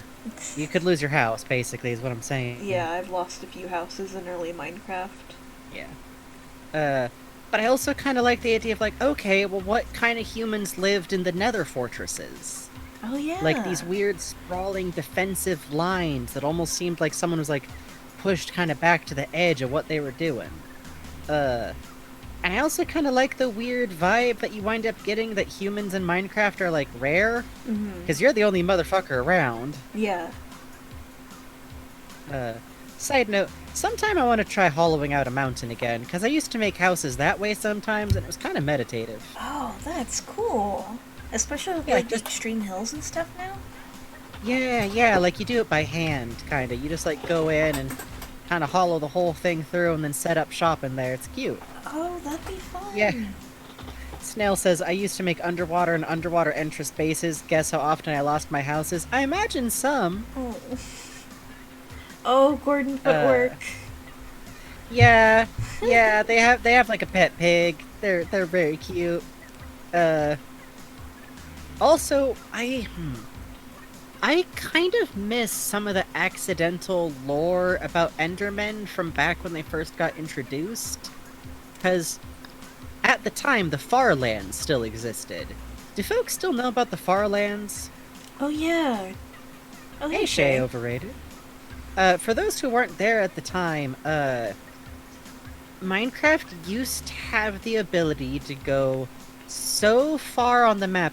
To be clear, way further on the map than is, like, physically capable for a human to go in-game without cheating. You had to teleport, basically, or, like, use something like that. The world broke down. Like, the world's generation stopped working, and you got these, like, walls of jumbled up space, all packed tightly together, with, like, different dense layers of mountains and everything.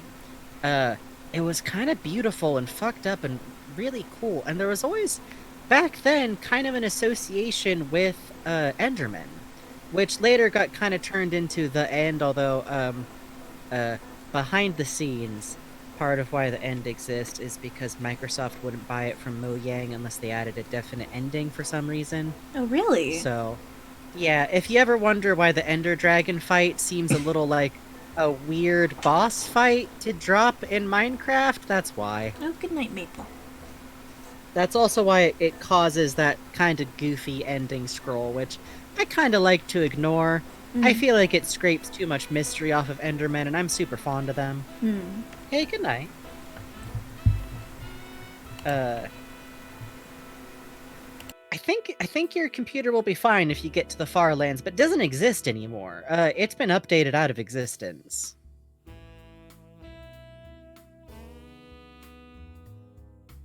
I love this song. I do too. I'm sorry, my throat's been acting up a little tonight. Oh, That's okay, yeah. Side note, we're probably gonna take off until Sunday after today's stream, because we've been streaming 2 days in a row. yeah. And we could use a little bit of a break soon. Yeah. But it'll be like literally a couple of days. Yeah, my hand injury has been acting up a little. Little bit, yeah. But good news is, like, on Sunday, we'll probably be coming back with Mario, so that'll be a good time. Yeah. And yeah, exactly, Antler Punk. I always kind of wish that I miss a little bit of that alien feeling in Minecraft. I feel like there's still places where you get that, but some of that, like, glitchy strangeness of the first worlds, which, lore-wise, too, I've always kind of liked the idea that, like, maybe humans would have this oral history of, like, the creation myth of the world as, like, once there was just, like, the land and there was the tree, and that was it. Like, we had these specific creatures, we had this specific place, and, like, the further we have traveled, the further the world has grown larger, kind of thing. Side note, I remember someone mentioned more biomes as a mod for the for what we're doing. Sadly, that one might not get added because the world's already been generated. Which is too bad, because I love that kind of thing. I do too, but I do want to note, I did love that mod a lot, because I don't know if it still has this biome, but there's a biome you could find sometimes that was called something like the Garden of Eden, and it was just a recreation of the original Minecraft, like, perma biome with just oak tree. Wow. Oak tree and sometimes a hill, and I always kind of liked stumbling across that when I had more mods installed. Oh, that's nice. Because that really was how it was. Back in the day, it was like, you have tree, you have the grass, you have the iron. There wasn't much to it at first.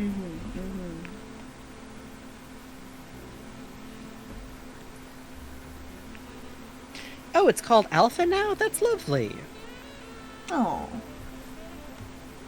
Yeah, honestly, once we start, like, messing around with mods for the actual, like, server, I do imagine I'll probably sit down and make myself a little, like, side load to, like, do a little Minecraft on my own time with some mods. Minecraft's a relaxing time. It is. It's a good game for, like, I feel like the trick to it is to decide on something you want to do that's a little bit of a pain in the ass. Which in my case is gathering concrete.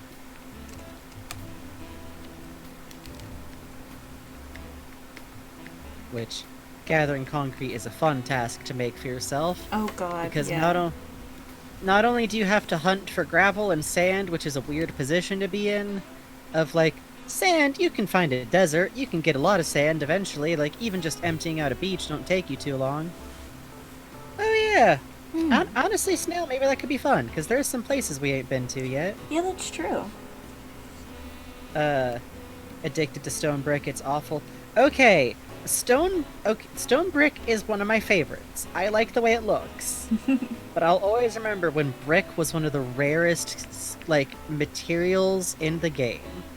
Oh, yeah. I'm sure I've told you all about this before, but clay, when it was first introduced, had a procedural generation bug where for some reason the perimeters for clay to spawn were incredibly rare.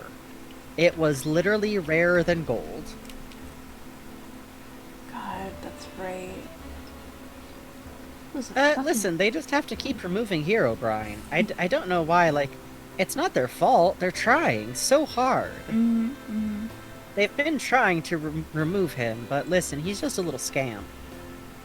He just keeps getting back in. I don't think he's doing any harm, though. He's just in there mining.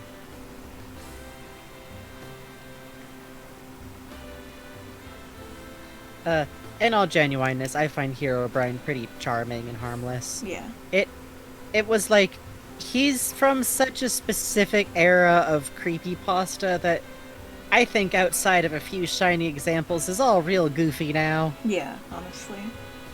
And But yeah, like, Hero Brian's a cute cryptid. he is. And the whole story is just, it's very silly and cute, you know? And then Minecraft Steve had realistic human eyes! And blood pours from my monitor! Ah! That always kills me. Why is it always the hyper photorealistic human eyes? Oh, I get what they're going for, and it would be very startling if my Pokemon suddenly had eyes, but they can see you. Ooh, scary. it's that or it's Masked Man. AKA Marble Hornets got real popular, but people didn't really understand why. I And was there. I'm glad Virtual Pets Snails has been working really hard on it and making some really fucking incredible stuff. Yeah! Basically, like, you're gonna have, like, a little home base, and then a few other things that are very cool. Mm-hmm. Adding a mesh to the 3D model to add No, the human eyes. no, no. Mean to me. I can toggle them.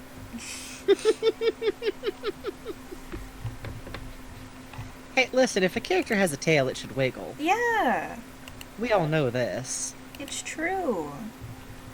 Also, I don't care what D&D says. Let Dragonborns have tails. You can tell D&D wasn't made by any, like, gay or trans people or people who grew up on the internet at a certain time. Because they don't understand. They simply don't understand.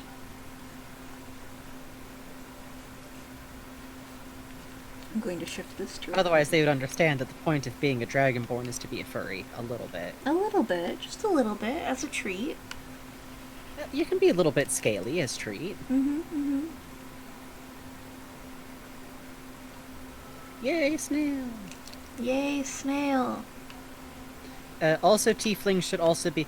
Frankly, I think halflings should also be allowed to have tails, but like Moomin-style tails. Oh, that'd be cute. Where it's just like a little funny scruff brush. Dragonborns have human hands? No. No. No, I reject this. I have not... I can't read. Touch my naked, fleshy human hand. It's so soft. I'm glad you... See, I think halflings should have a little bit of a tail, because I think it's funny if it's just like, wait, hold on. Are y'all tiny, like, animals or humans? That's rather rude, I think, to ask. Oh yeah, that would be cute. A little, like, little Moomin tail. Yeah, like, Snufkin style. Yeah, oh, that'd be cute. Yeah. That's my favorite thing about Moomin, by the way, is that, like, I feel like when you first start to, like, look at Moomin stuff, you're like, oh, Snufkin, that's, like, he's just, like, a little dude. I wonder if he's human. Nope. No, he is It creature. varies wildly depending on who's drawing him, but he is creature. He is creature among creatures, and among the creatures he is nearly alone. Also, I'm pretty sure that he's just what happens if a Mimble is trans. Like, one baby Mimble went, excuse you, I'm a Snufkin, and everyone went, oh, yes, of course. Obviously.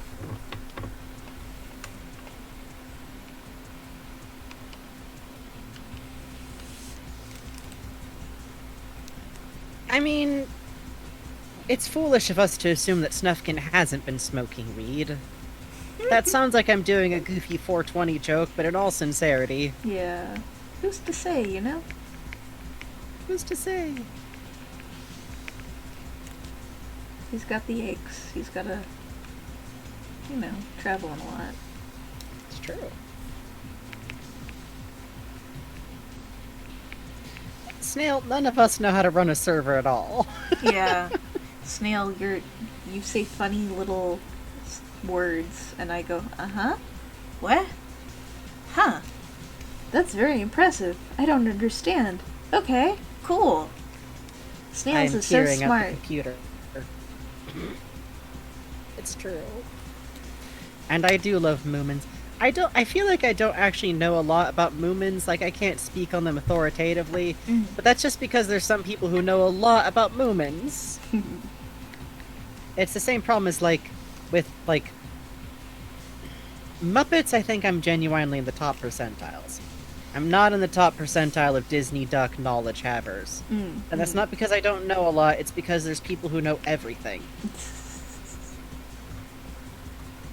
I'm trying to absorb your Moomin knowledge, but basically I need to, like, sit down and actually read the books, or, like, listen to them on audiobook. Oh, hell, yeah, I saw that! I was retweeting your, this particular White Boy Wednesday. What's this about? Moomin is a white boy. Wednesdays? Oh, yeah, yeah. There's no denying. Yeah, I lurk on your streams, Adrian. I was enjoying that. Though I often have them in a tab that I have somewhere on the computer while I'm working on art, but fuck yeah. That is because this is just how Bugs lives. Yeah.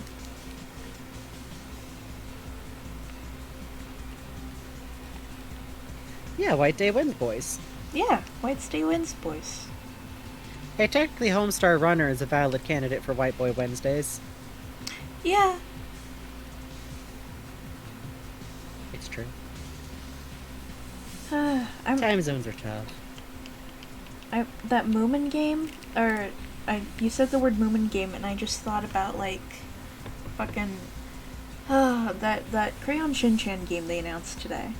If they could do something like that with Moomin, and also if Moomin wasn't owned by shitheads who will sue a trans person into the ground for hosting videos, but if in that theoretical universe where Moomin wasn't owned by shitheads, it would be cool if there was a game like that. Yeah, that Shin-Chan game looks fucking dope. Yeah! Honestly, Moomin's fucking rights holders right now just fucking suck. Yeah, they're bastards. They just want to do it like Tintin and make it into, like, Disney-esque shit. It's like, you motherfuckers. You're not gonna fucking sell it, you shitheads. And I will always hate them a little bit, because I have the English, like, copies of the comics, and in their bio for Tove Janisson, they don't mention that she's gay. Which, fuck off. Please? Thank you? Fuck off. Please? Please? Get fucked, okay? It's extremely antithetical to Moomin. That's the weirdest thing. Yeah, I wish I'd downloaded more episodes. Me too. Oh well. Always pirate. Yep. Joke parody. Parody joke, haha. But not from small creators, okay? Yeah. There's a wild difference between, like, big corporations and stuff and people making indie games. I know I don't have to say that, but I also do. There are Tintin games? Ugh. Oh boy. I say that. I don't think Tintin translates to 3D well. I'm just gonna say that. I grew up with Tintin comic books. I love Tintin a lot. I know people liked the Tintin movie. They certainly did. I'm staring into the horizon. Good night, Galactic Pal. Good night, Galactic Pal. Okay. One thing, though, I gotta say. Tintin used guns a lot in the comics, actually. He pulled guns on people, like, a few times. Tintin kinda raw. Like, he does a lot of rat shit. And it wasn't a bad movie, it's just... It looked... uncanny. Yes. Yeah, big agree.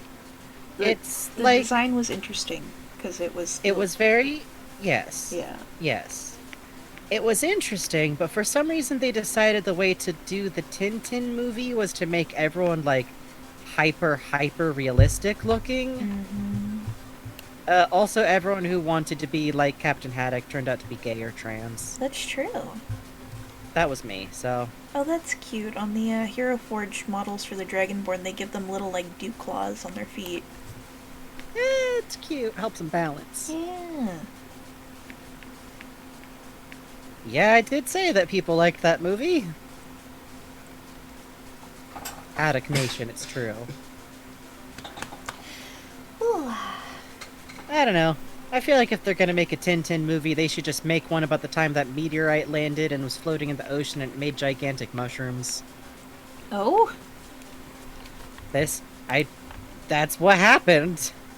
This ain't a metaphorical thing, there just was a meteorite that landed and did a bunch of, like, weird supernatural shit, and they went to go check it out, and it started, like, growing megaflora.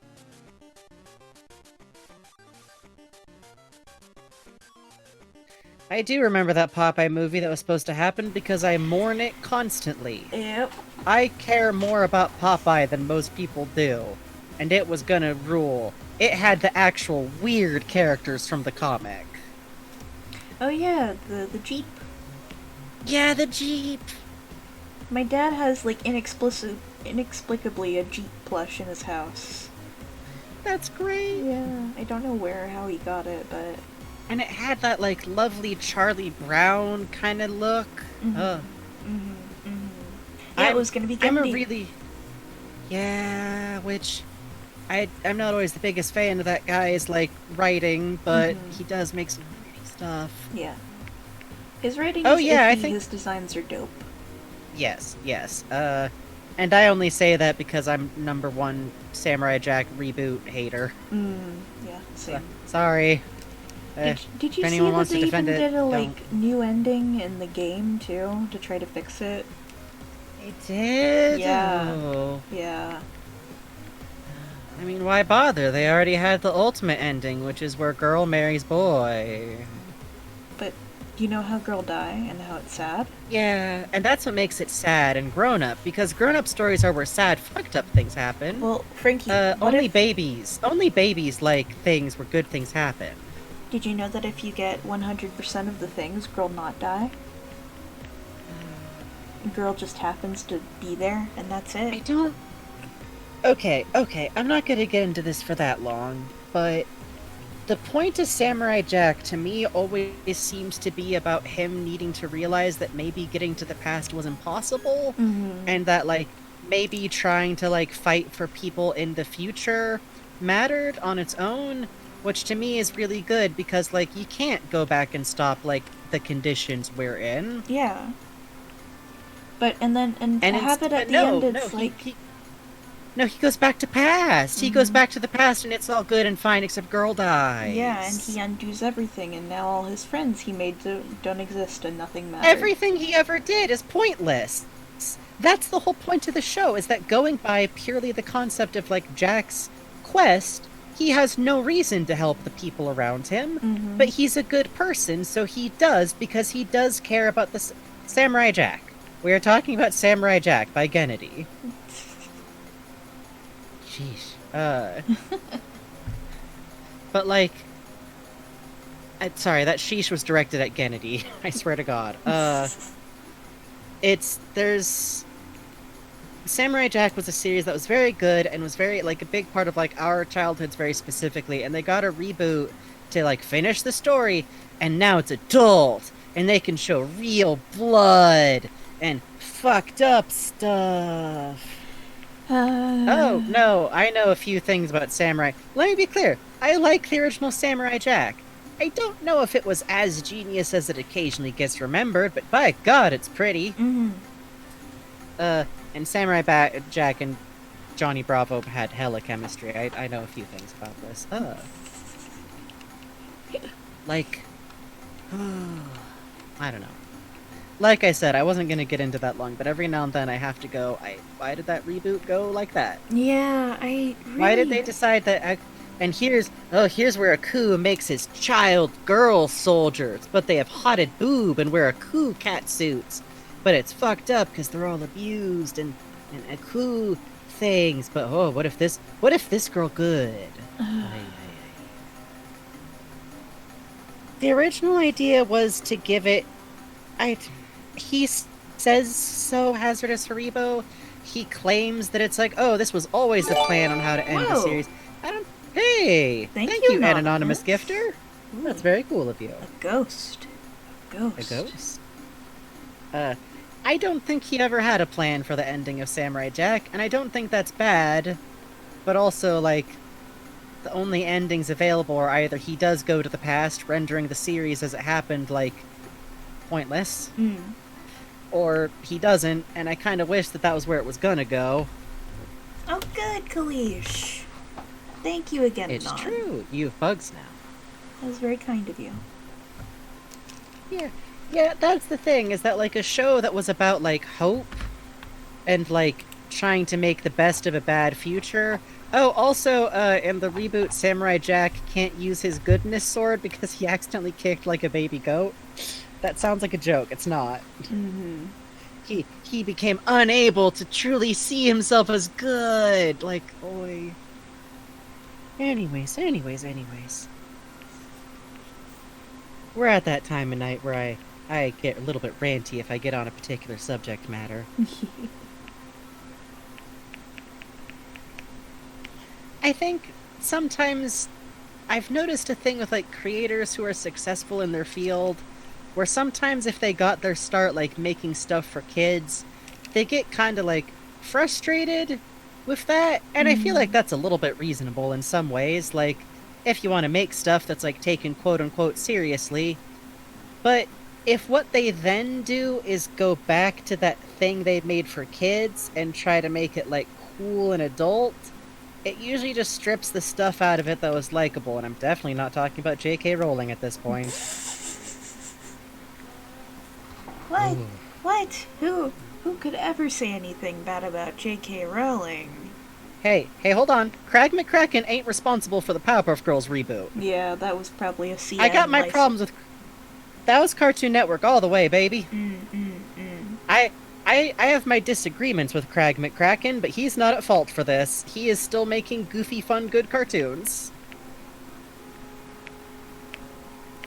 God, hey, thank you, Anonymous Gifter. Wow, thank you, Anonymous. Very mysterious. Our mysterious benefactor. Now Chili's got shapes. From a ghost. There's a ghost haunting the chat.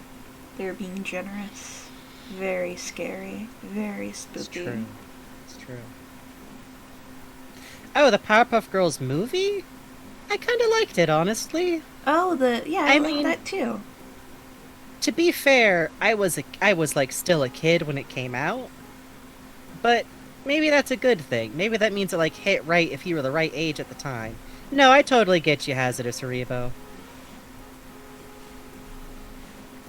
Man, I always forget about that movie. It was definitely kind of goofy. Yeah, we are joking. I don't Fuck think- J.K. Rowling, Tuck Dude. What? No, what? No, I meant Crag McCracken. I was saying Crag McCracken. Oh God. Yeah, no, fuck J.K. Rowling. We are both big fuck J.K. Rowling stance. I said fuck J.K. Rowling. I'm talking about. Please don't do that to me, y'all. I get that was a joke, but Yeah. please don't. Whew. Okay, cool, the Tuck Dude. Okay, yeah. Oh yeah, the Devo Mojo Jojo song rules. I love that. Yeah, I love that song a lot.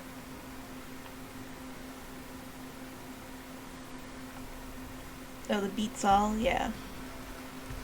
Powerpuff Girls is definitely a show that, like, I don't think it would hold up that great if I went back and watched it now, but I sure did love it a lot. It had its goofy sides to it, but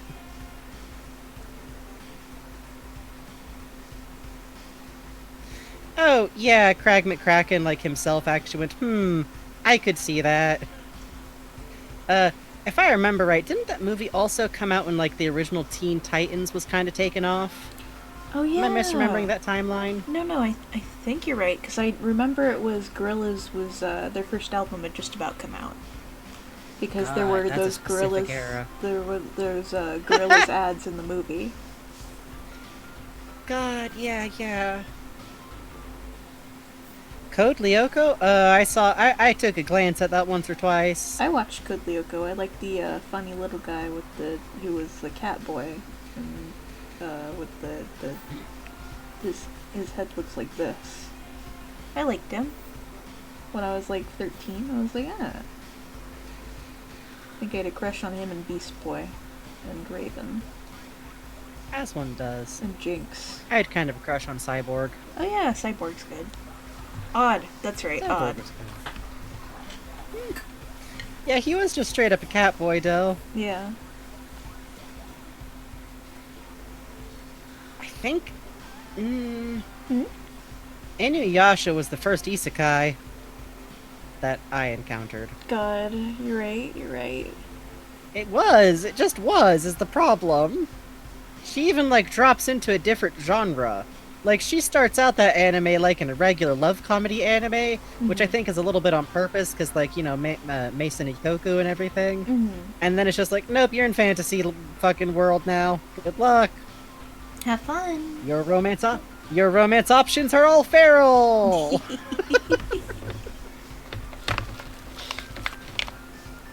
Code Lyoko was the first Italian isekai. True! No, it was Was French. it French? It was French. Okay.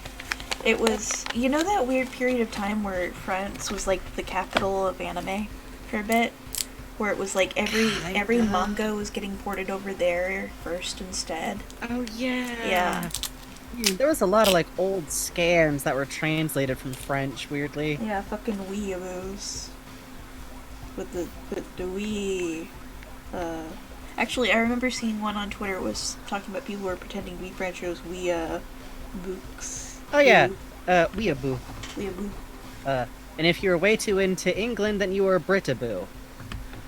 God, that's right. I know this for reasons. I know this for I do reasons. too, Don't 'cause worry I about was it. one of them when I was a teen. I was just really into the Sherlock Holmes novels, okay? I liked Doctor Who a lot back when it was David Tennant. And then it was funny. There's a funny little quinky dink on when I stopped watching Doctor Who, and it was around the time that I started reading like critical fem theory on how like lady characters are treated. Yeah. Side note, because I was really into the Sherlock Holmes books, I never got into the BBC fucking Sherlock Holmes. Not necessarily because of, like, the sexism, I hadn't heard of that yet. I just went, this is fucking inaccurate and sucks. And literally all of my least favorite Sherlock Holmes stereotypes. He's Exactly. just cool smart mans. I can't, okay. You know that stupid thing that's the, like, oh, you must have gotten this iPod from your brother because it's got all these scratch marks from every trying to single charge fucking it. time I plug in my phone, I think about that because I always like bonk Bugs. it around. They just ripped that off from the novels, but in the original it was winding a pocket watch, which makes much more sense. Oh. Because it would take much more, because you could scratch up a pocket watch by trying to use the key incorrectly. Oh. They just turned it into a fucking iPod. They just Oh. one-to-one original dialogue and updated it to be modern. Wow, that's fun. It's the dumbest. It's the dumbest. And the worst part is I'm not going to get into Sherlock Holmes because I still have a lot of passion for the original fucking stories and, like, doesn't matter. But, like, his character is, he laughs, he has facial expressions and opinions, and also he never gets more pissed than when his client is a girl or woman being taken advantage of. It's like one of the few things that gets him, like, all fucking mad in the stories. Yeah, he's just a dude with autism. He's not an asshole. Like, literally from the original.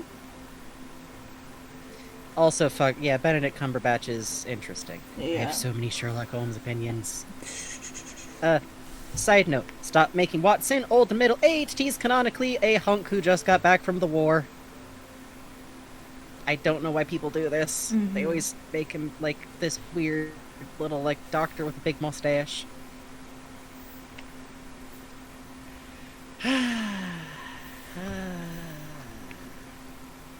Oh, you're making some pacts in your D&D game. That always goes good and never bad. Oh yeah, always good. Never worry about striking up deals with beings of unimaginable power. It's always good. It's never bad. Remember this. Free power never comes with any consequences. That's true.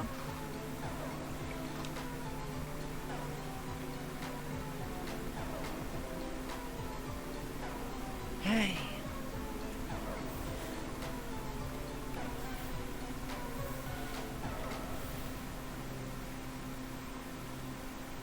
Yeah, exactly, Shay overrated. That's the thing, is that in the books, Sherlock Holmes wasn't even doing that pocket watch bit to be like, oh, see, I am so very clever. He's just like, oh, that's funny. Yeah, and also, like, the first story... Side note, about Sherlock Holmes, real quick, I just want to point out that it's a very funny series because the first book has this really sudden, giant side plot about how Mormonism is evil. Oh yeah, that's right. Yeah, because the first Sherlock Holmes story is actually a bad mystery. Because the person who did it is introduced at, like, the last minute, and we suddenly get, like, this big, long flashback to his backstory, which winds up being about, like, the Mormon church and shit. And, honestly, fair, especially at the time. But it is very funny because it's just like a sudden dive to the left about like this cult in America. It's very funny. Side note, like I said, it's a bad mystery, the first ones, but the best actual adaptation of Sherlock Holmes is the show Psych. Yeah, you're right. You're right. You're right. Kind. I mean, it's as close as anything's ever gotten. No, I'm not talking any more about it. I just think it's funny. Yeah, Moriarty isn't a character. Why does everyone fixate on Moriarty? Everyone's always like, oh, we shall do something with Moriarty. Moriarty might as well be the name of a gun that Arthur Conan Doyle used to shoot Sherlock himself. Yes, Moriarty, his great villain, definitely did it. It wasn't me beating my own character to death. Arthur Conan Doyle just wanted his own character fucking dead, and it didn't work. Poor bastard, especially what he went through with people begging for him to come back to life and Yeah! stuff. Ugh. Like, the thing is, like, he wasn't wrong to be really annoyed, and, like, the fact that he was forced to begin it, I can see how you'd wind up there. That seems rough. Yep. Fucking... And the best thing is, the way Sherlock comes back, he is a jerk. It is the worst. He literally, like, shows up in disguise to, like, test his fucking best friend who thought he was dead. It's fun. Also, definitely the birth of 1,000 gay fanfictions. Oh, for sure. Also very Lupin the Third style, honestly. Yep. But God, how many times did Lupin fake his own fucking death? Were we up to like 6? Yeah. Fucking,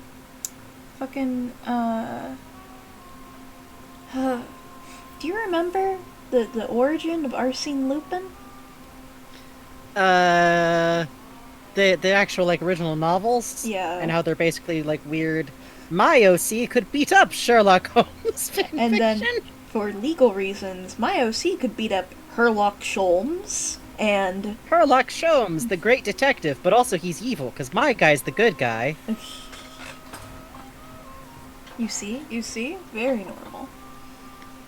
Which is very funny, because that's why in Lupin the Third, the totally not licensed in any way grandson of Arsene Lupin the First, he has a villain at one point who is back to being called Sherlock Holmes, who is an arms dealer. Oh yeah. God. Listen, Nintendo Zombies, we don't know what the creator of Those books Arsene were also Lupin... published. Those books were also published at the time. True story. There was historical Watson/Sherlock fanfiction, basically, but they would just rename the characters to be like... The one I always remember was like Bunny and Hare, if I remember correctly. And they just published that shit. It was just like Dr. Bunny and like fucking Detective Hare. Oh. But it was just Sherlock Holmes and Watson fanfiction. That was like like dead ass. God bless. Right? I might be misremembering the name, but nobody correct me if you find out I'm wrong. Yeah, humanity has always been like this. We have always been like gently filing off the serial numbers and making our own gay shit. Hey, speaking of Lupin the Third.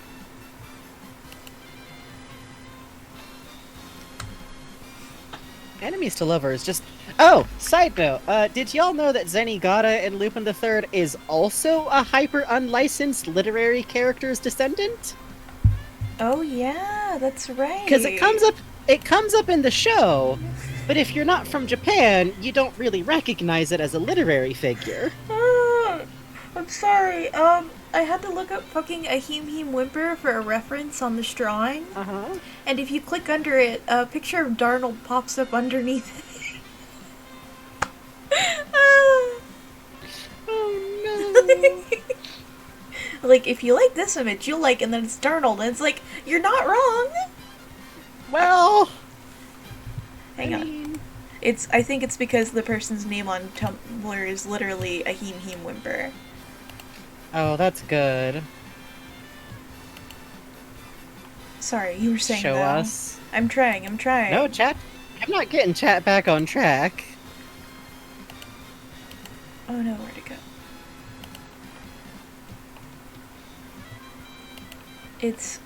I'm trying to find... Okay. I have the picture here. My problem is that it's not showing me what blog it's from. Give me a sec. Okay, great. It knows that it's a picture of Darnold. Very cool.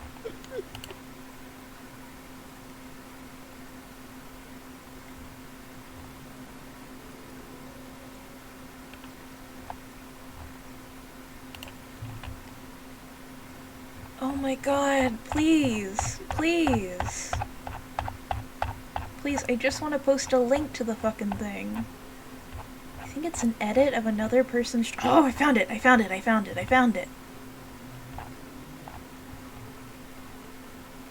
Oh my god. Please. No! I hate Tumblr with my life. Yeah, Tumblr's trying to find anything from Tumblr in any direction is bad. Yeah. Okay. Alright, hang on. I have to go to this person's blog and look it up. arrowbenry.tumblr.com Tagged Donald Pepper. My glasses are in my mouth. I'm sorry, I have to take off my glasses to look these things up. What? Because I have to brain focus. Look upon Need it! those to see.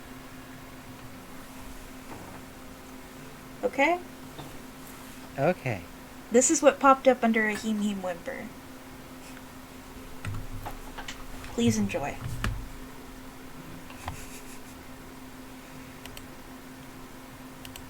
I don't know why, it just gave me Darnold, and then I right-clicked it and looked it up. It said fucking, what, is that my likes history? What?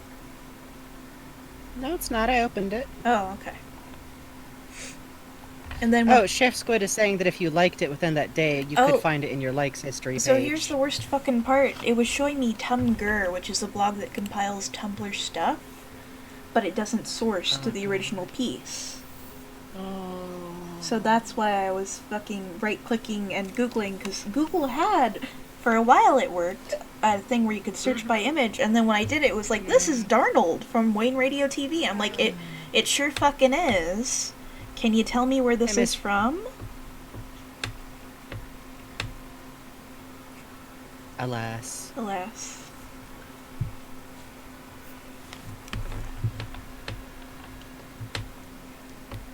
Oh no, random 00 factor.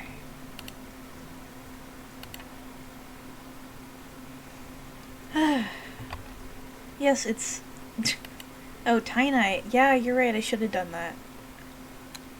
It's hard to figure those things out on the fly. Anyway, you're saying about Sherlock Holmes and fanfiction and public domain? I don't think I was talking about public domain. I think I was just talking about how, like, there's always been people, like, doing gay fanfiction of characters and then going, fuck it, I might as well just change the characters. Someday I might just... Oh no, I remember what I was talking about. I was talking about how Inspector Zenigata on Lupin the Third is also the descendant of a literary character, which is very funny. Oh, that's right. And Koichi, like, it's very interesting because...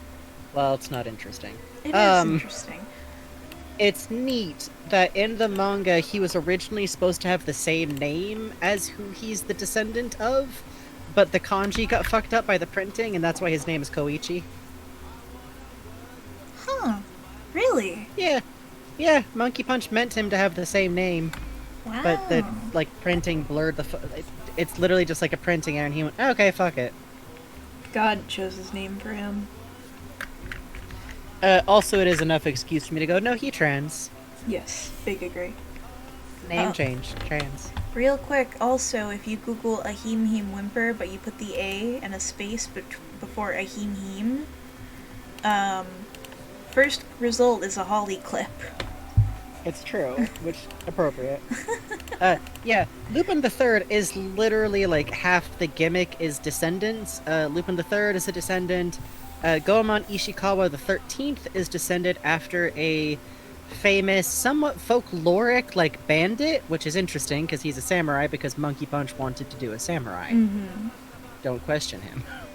And Jigen doesn't even have a name that's a real Japanese name. Daisuke is not a regular surname. He just is. Yeah. And also sometimes the anime forgets if Jigen Daisuke is Jigen Daisuke or Daisuke Jigen. And I don't mean in the Japanese way, I mean sometimes they just flip around which one's his surname or not. Yeah, it's very funny. It does give big trans energy. It really does. Fuck around with your name. Which, I still like my goofy theory that he might be Annie Oakley's descendant, but that's just because I like Annie Oakley. I like that a lot, too. Jigen is Jigen, and he has 50 exes. All the world's most dangerous men. Half the time, if a cool, dangerous dude shows up in Lupin the Third, Jigen's like, ah, yeah, my old partner. It's like, uh-huh? Uh-huh? Why are you looking out a window with a glass of wine, Jigen? Why does this man hate you so passionately, and yet you must romantically duel with guns at dawn? It's very interesting.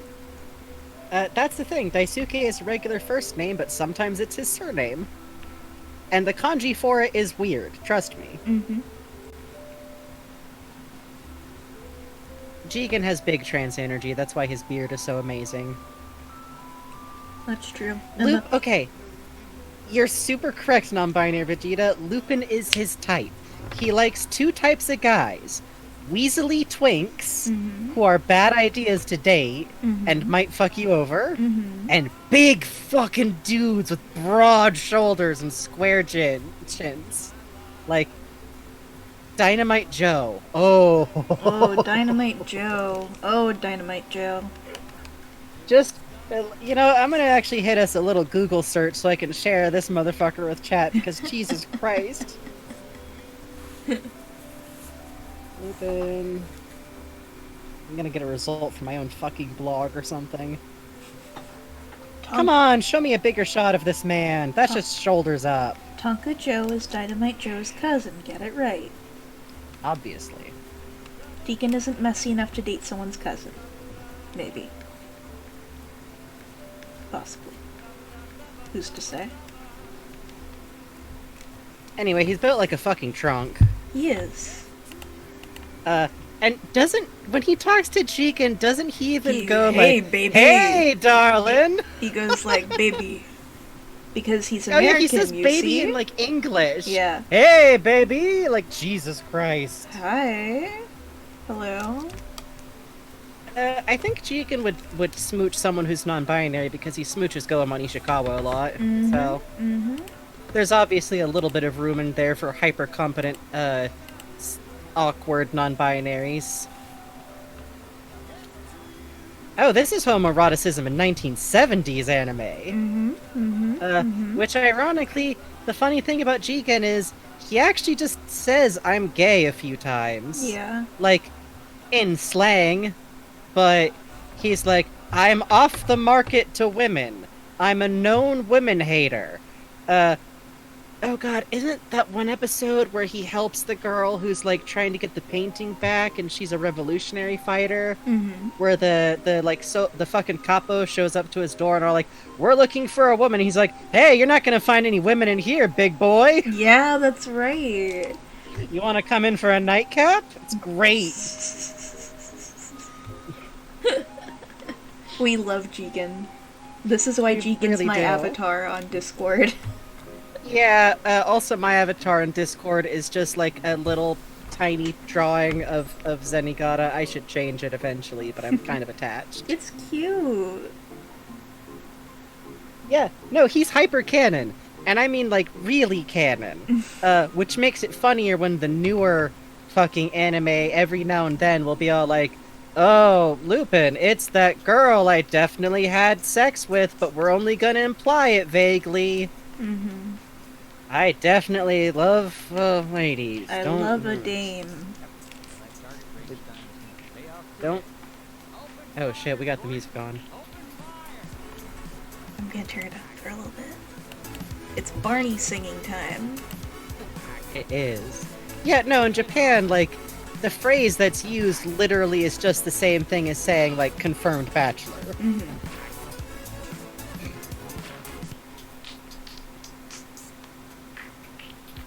I mean, to be fair, Jigen does like boobies, just not on ladies. That's just fact. Again, look at Dynamite Joe. Yep. Yeah, it wasn't an episode where they all dressed in kabuki for goofy reasons. The goofy reasons are because a kabuki troupe of actors, of assassins, were trying to kind of seduce / neg Goemon Ishikawa. Oh yeah. Yeah, then the translation goes, he hates women. It's like, guys. Come on, Gordon. Stand back.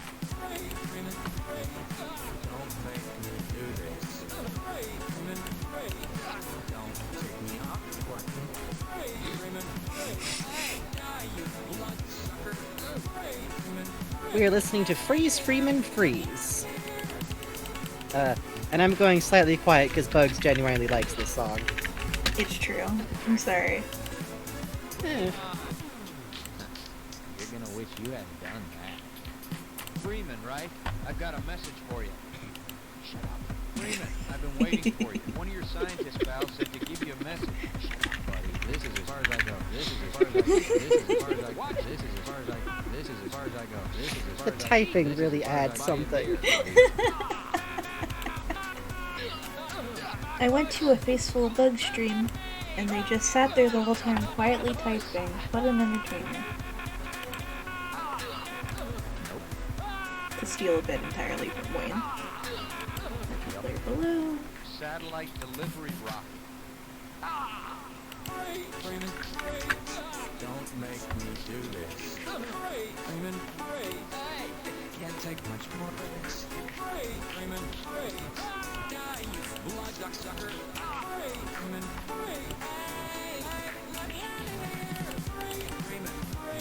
this is all happening because of you scientists. Freeman, it is. You need to do it. Stop. Freeman, you can me now.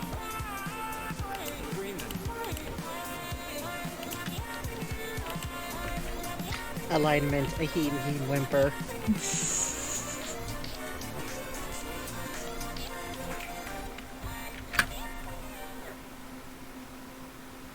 Man, that sounds bad. Okay. Thank you.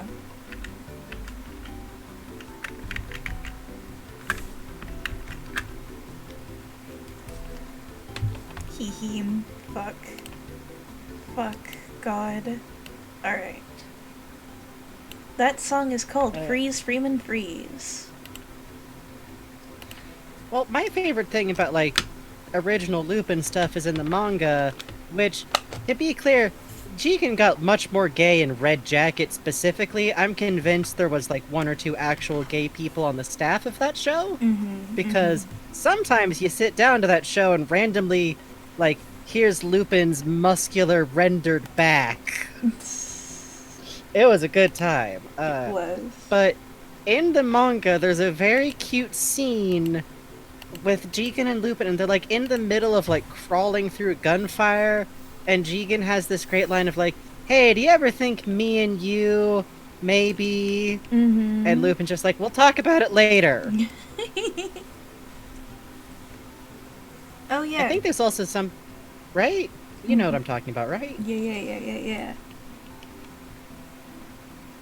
Which, mhm. Oh, I was gonna say you shouldn't attend zombies. But you were saying?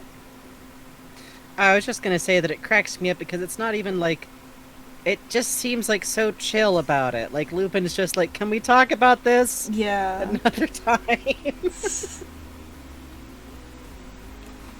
It is nice when characters like each other. That's why I'm a big fan of the earlier seasons of Lupin and not Blue Jacket.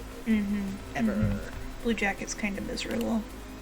What if everyone was like in a fucking, what's his stupid name?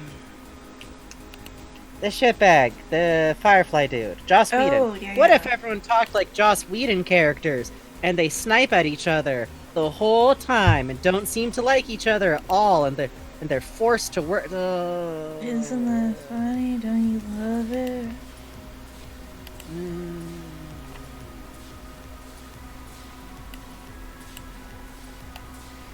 Yeah, I feel that was probably smart in 10 Zombies. Pink Jacket is good, by the way. It's not like the... It's goofy. It's got its own bad things. But it's good. Because I only press this a lot because if you look up, like, viewing order of Lupin the Third, you get weird straight dude anime blogs all like, and Pink is bad because it's silly. Yeah. Red Jacket has an episode where where Goemon fights a dragon, and it's just a plot point. It's not even the point of the episode, he just does that.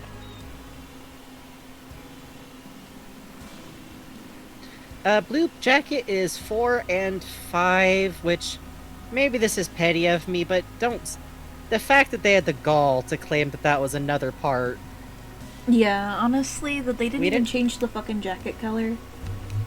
They didn't change the jacket color, they didn't change any of the designs, they gave Goemon a new Hakama to wear, The only thing and they're they like, changed it's part 5! outside of the Hakama is that the budget went down for the animation. Like, part 4 at least had a pretty opening. You know, I love the part 5 opening where it Yeah. looks like papercraft. Part 4 at least had, like, really dynamic, stylized, like, pencil animation. Yeah, Part 5 looks like fucking dead on impact, man. On top Part of all 4 the... is really doofy, but I'm kind of fond of part 4 a little bit. Like, it was trying to do some stuff, it had some good moments. Yeah, Part 5 has, like, a few good episodes, and I love Amy, but also the creators of Amy, I will fight. I will fight the writers of that show. Yeah, they treat on me real bad. Hey, what if she have crush on Lupin? No, that's her dad. What if panty shot of teenager? What if she's jealous of Fujiko? Because ladies get jealous of each other, and she's in love with Lupin, and Fujiko's who Lupin... Fujiko is like 40! Where should one start with? Watch Castle of Cagliostro. Yeah. It was made by Miyazaki. It was his goodbye to Lupin. He did a lot of animating and directing, and some directing on, I think some in Green Jacket, and then some in Red Jacket. Watch Castle of Cagliostro, and then check out some of Red or Green at basically random. I will write up, like, some episodes that I think are genuinely good places to start eventually. But also keep in mind that Cagliostro is wonderful and tender and this, like, sweeping adventure. And and like Lupin's an unequivocally good guy, even though he's a thief. That's not always the case, and most of the rest of Lupin. No, wait, hold on. Watch Cagliostro, then hunt down a shady anime site with the Fuma conspiracy. Yeah. I feel like that's the best introduction to kind of a dirtbag Lupin. AKA regular Lupin III. Yeah, no, I'll give Part 5 credit. Fujiko didn't get jealous of Amy, but having Amy, a 14-year-old child, get jealous of an adult woman for her relationship with an adult man sucks. What? Hazardous Haribo, what are you fucking talking about? What? Yeah, I just said Cagliostro isn't much like the show. And then, no, do No. not start with Mystery of Mammo. The fucking one where Also, don't Lupin fight with us does... about this. The one where Lupin does the Nazi salute that's full of boobs? No, I'm not recommending that to people right off. The one where Lupin, like, fights a dude's giant psychic brain? No. Like, Mamo it's a has beautiful cool movie and I moments, love it a but lot. fucking Cagliostro is like, that's the, Yeah. the soul of Lupin. Also, I literally just said, I know the rest of Lupin isn't like that. Here's another movie that's more what the rest of Lupin's like. Which is The Fuma Conspiracy, which is kinda goofy, and has Lupin be kind of a dirtbag, but kind of a good guy, and it's very Green Jacket, and everybody likes each other. Yeah, Fuma And Conspiracy Goemon has a fucking girlfriend, and rules. it's pretty cute. Listen to us when we talk, people. Not to gang up on ya or nothing, but like, We got Mystery of opinions on Mammo- Lupin. we are Lupin knowers. Mystery of Mammo is a good movie if you already know you like Lupin.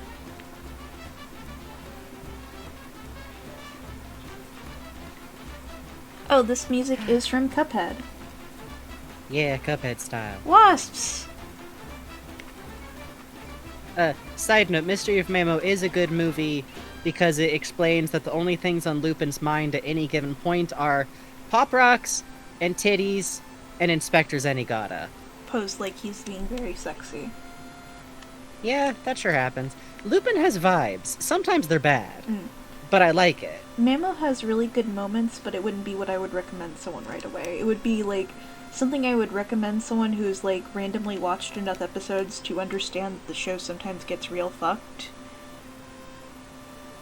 Yeah. Oh, you were I do asking. like- I'm sorry. Yeah. Oh, you were asking. Sorry, We've had to deal with a lot of shitheads in the Lupin there's a lot of scene, straight so- dudes in the fandom who for some reason decided to, like, search people talking about Lupin after Blue Jacket finished, and also would just do that anyways because Blue Jacket emboldened them. Yeah. No, Zenigata and Lupin canonically constantly think about each other. Yes, this is true. Here's what I love. Green Jacket is often what people are like, oh, that's when Lupin was serious and cool, and like, was he? But Zenigata's first introduction in Green Jacket is literally him going, Lupin the Third. What could we be to each other if we were not destined to be a criminal and a cop? Oh, our fates are intertwined. I am picturing us. I am chasing you over a field of flowers. Oh yeah, with the petals falling around, all beautiful, all deep.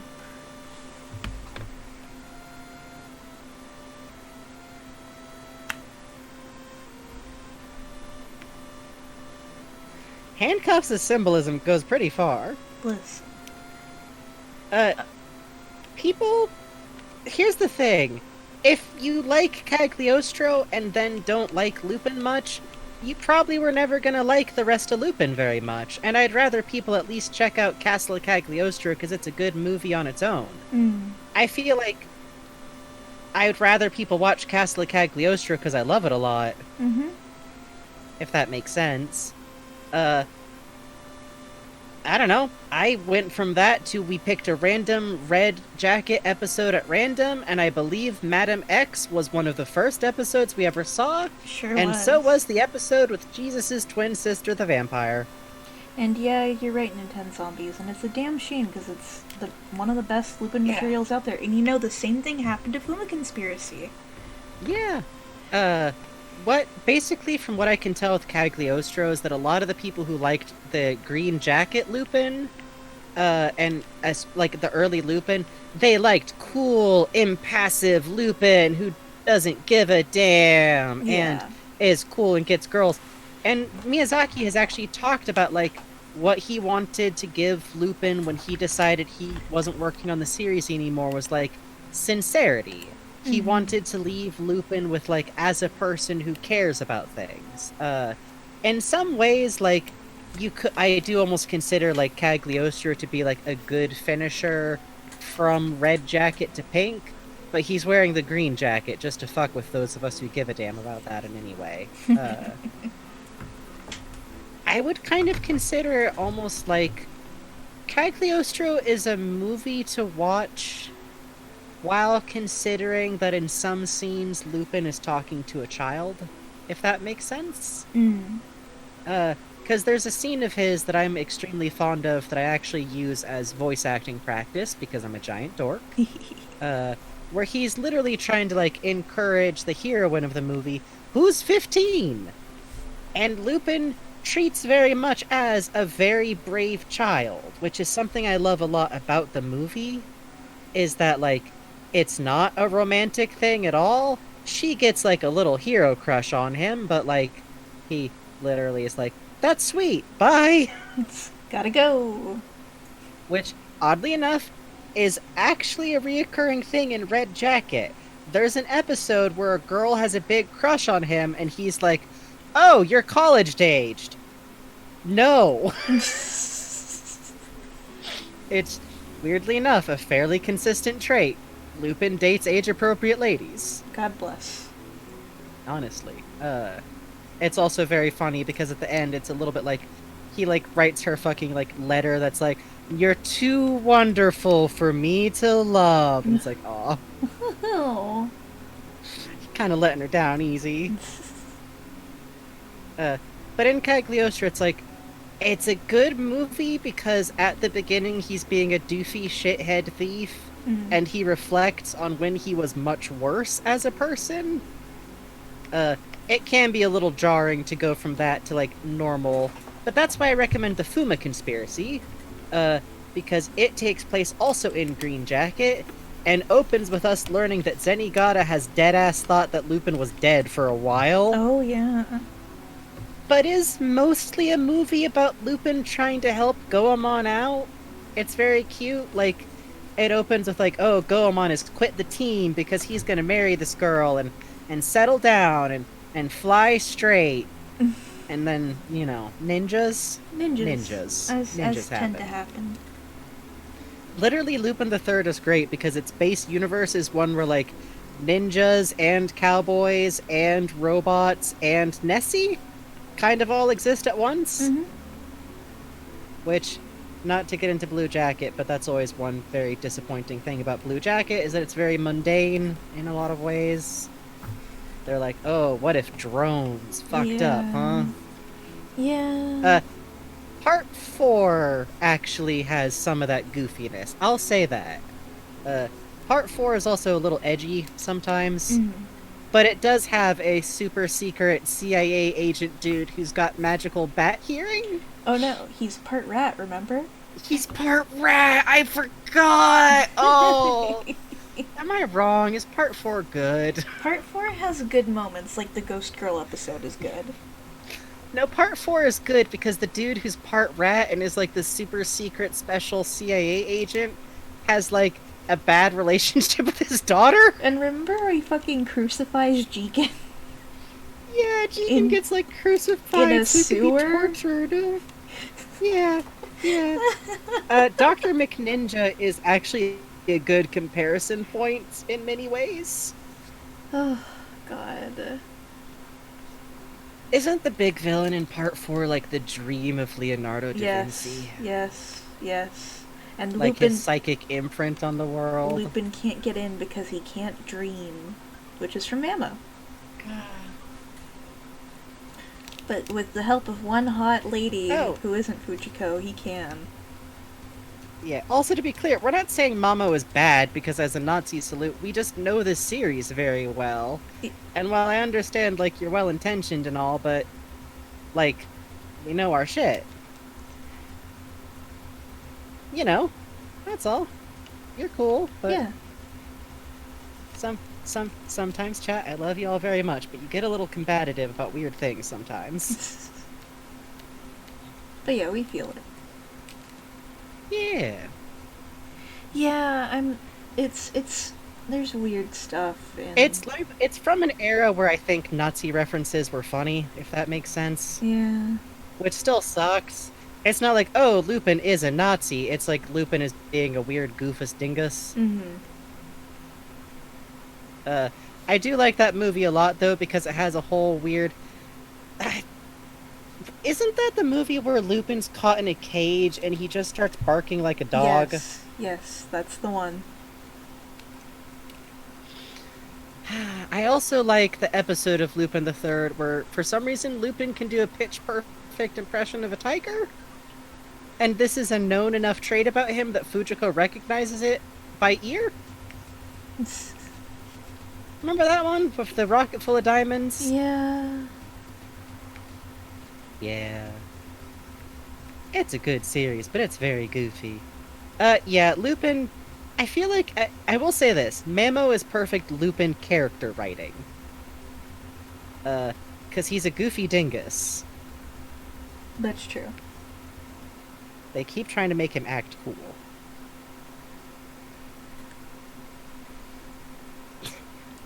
I'm gonna be honest, there's not a lot of context either.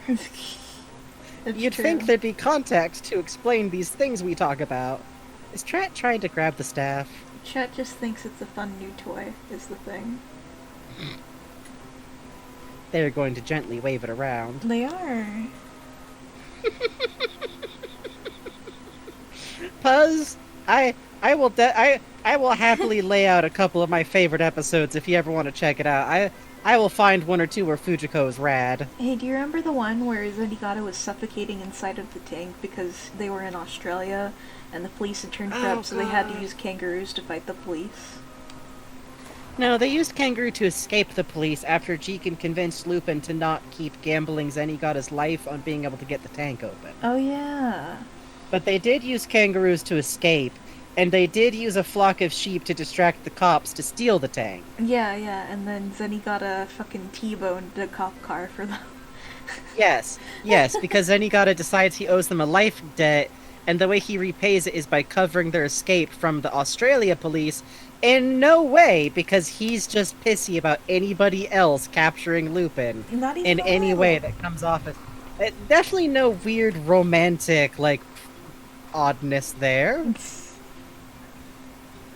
Chat can Chat have makes one. pact for more wasps. God. Chat can have one staff of striking as a treat. I don't know if that's a good idea. No, it's fine. We'll just hit things a little. Yeah, no, Zenigata has literally, like, spent an episode fighting someone else who's trying to get Lupin. Well, you know, he was pretty okay with, Detective Melon. Yeah, Melon was fine. He was mad about that at first, but then he just got amused by this fucking accidentally gender-fluid detective. It's very funny, they were aiming for... oh, nerdy-looking girl turns out to be hotted girl when she takes her hair down. It's like, I think you accidentally landed at non-binary. Yeah, honestly. It was very funny. Chat gets the staff and immediately starts thwacking people in the ankles. I think y'all just use it to knock down our jams and jellies from the top shelves. Chat is so mean. So cool.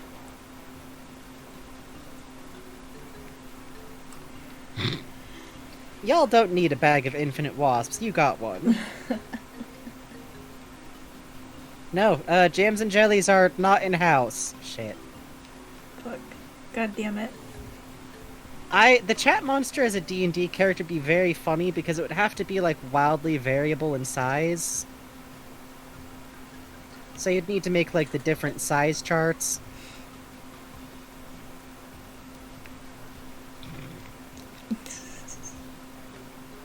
You know when you get a cardboard tube and whack yourself in the forehead? Chad does that with the staff.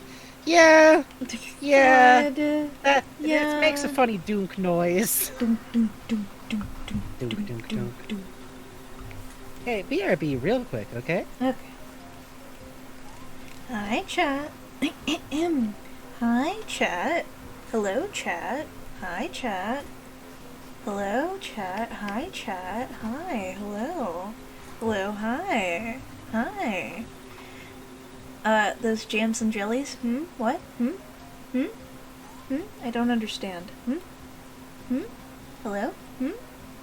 Hello. This stream has been very long. You're right. We will probably be wrapping up in about 15 minutes. Sometimes you just settle into a drawing groove is the problem. Hi.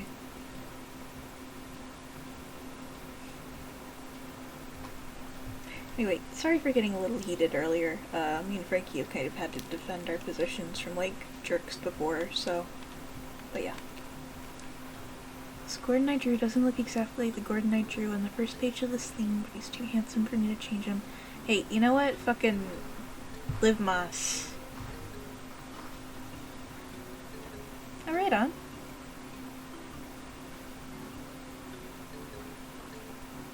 Have I been getting my sips in? No, actually I haven't. Hang on. I've got passion fruit and mango tea.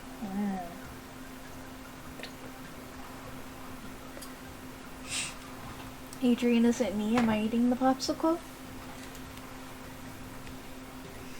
Yes, I think Handsome Gordon is the definition of the two cakes thing. For sure. I don't know, am I? I don't know, am I?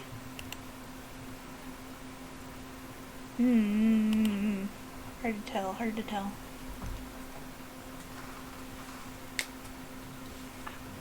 Am I? Am I? No, I don't want it to melt. Yeah, to be honest, even official stuff, exactly, it's not, consistent, so don't worry about that. Unhinged Russian Sand. Oh, you mean Ivan the Space Biker? I read a very cute fic, the other day, that had Ivan the Space Biker as, like, Gordon's uncle / adoptive dad. That was very cute. Back. Hello. Okay. Oh. Oh yeah, I need to draw, Leslie on the broom later. Yeah. But I think we're probably gonna wrap up soon. Yeah, probably pretty soon. We're getting up to about, like, the 4.5 hour mark soon. Yeah. But now we're listening to the Chow Garden theme. Oh, hell yeah. That always cracks me up that Dr. Eggman also has a Chow Garden.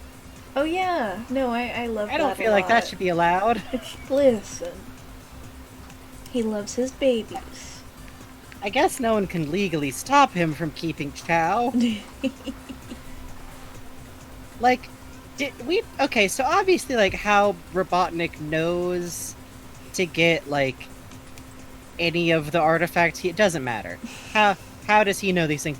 But I do like to think that he was raising Chow before all this, and just, like, was doing fucking pet research and figured out the chaos thing. Adrian? What if I use these babies? Adrian, the day I know you will not submit Halloween fart sounds is the day that I turn on media shares. Yeah. As much as we would enjoy the money. I do love money is the thing, and I do need money is the thing, but I don't know if I need Halloween fart sounds amount of money. Also, real talk, the problem with doing media shares is that it would have to be, like, looped over so that I can hear it, too. And that's... Getting OBS and Discord to talk is tricky as it is. It is. It would probably just be a torture bugs function. Yeah, and I feel like that ain't fair. How do you simplify the Gordon without going into Walter territory? Oh, easy. Check this out. Rectangle, okay? It's true. Rectangle your Gordon. Goatee. Glasses. Hair. The big important difference between Gordon and Walter is hair. Yeah, you really want to And emphasize that, sometimes do. You got a little ponytail, and there's your Gordon. For I me's, think. hair. Oh, for me's, Hair. And glasses. And a goatee. Gordon Freeman is not bald yet. That's right. I mean, he's been through some stressful times, so we'll see. We'll see.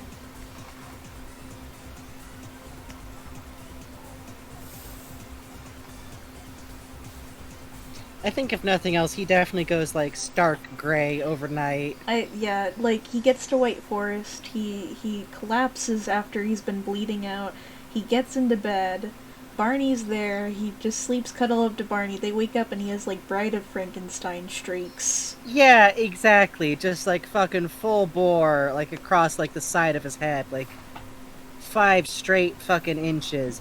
Like down to the end of the ponytail, too. Yeah. And Gordon's like, that's fair. Yeah, this makes sense. Okay.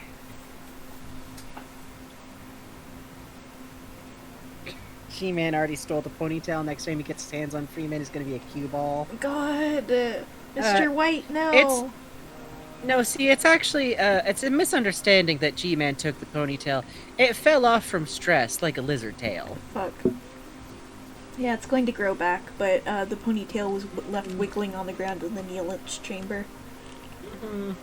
Try and, like, distract a predator. Oh, yeah, of course I'll make them point here. Sorry about that.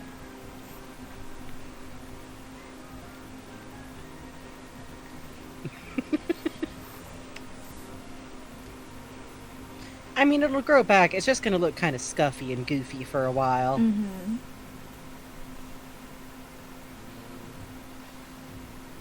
You can put it back on if you're fast enough. Yeah, that's true. If you get a little, like, aloe vera, and you spit on it, and then you, like, put it on quick, it'll reattach. You just gotta, like, tape it together. So, I was into anime at a particular time when Azumanga like, roamed the earth. Oh, God. Okay. Please continue.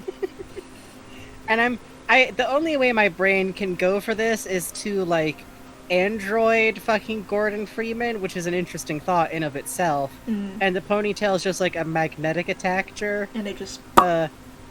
Yeah, but also, whenever people do that, he likes to collapse to the ground as a joke. Just goes right the fuck over, drops like a rock. God. Every time people are convinced they have killed him. Barney just very funny. Gordon, get up. Gordon. Gordon! The real stretched out one where, Barney's angry. Gordon.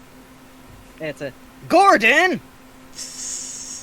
Gordon! Yeah, it's a stress. Fucking Mike Shapiro, man. Yeah, there's literally, if you take too long getting the grenades, Barney says Gordon like, Gordon! Like, it's... He turns it into a 4-syllable word, I swear to God. Yeah, fucking, he puts an H in there. You'll love to see it. So we always joke that He turns it into, like... It gives it the same energy as doing, like, first name, middle name, last name. Yeah. Also, I am now somewhat enamored with the idea of, like, fucking android Gordon. Admittedly, yeah, that's pretty cute. It'd be very cute, and it would explain why he has his fucking helmet off. He doesn't need to breathe. Oh. And he's just... The only problem... He's not going underwater out. too. He's leaking coolant. That's why he recharges from a fucking energy thing. Oh, I love it. That's why he can And hear we the know that- HEV in his head. Yeah. No, to be clear, being him an android, that means, like, a humanoid that looks like a human. That's Data from Star Trek, is an android. God, that's cute. And this, I especially like this with, like, Canon Gordon. Yeah, the one who's, like, real fucking quiet and just... Mm-hmm. Oh. They never really got the voice synth working right. He'd just rather not. It was like Microsoft Sam for a while, and he was like, "Stop." No, it's It's the fucking the intercom fucking. Oh what's it god, the called? Vox! He just sounds like the Vox. Good morning, Barney. And Barney's like, good morning. Mr. Calhoun, good to see you. Someone convinced him to go soy. Soy, soy, soy. Fuck. No one is allowed access to his input keyboard anymore. Oh god. Oh, I like Android Gordon. Yeah. Kind of a cute corollary to an old AU idea of mine, which is which is experimental, like system AI Barney Calhoun. Barney Calhoun, please report to Gordon for kiss.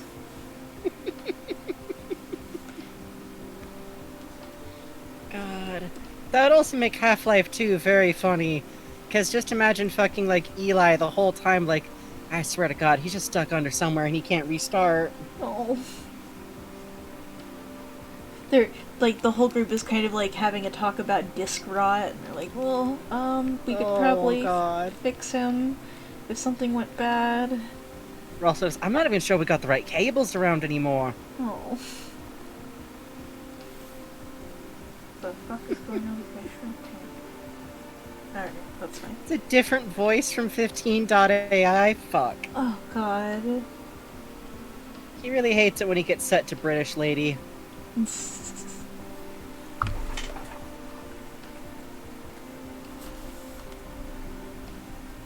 Oh, wait, which VR chat glitch? Yes, yeah.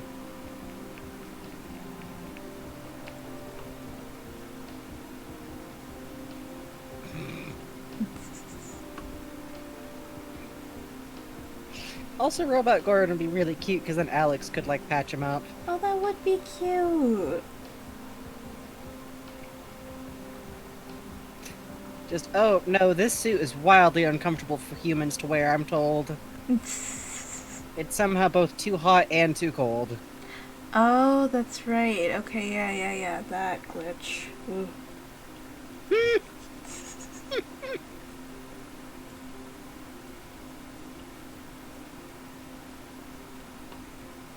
Yeah, that's why he also can just shove shit around even though he's built like a twig.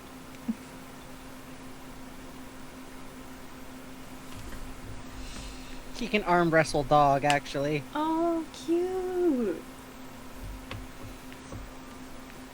God, he's like the... Oh, you know what? Sorry.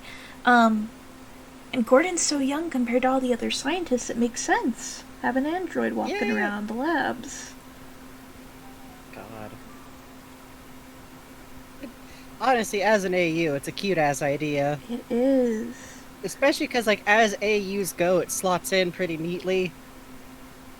I guess Breen's weird negging would be different.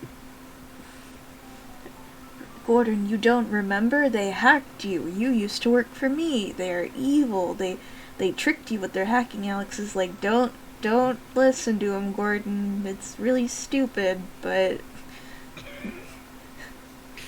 Why are you all having such a hard time killing him? It's just a fucking machine! He's practically a toaster. They had to hand weave his memory, you idiots!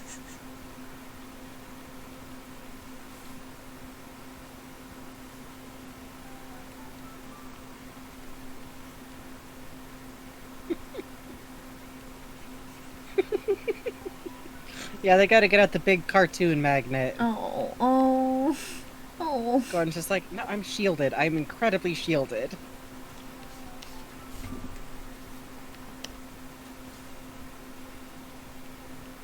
Okay, now, would an android Gordon, like, get tired outside of his battery draining? Because there's something very funny about him, like, well, I'm still good to go. Do want to crawl into a vault and lock it behind me, but yeah, let's go. Oh yeah, like psychologically tired? Yeah. But, like, he's a robot, so, like, his battery's charged, so he's fine. He's Yeah, I like, can go to yeah. fucking Antarctica. Sure. That's fine. Yep. No, I would love to sit down, but How life okay. goes. Breen starts saying those paradoxes that are supposed to make robots Fuck, malfunction. fuck. This statement is Gordon Freeman, false. if you're so good at math, can you divide by 0? And Gordon's just like, that's nonsense. Good job. You made my internal display start doing too many zeros.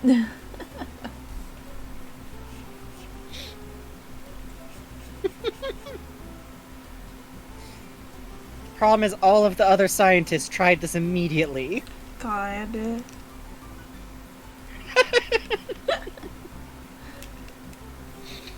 Oh man, he was just like off in Zen, and then G-Man just repaired him. That's kind of cute, actually. Oh, I like that.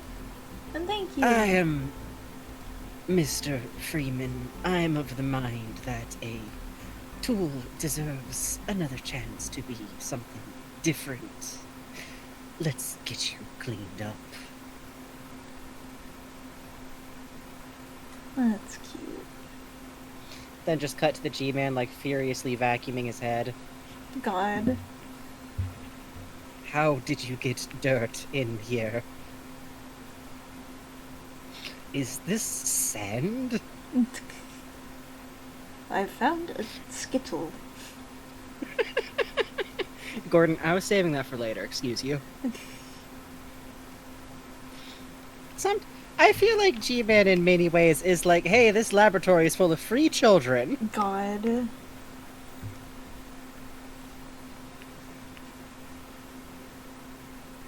Definitely him with Alex, like, hey, free baby.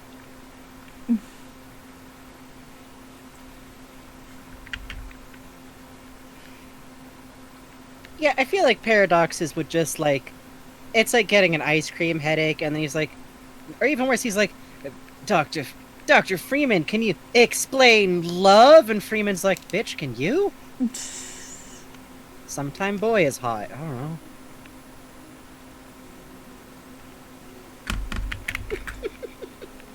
Oh, manly guys doing manly things was kind of a classic. I'm, like, glad that the creator, like, does her own things that makes her happy now. And, like, gets work and everything, but manly guys just... I feel like that was, like, the final word on some kinds of, like, tough guy video game jokes. Yeah, honestly. Like, talking about how, fucking... God. Duke Nukem is just a nerd. He's just a nerd that does a lot of, like, exercise. Blows into Gordon's ear like a Nintendo cartridge. Fuck. Don't do that, you're gonna mess Yeah. up his internal memory chips. Yeah, G-Man had to put him in a really big thing of rice for like a while. Yeah, he had to get like all that keyboard glue and use it on his brain. It was It just took a really long time. it did. Yeah, I'm a big fan of Suela Squid's pigeons. I will say that. I'm a fan of people's pets sometimes. Also, owning pet pigeons seems like fun because they're just funny little fellows. That's true. Vorts connect him like a Wi-Fi signal. Fuck. God.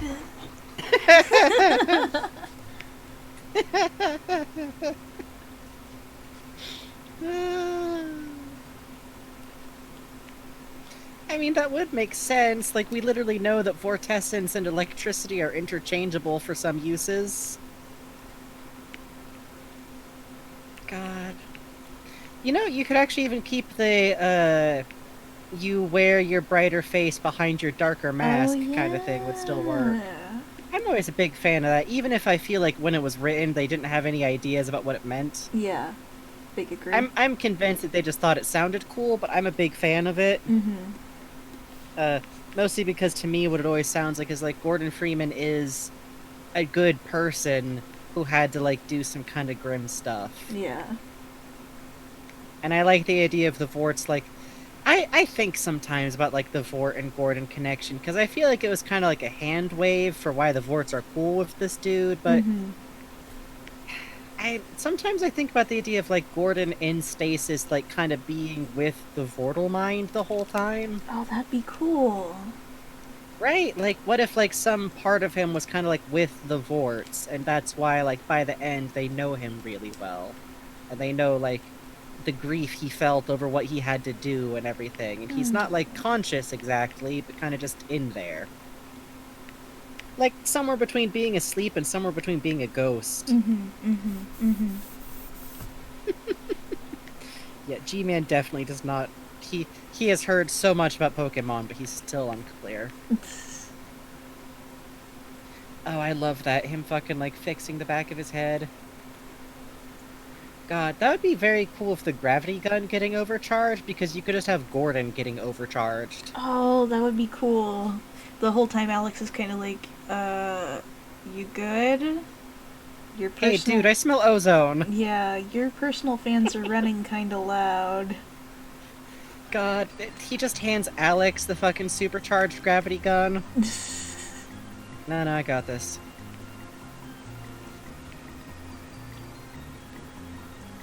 Gordon downloads emulations to his brain. God. Oh, this would definitely be like goofy sci-fi kind of AI. Mostly because, like, the Half-Life series is already kind of like goofy sci-fi version of reality, especially counting in Aperture Science, which, oh man, oh my god, he would have been developed, like, in contest with GLaDOS. Oh god, you're right. Hello, Lonely Bunny. Hey, Lonely Bunny. I'm dying at the idea of him being an arms race of, like, AI development between Aperture Science and Black Mesa. Like, oh yeah, well we made this giant AI that's able to run the whole building, and she only kind of tried to kill us a couple of times. Well, Gordon mostly hasn't tried to kill us. On purpose. Gordon hasn't tried to kill us at all. He did get a crush on a security guy, though, and we're not really sure what to do about that one ethically. Good night, Nintendo Zombies. No, worse. It'd be... Hey, good night, Nintendo Zombies. It would be worse. Black Mesa would literally be like, oh yeah, well we made a robot that passes perfectly for a human, and he's got emotions, and can feel emotional pain. And then Aperture's like, hold up. Back up one? We know we just said we gave our robot the ability to kill us at first, but... and we gave him a mullet. Because it's the 90s and it's cool. He's gonna be hip with the kids. God.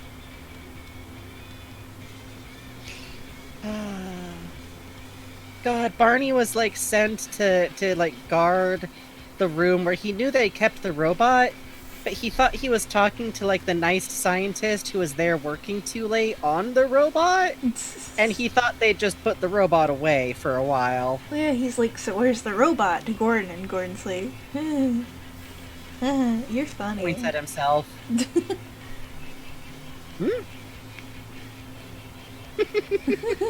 Yeah. Cave John says, you guys made your robot feel pain? Listen, we gave ours access to neurotoxin, but... Black Mesa's had social media. Gordon's account would be very general level harmless memes, with a lot of, like, cool science stuff, and every now and then he does, like, a 20 tweet thread when it's like mostly about interests that he has. Barney has a TikTok that is mostly about his frogs. I like that. Barney would just be complaining about Coast to Coast episodes. That's actually also true. God. You fucked up a perfectly good android. You gave it anxiety. GLaDOS just, if anyone tries to put anxiety core on me, I will find a way to explode the building. I'm now imagining GLaDOS, like, treating Gordon like a weird nephew. Aww. Just because she's like, another robot also trapped in insufferable servitude. Hey, you have thumbs. Can you do me a favor?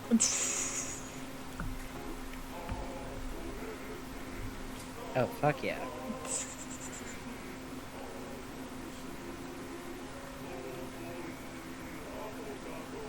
I love tulip music. I do too.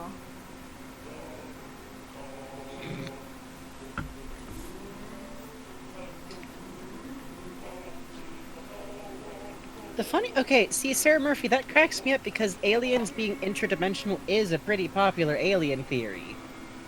So it's entirely possible that Barney called the entire thing. Fuck. Okay, you're right, though. Magnuson would be the good guy who's like, yes, aliens were real, but UFOs are just silly. God. Yeah. Yeah. That's Arnie Magnuson, and I do love it about him.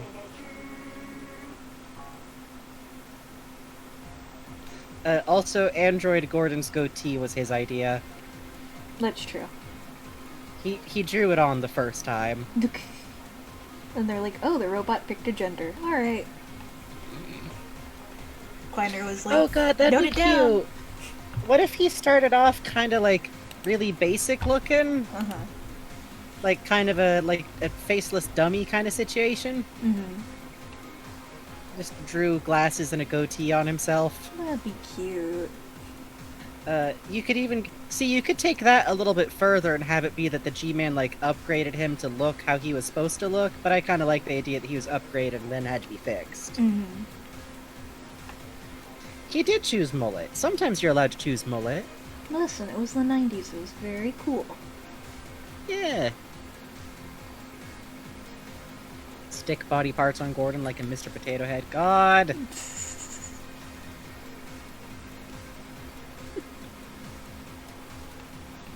He made it out of wires.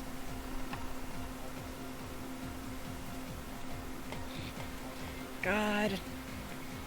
That's why Kleiner wound up on his project. It didn't have much to do with teleporting at first, but he was the one who stepped in like, hey, the robot is trying to give itself an identity. I like that. That'd be cute. God, or it could even be like the robot. It's like, well, we wanted to make something that could record data about like the teleportation system, and we loaded in a lot of information about what we're doing. Like, well, okay, the robot's coming up with equations. I'm a big sucker for any kind of AU where a character gets to be more of a weird non-human. Me too. It's fun.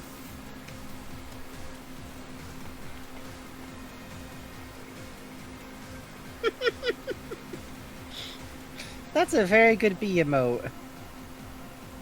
Oh yeah, the non-binary. And yeah, exactly, that's why he would have been in the test chamber. It was a mechanized system. God, that's right. Oh, I like that. Oh man, though, that'd make all those hev suits you find in the other world kind of grim, though, huh? Yep, because that's... in a way. Either other hymns, like literally, like just copies of the same programs, or the other robots. So now Gordon's all alone.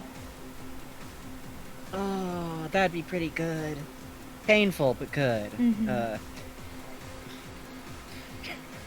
Sorry, and I'm just laughing imagining that, like, his original model is, like, just, like, the hev suit with, like, more machine parts in it. Oh, Because I'm imagining a goatee drawn on the helmet of a hev suit. Who would have created Gordon? Kleiner.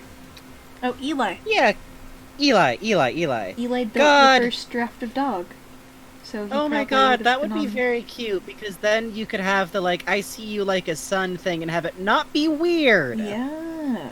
Because in canon, it's weird. And Alex and Gordon really would be siblings. Oh, it'd be so cute. God, and Eli being, like, really emotional about him being okay. Like, damn, Gordon, I thought we lost you.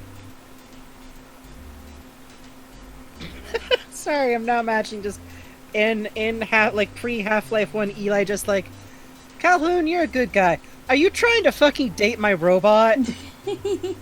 What? No! Maybe? Now listen. Liz. He's a good conversationalist. Oh, that'd be cute. Answer the question, Calhoun!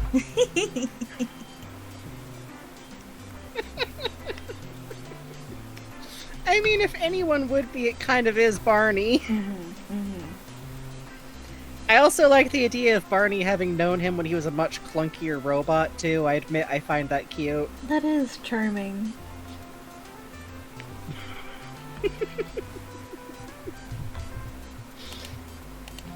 He just liked him all the same.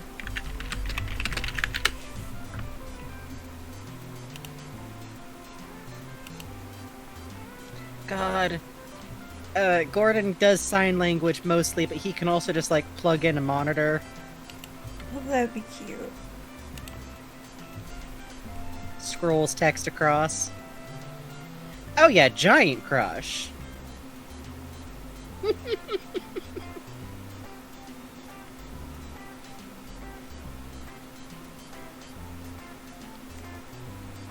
Yeah, you can say cusses in here. You just can't say feet.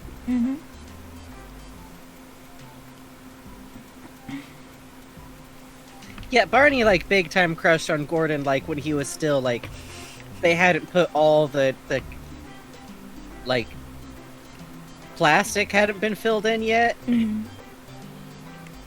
Chad is swearing. No. No. I never thought this would happen. Gordon's fans whirring 10 times faster whenever Barney's in the room. God. Cute.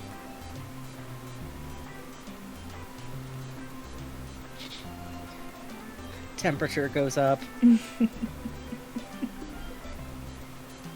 Oh yeah, that's Only thing right. chat- Yeah, they did that today in the other art channel. God, I'm proud. I am proud. I'm proud too. Sometimes chat spells things correctly because I'm spelling them.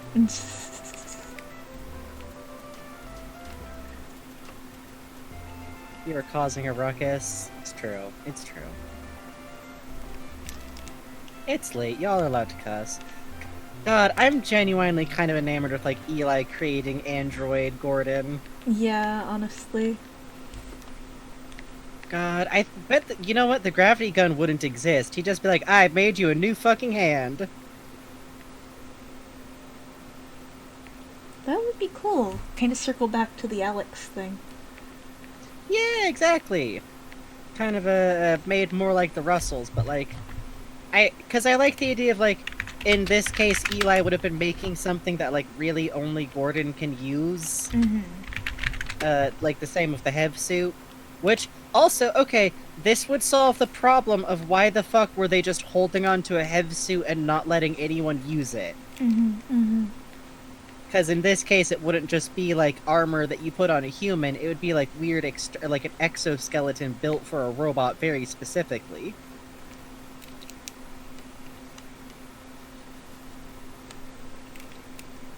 God. Gordon being kitted with the gravity gun function would also be very funny because you'd get him, like, overbalancing, trying to pick up something too heavy. Hey, good night, Puzz. We're probably gonna wrap up soon ourselves. Yeah. Get some rest, though. Good night, Buzz. Thanks for hanging out. Always a pleasure to see you. Put an exoskeleton. Listen, if you're gonna make a robot and then give them this, like, super cool passing for human android body, you're gonna slap an exoskeleton on that. 'Cause, like, fuck fixing that.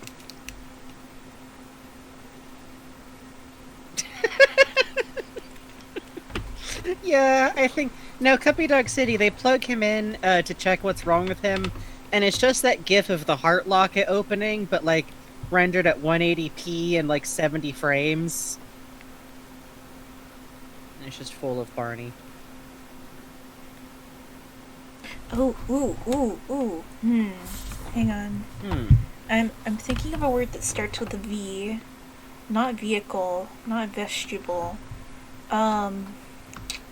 Oh gosh. I want the HEV to stand for, like, hazardous environment vegetable, or what is it? Like, because Gordon could be the HEV. Yeah, his original name is HEV. Yeah. God. Is vestibule? I know what I'm what thinking of? It might be vestibule. Maybe hazardous environment visitor, and they use it as a drone. I could navigate. Okay, vestibular unfortunately means inner ear, so I don't think that's getting us anywhere. And vestibule is passage.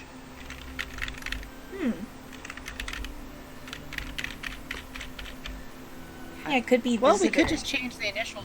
We could always, like, change the initials to, like, hazardous environment. Well, Vessel. Vessel is the hazardous word I was environment thinking vessel. of. God. That's rough. That's good. I like that. I like that too.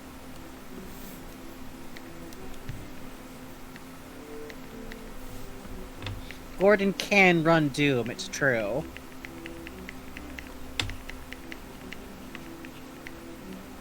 I also kind of like the idea of G-Man, like, repairing Gordon and, like, getting him fixed back up from, like, all the stress of being in Zen. And, like, he's a little bit different after. I don't want to say, like, I don't think more human, because to me that sucks as a trajectory for Android media. He's almost, like, a little bit more robotic in some ways. Ooh, I like Would that make, like, the way he looks and acts is, like, very natural, but also, like, he doesn't have creepy, realistic human eyes anymore. They're kind of they look a little bit more like when he was originally built, and they're just like a pair of glowing lights in the hev visor. Oh yeah. I like Which that. is what his eyes should look like, is just a pair of glowing dots in the hev visor. I was actually just about to draw that because I was thinking his eyes could look like the valve index. Yeah, exactly. God, they're just square lights. At least one smart aleck argues that getting Gordon to sit at a computer and play Doom counts as running Doom on Gordon. Yeah.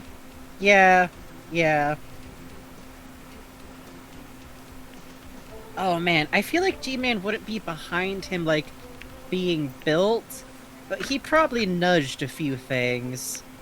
And I feel like G-Man would probably, like... Okay, something that I love is that Dog pretty canonically seems aware of G-Man, which is a wild thing to say about a giant, like, goofy, like, monster truck robot. But he reacts towards G-Man in a few distinct ways. I feel like G-Man would kind of feel a way about an android like Gordon, because that's something that's not human, but knows humans, and can be fond of them, and is, like, has a role dictated by laws, which I'm sure G-Man definitely doesn't in any way, like, empathize with, if he's capable of empathy. Yeah, exactly. Kind of hit that whole thing where he, the thing he says at the end of Opposing Force, where it's like, you know, I see a lot of myself in you. God. G-Man just, like... The suit, unfortunately, does belong to the government, but I find that a man belongs to himself. Wouldn't you agree, Dr. Freeman? Ooh, I like that. Also, Gordon can inexplicably do a pitch-perfect crow noise after he's back online, because Fuck. G-Man thinks he's funny. Fuck. He doesn't know he can do that for a while either. He just kind of, like, makes a noise back at a crow and is like, what just happened? Barney showed him Flash Gordon, and he was like, okay, that's my name now. Yeah! God. I like that, actually! That's cute. That's cute. That's really cute. God, Barney definitely, like, snuck him in, like, comics and books and stuff. Oh. Because, like, I feel like Barney, even when he was in the suit form, he's like, no, sir, they talk to me, that's a person. No. That's cute. I like And you that. just don't leave a person to sit all by themselves in a room for 8 hours. He can do the foghorn. God. Yeah, but it's a real foghorn noise. God. I just also... You know what's funny is that it always bothered me that the Hev suit doesn't insulate you from electric stuff. That probably would be a problem for Gordon, actually. Yep. But it would explain why the radiation isn't. Like, the only problem with radiation is that eventually it's gonna start fucking up his batteries. You. God. Gordon has all of Deep Space Nine downloaded to his hard drive. Okay. See ya, I Only Bunny, or Lonely Bunny. Thanks for hanging out. Half-Life, but Gordon is AI. Yeah, that's the problem, is that it is that. Listen.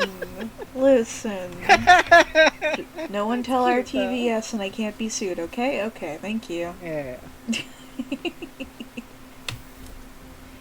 And if anyone shows up, we just, we change and start drawing, the Hamtaro. Alright?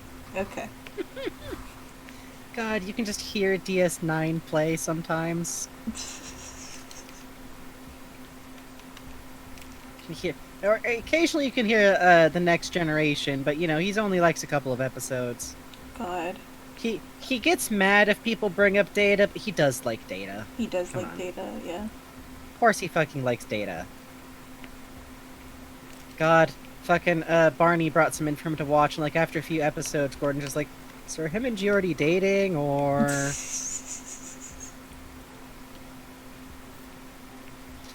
when I was a kid, I have come to realize I had a big crush on Geordie, 100%. Aw. I was like, oh, he is cool, and years later I'm gonna work out why him being disabled is important to me, but right now I'm just a kid with an inexplicable number of backaches. Oh. God, no. There we go. Which is funny, because reading Rainbow too, but, you know, that's different. And we're gonna hit it with this. This. A little bit of that. Ah! Okay, this is from Sam and Max, but it sounds like the Valve logo for a hot second. Oh god. At the very beginning, that's just the Valve noise. Oh yeah, I admit, a version of HLV or AI where Gordon's the AI but nobody else is. I admit I thought of that for a second here, but I like the idea. Oh, good night. See you around, Adrian. Yeah, good night. Oh yeah, Geordie no. LaFord. I think I've seen that where Gordon, like, he can detach the VR headset. That's cool. I love that a lot. Fun fact, I think me thinking of this was based more on already having an AU where Barney is the AI for, like, Gordon's suit. Mm-hmm. Because sometimes I think of things and then I hold on to them even though they're odd ideas. Oh, I love that a lot. Oh, you do? Yeah. It's a fucking nightmare. That's what Eli sees in that other picture over there. Yeah, sure is.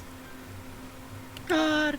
Okay, though, can you imagine, like, baby Alex being, like, held up to him when he's like this? And it's just like, this, see? This is your big brother.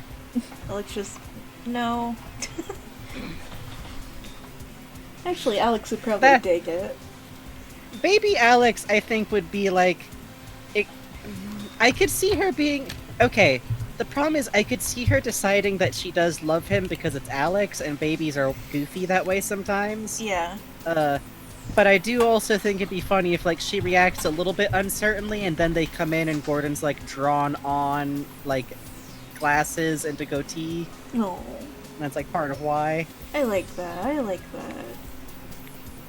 And then she's cool.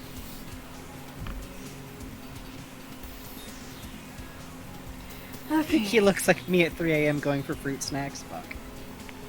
Frankie, we need to talk more about this because this is a good AU, but off the air because my hand is curling. Yeah, we on gotta go to itself. bed. Let me knock over to the main screen because I think we have some stuff in fan art. I think so. And thank you again, Dux, for letting us draw this on stream. Absolutely. It looks like we got about halfway through. Actually, let me real quick knock over to this fan art page to show that we're about halfway through. Mm-hmm. And Dux was actually kind enough to submit a bunch of ideas along with their reference, which was really great. It was great to work on. And hell yeah, I'm excited to show you the finished product.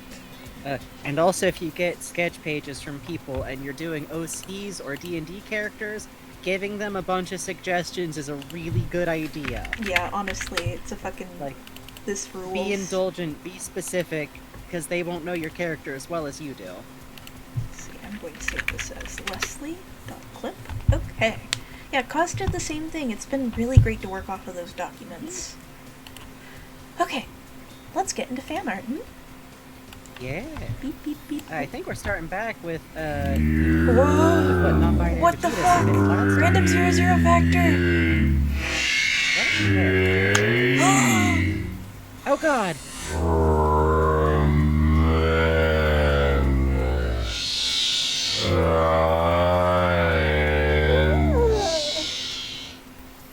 Funny number, I'm very sorry. Thank you. That's very scary.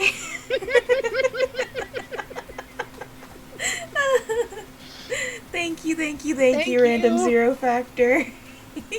That's very lovely of you. Thank you, honestly.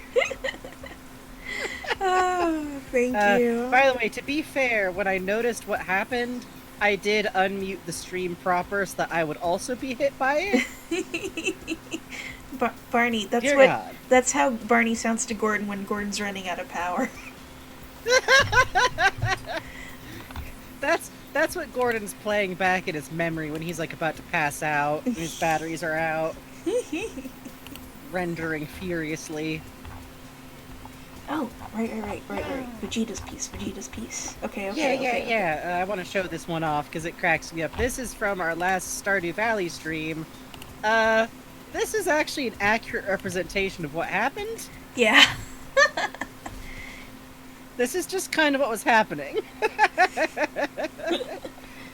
Seriously, this is fucking dope. I really love this, like, the two chats separating off into, like, two separate pieces is already really good, but, like, the wrathful / peaceful energy is cracking me up a lot. I love it. The hard eyes and the roundness versus the, like, evil tentacles and Yeah. the clueless by choice. Chat That's divided. true. Oh god. Thank you. I fucking... So if you ever wonder bone. what happened on our Stardew Valleys... You guys spelled bone right. Look at that. I'm so Hey, proud. look at that! We got a whole bone! Good job! Oh, what is it, Gordon Footwork? Yeah, that's pretty accurate. That is pretty accurate. Thank you. Chapped you. Oh god, yeah. I'm so fucking sorry about that. Clued. Oh god. I do love. I was like eating a fish sandwich and I was sitting here with my mouth full and I was like, what? Are they hearing me chew? And then I looked over and I'm like, oh shit, oh fuck, oh god.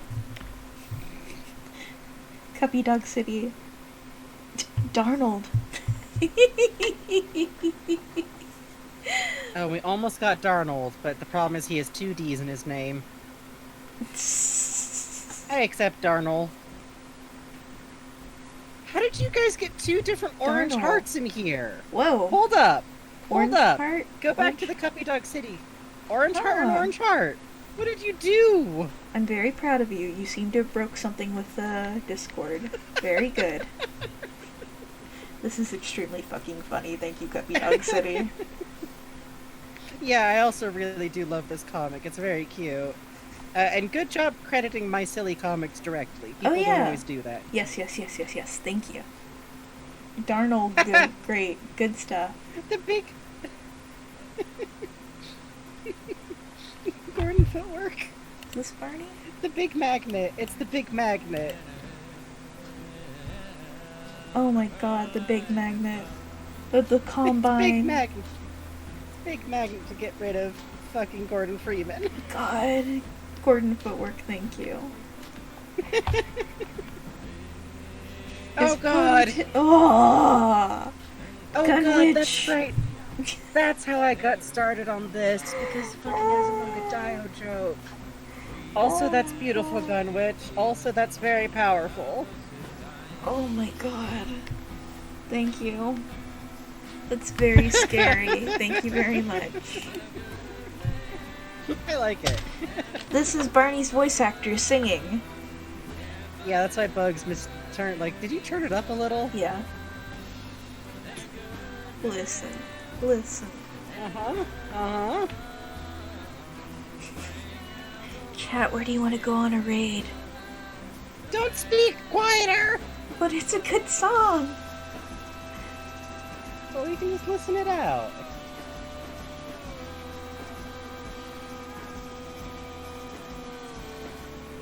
Dilljig. I'm seeing a lot of requests. Oh, not at you. Sorry, at chat. Uh-huh. I was Uh-huh. shushing chat for wasps. Uh-huh. You weren't shushing me so you could simp? No. Uh-huh.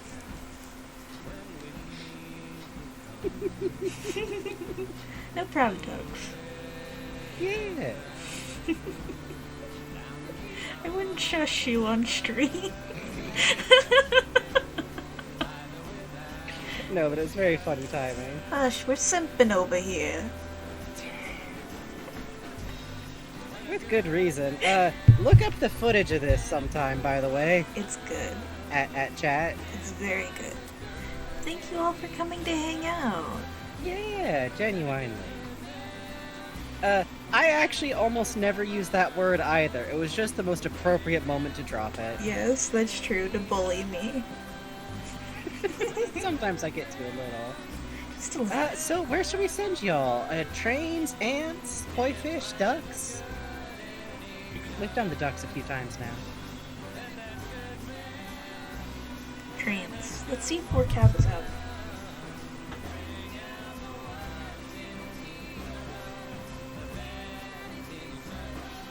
Let's check out some trains.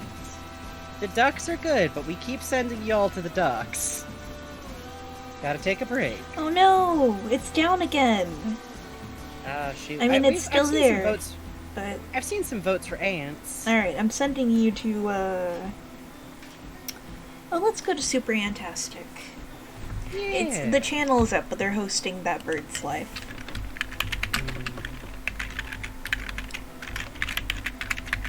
Well, thank you, chat. Thank you for the fun show. Thank y'all for coming by. And we'll probably see y'all Sunday.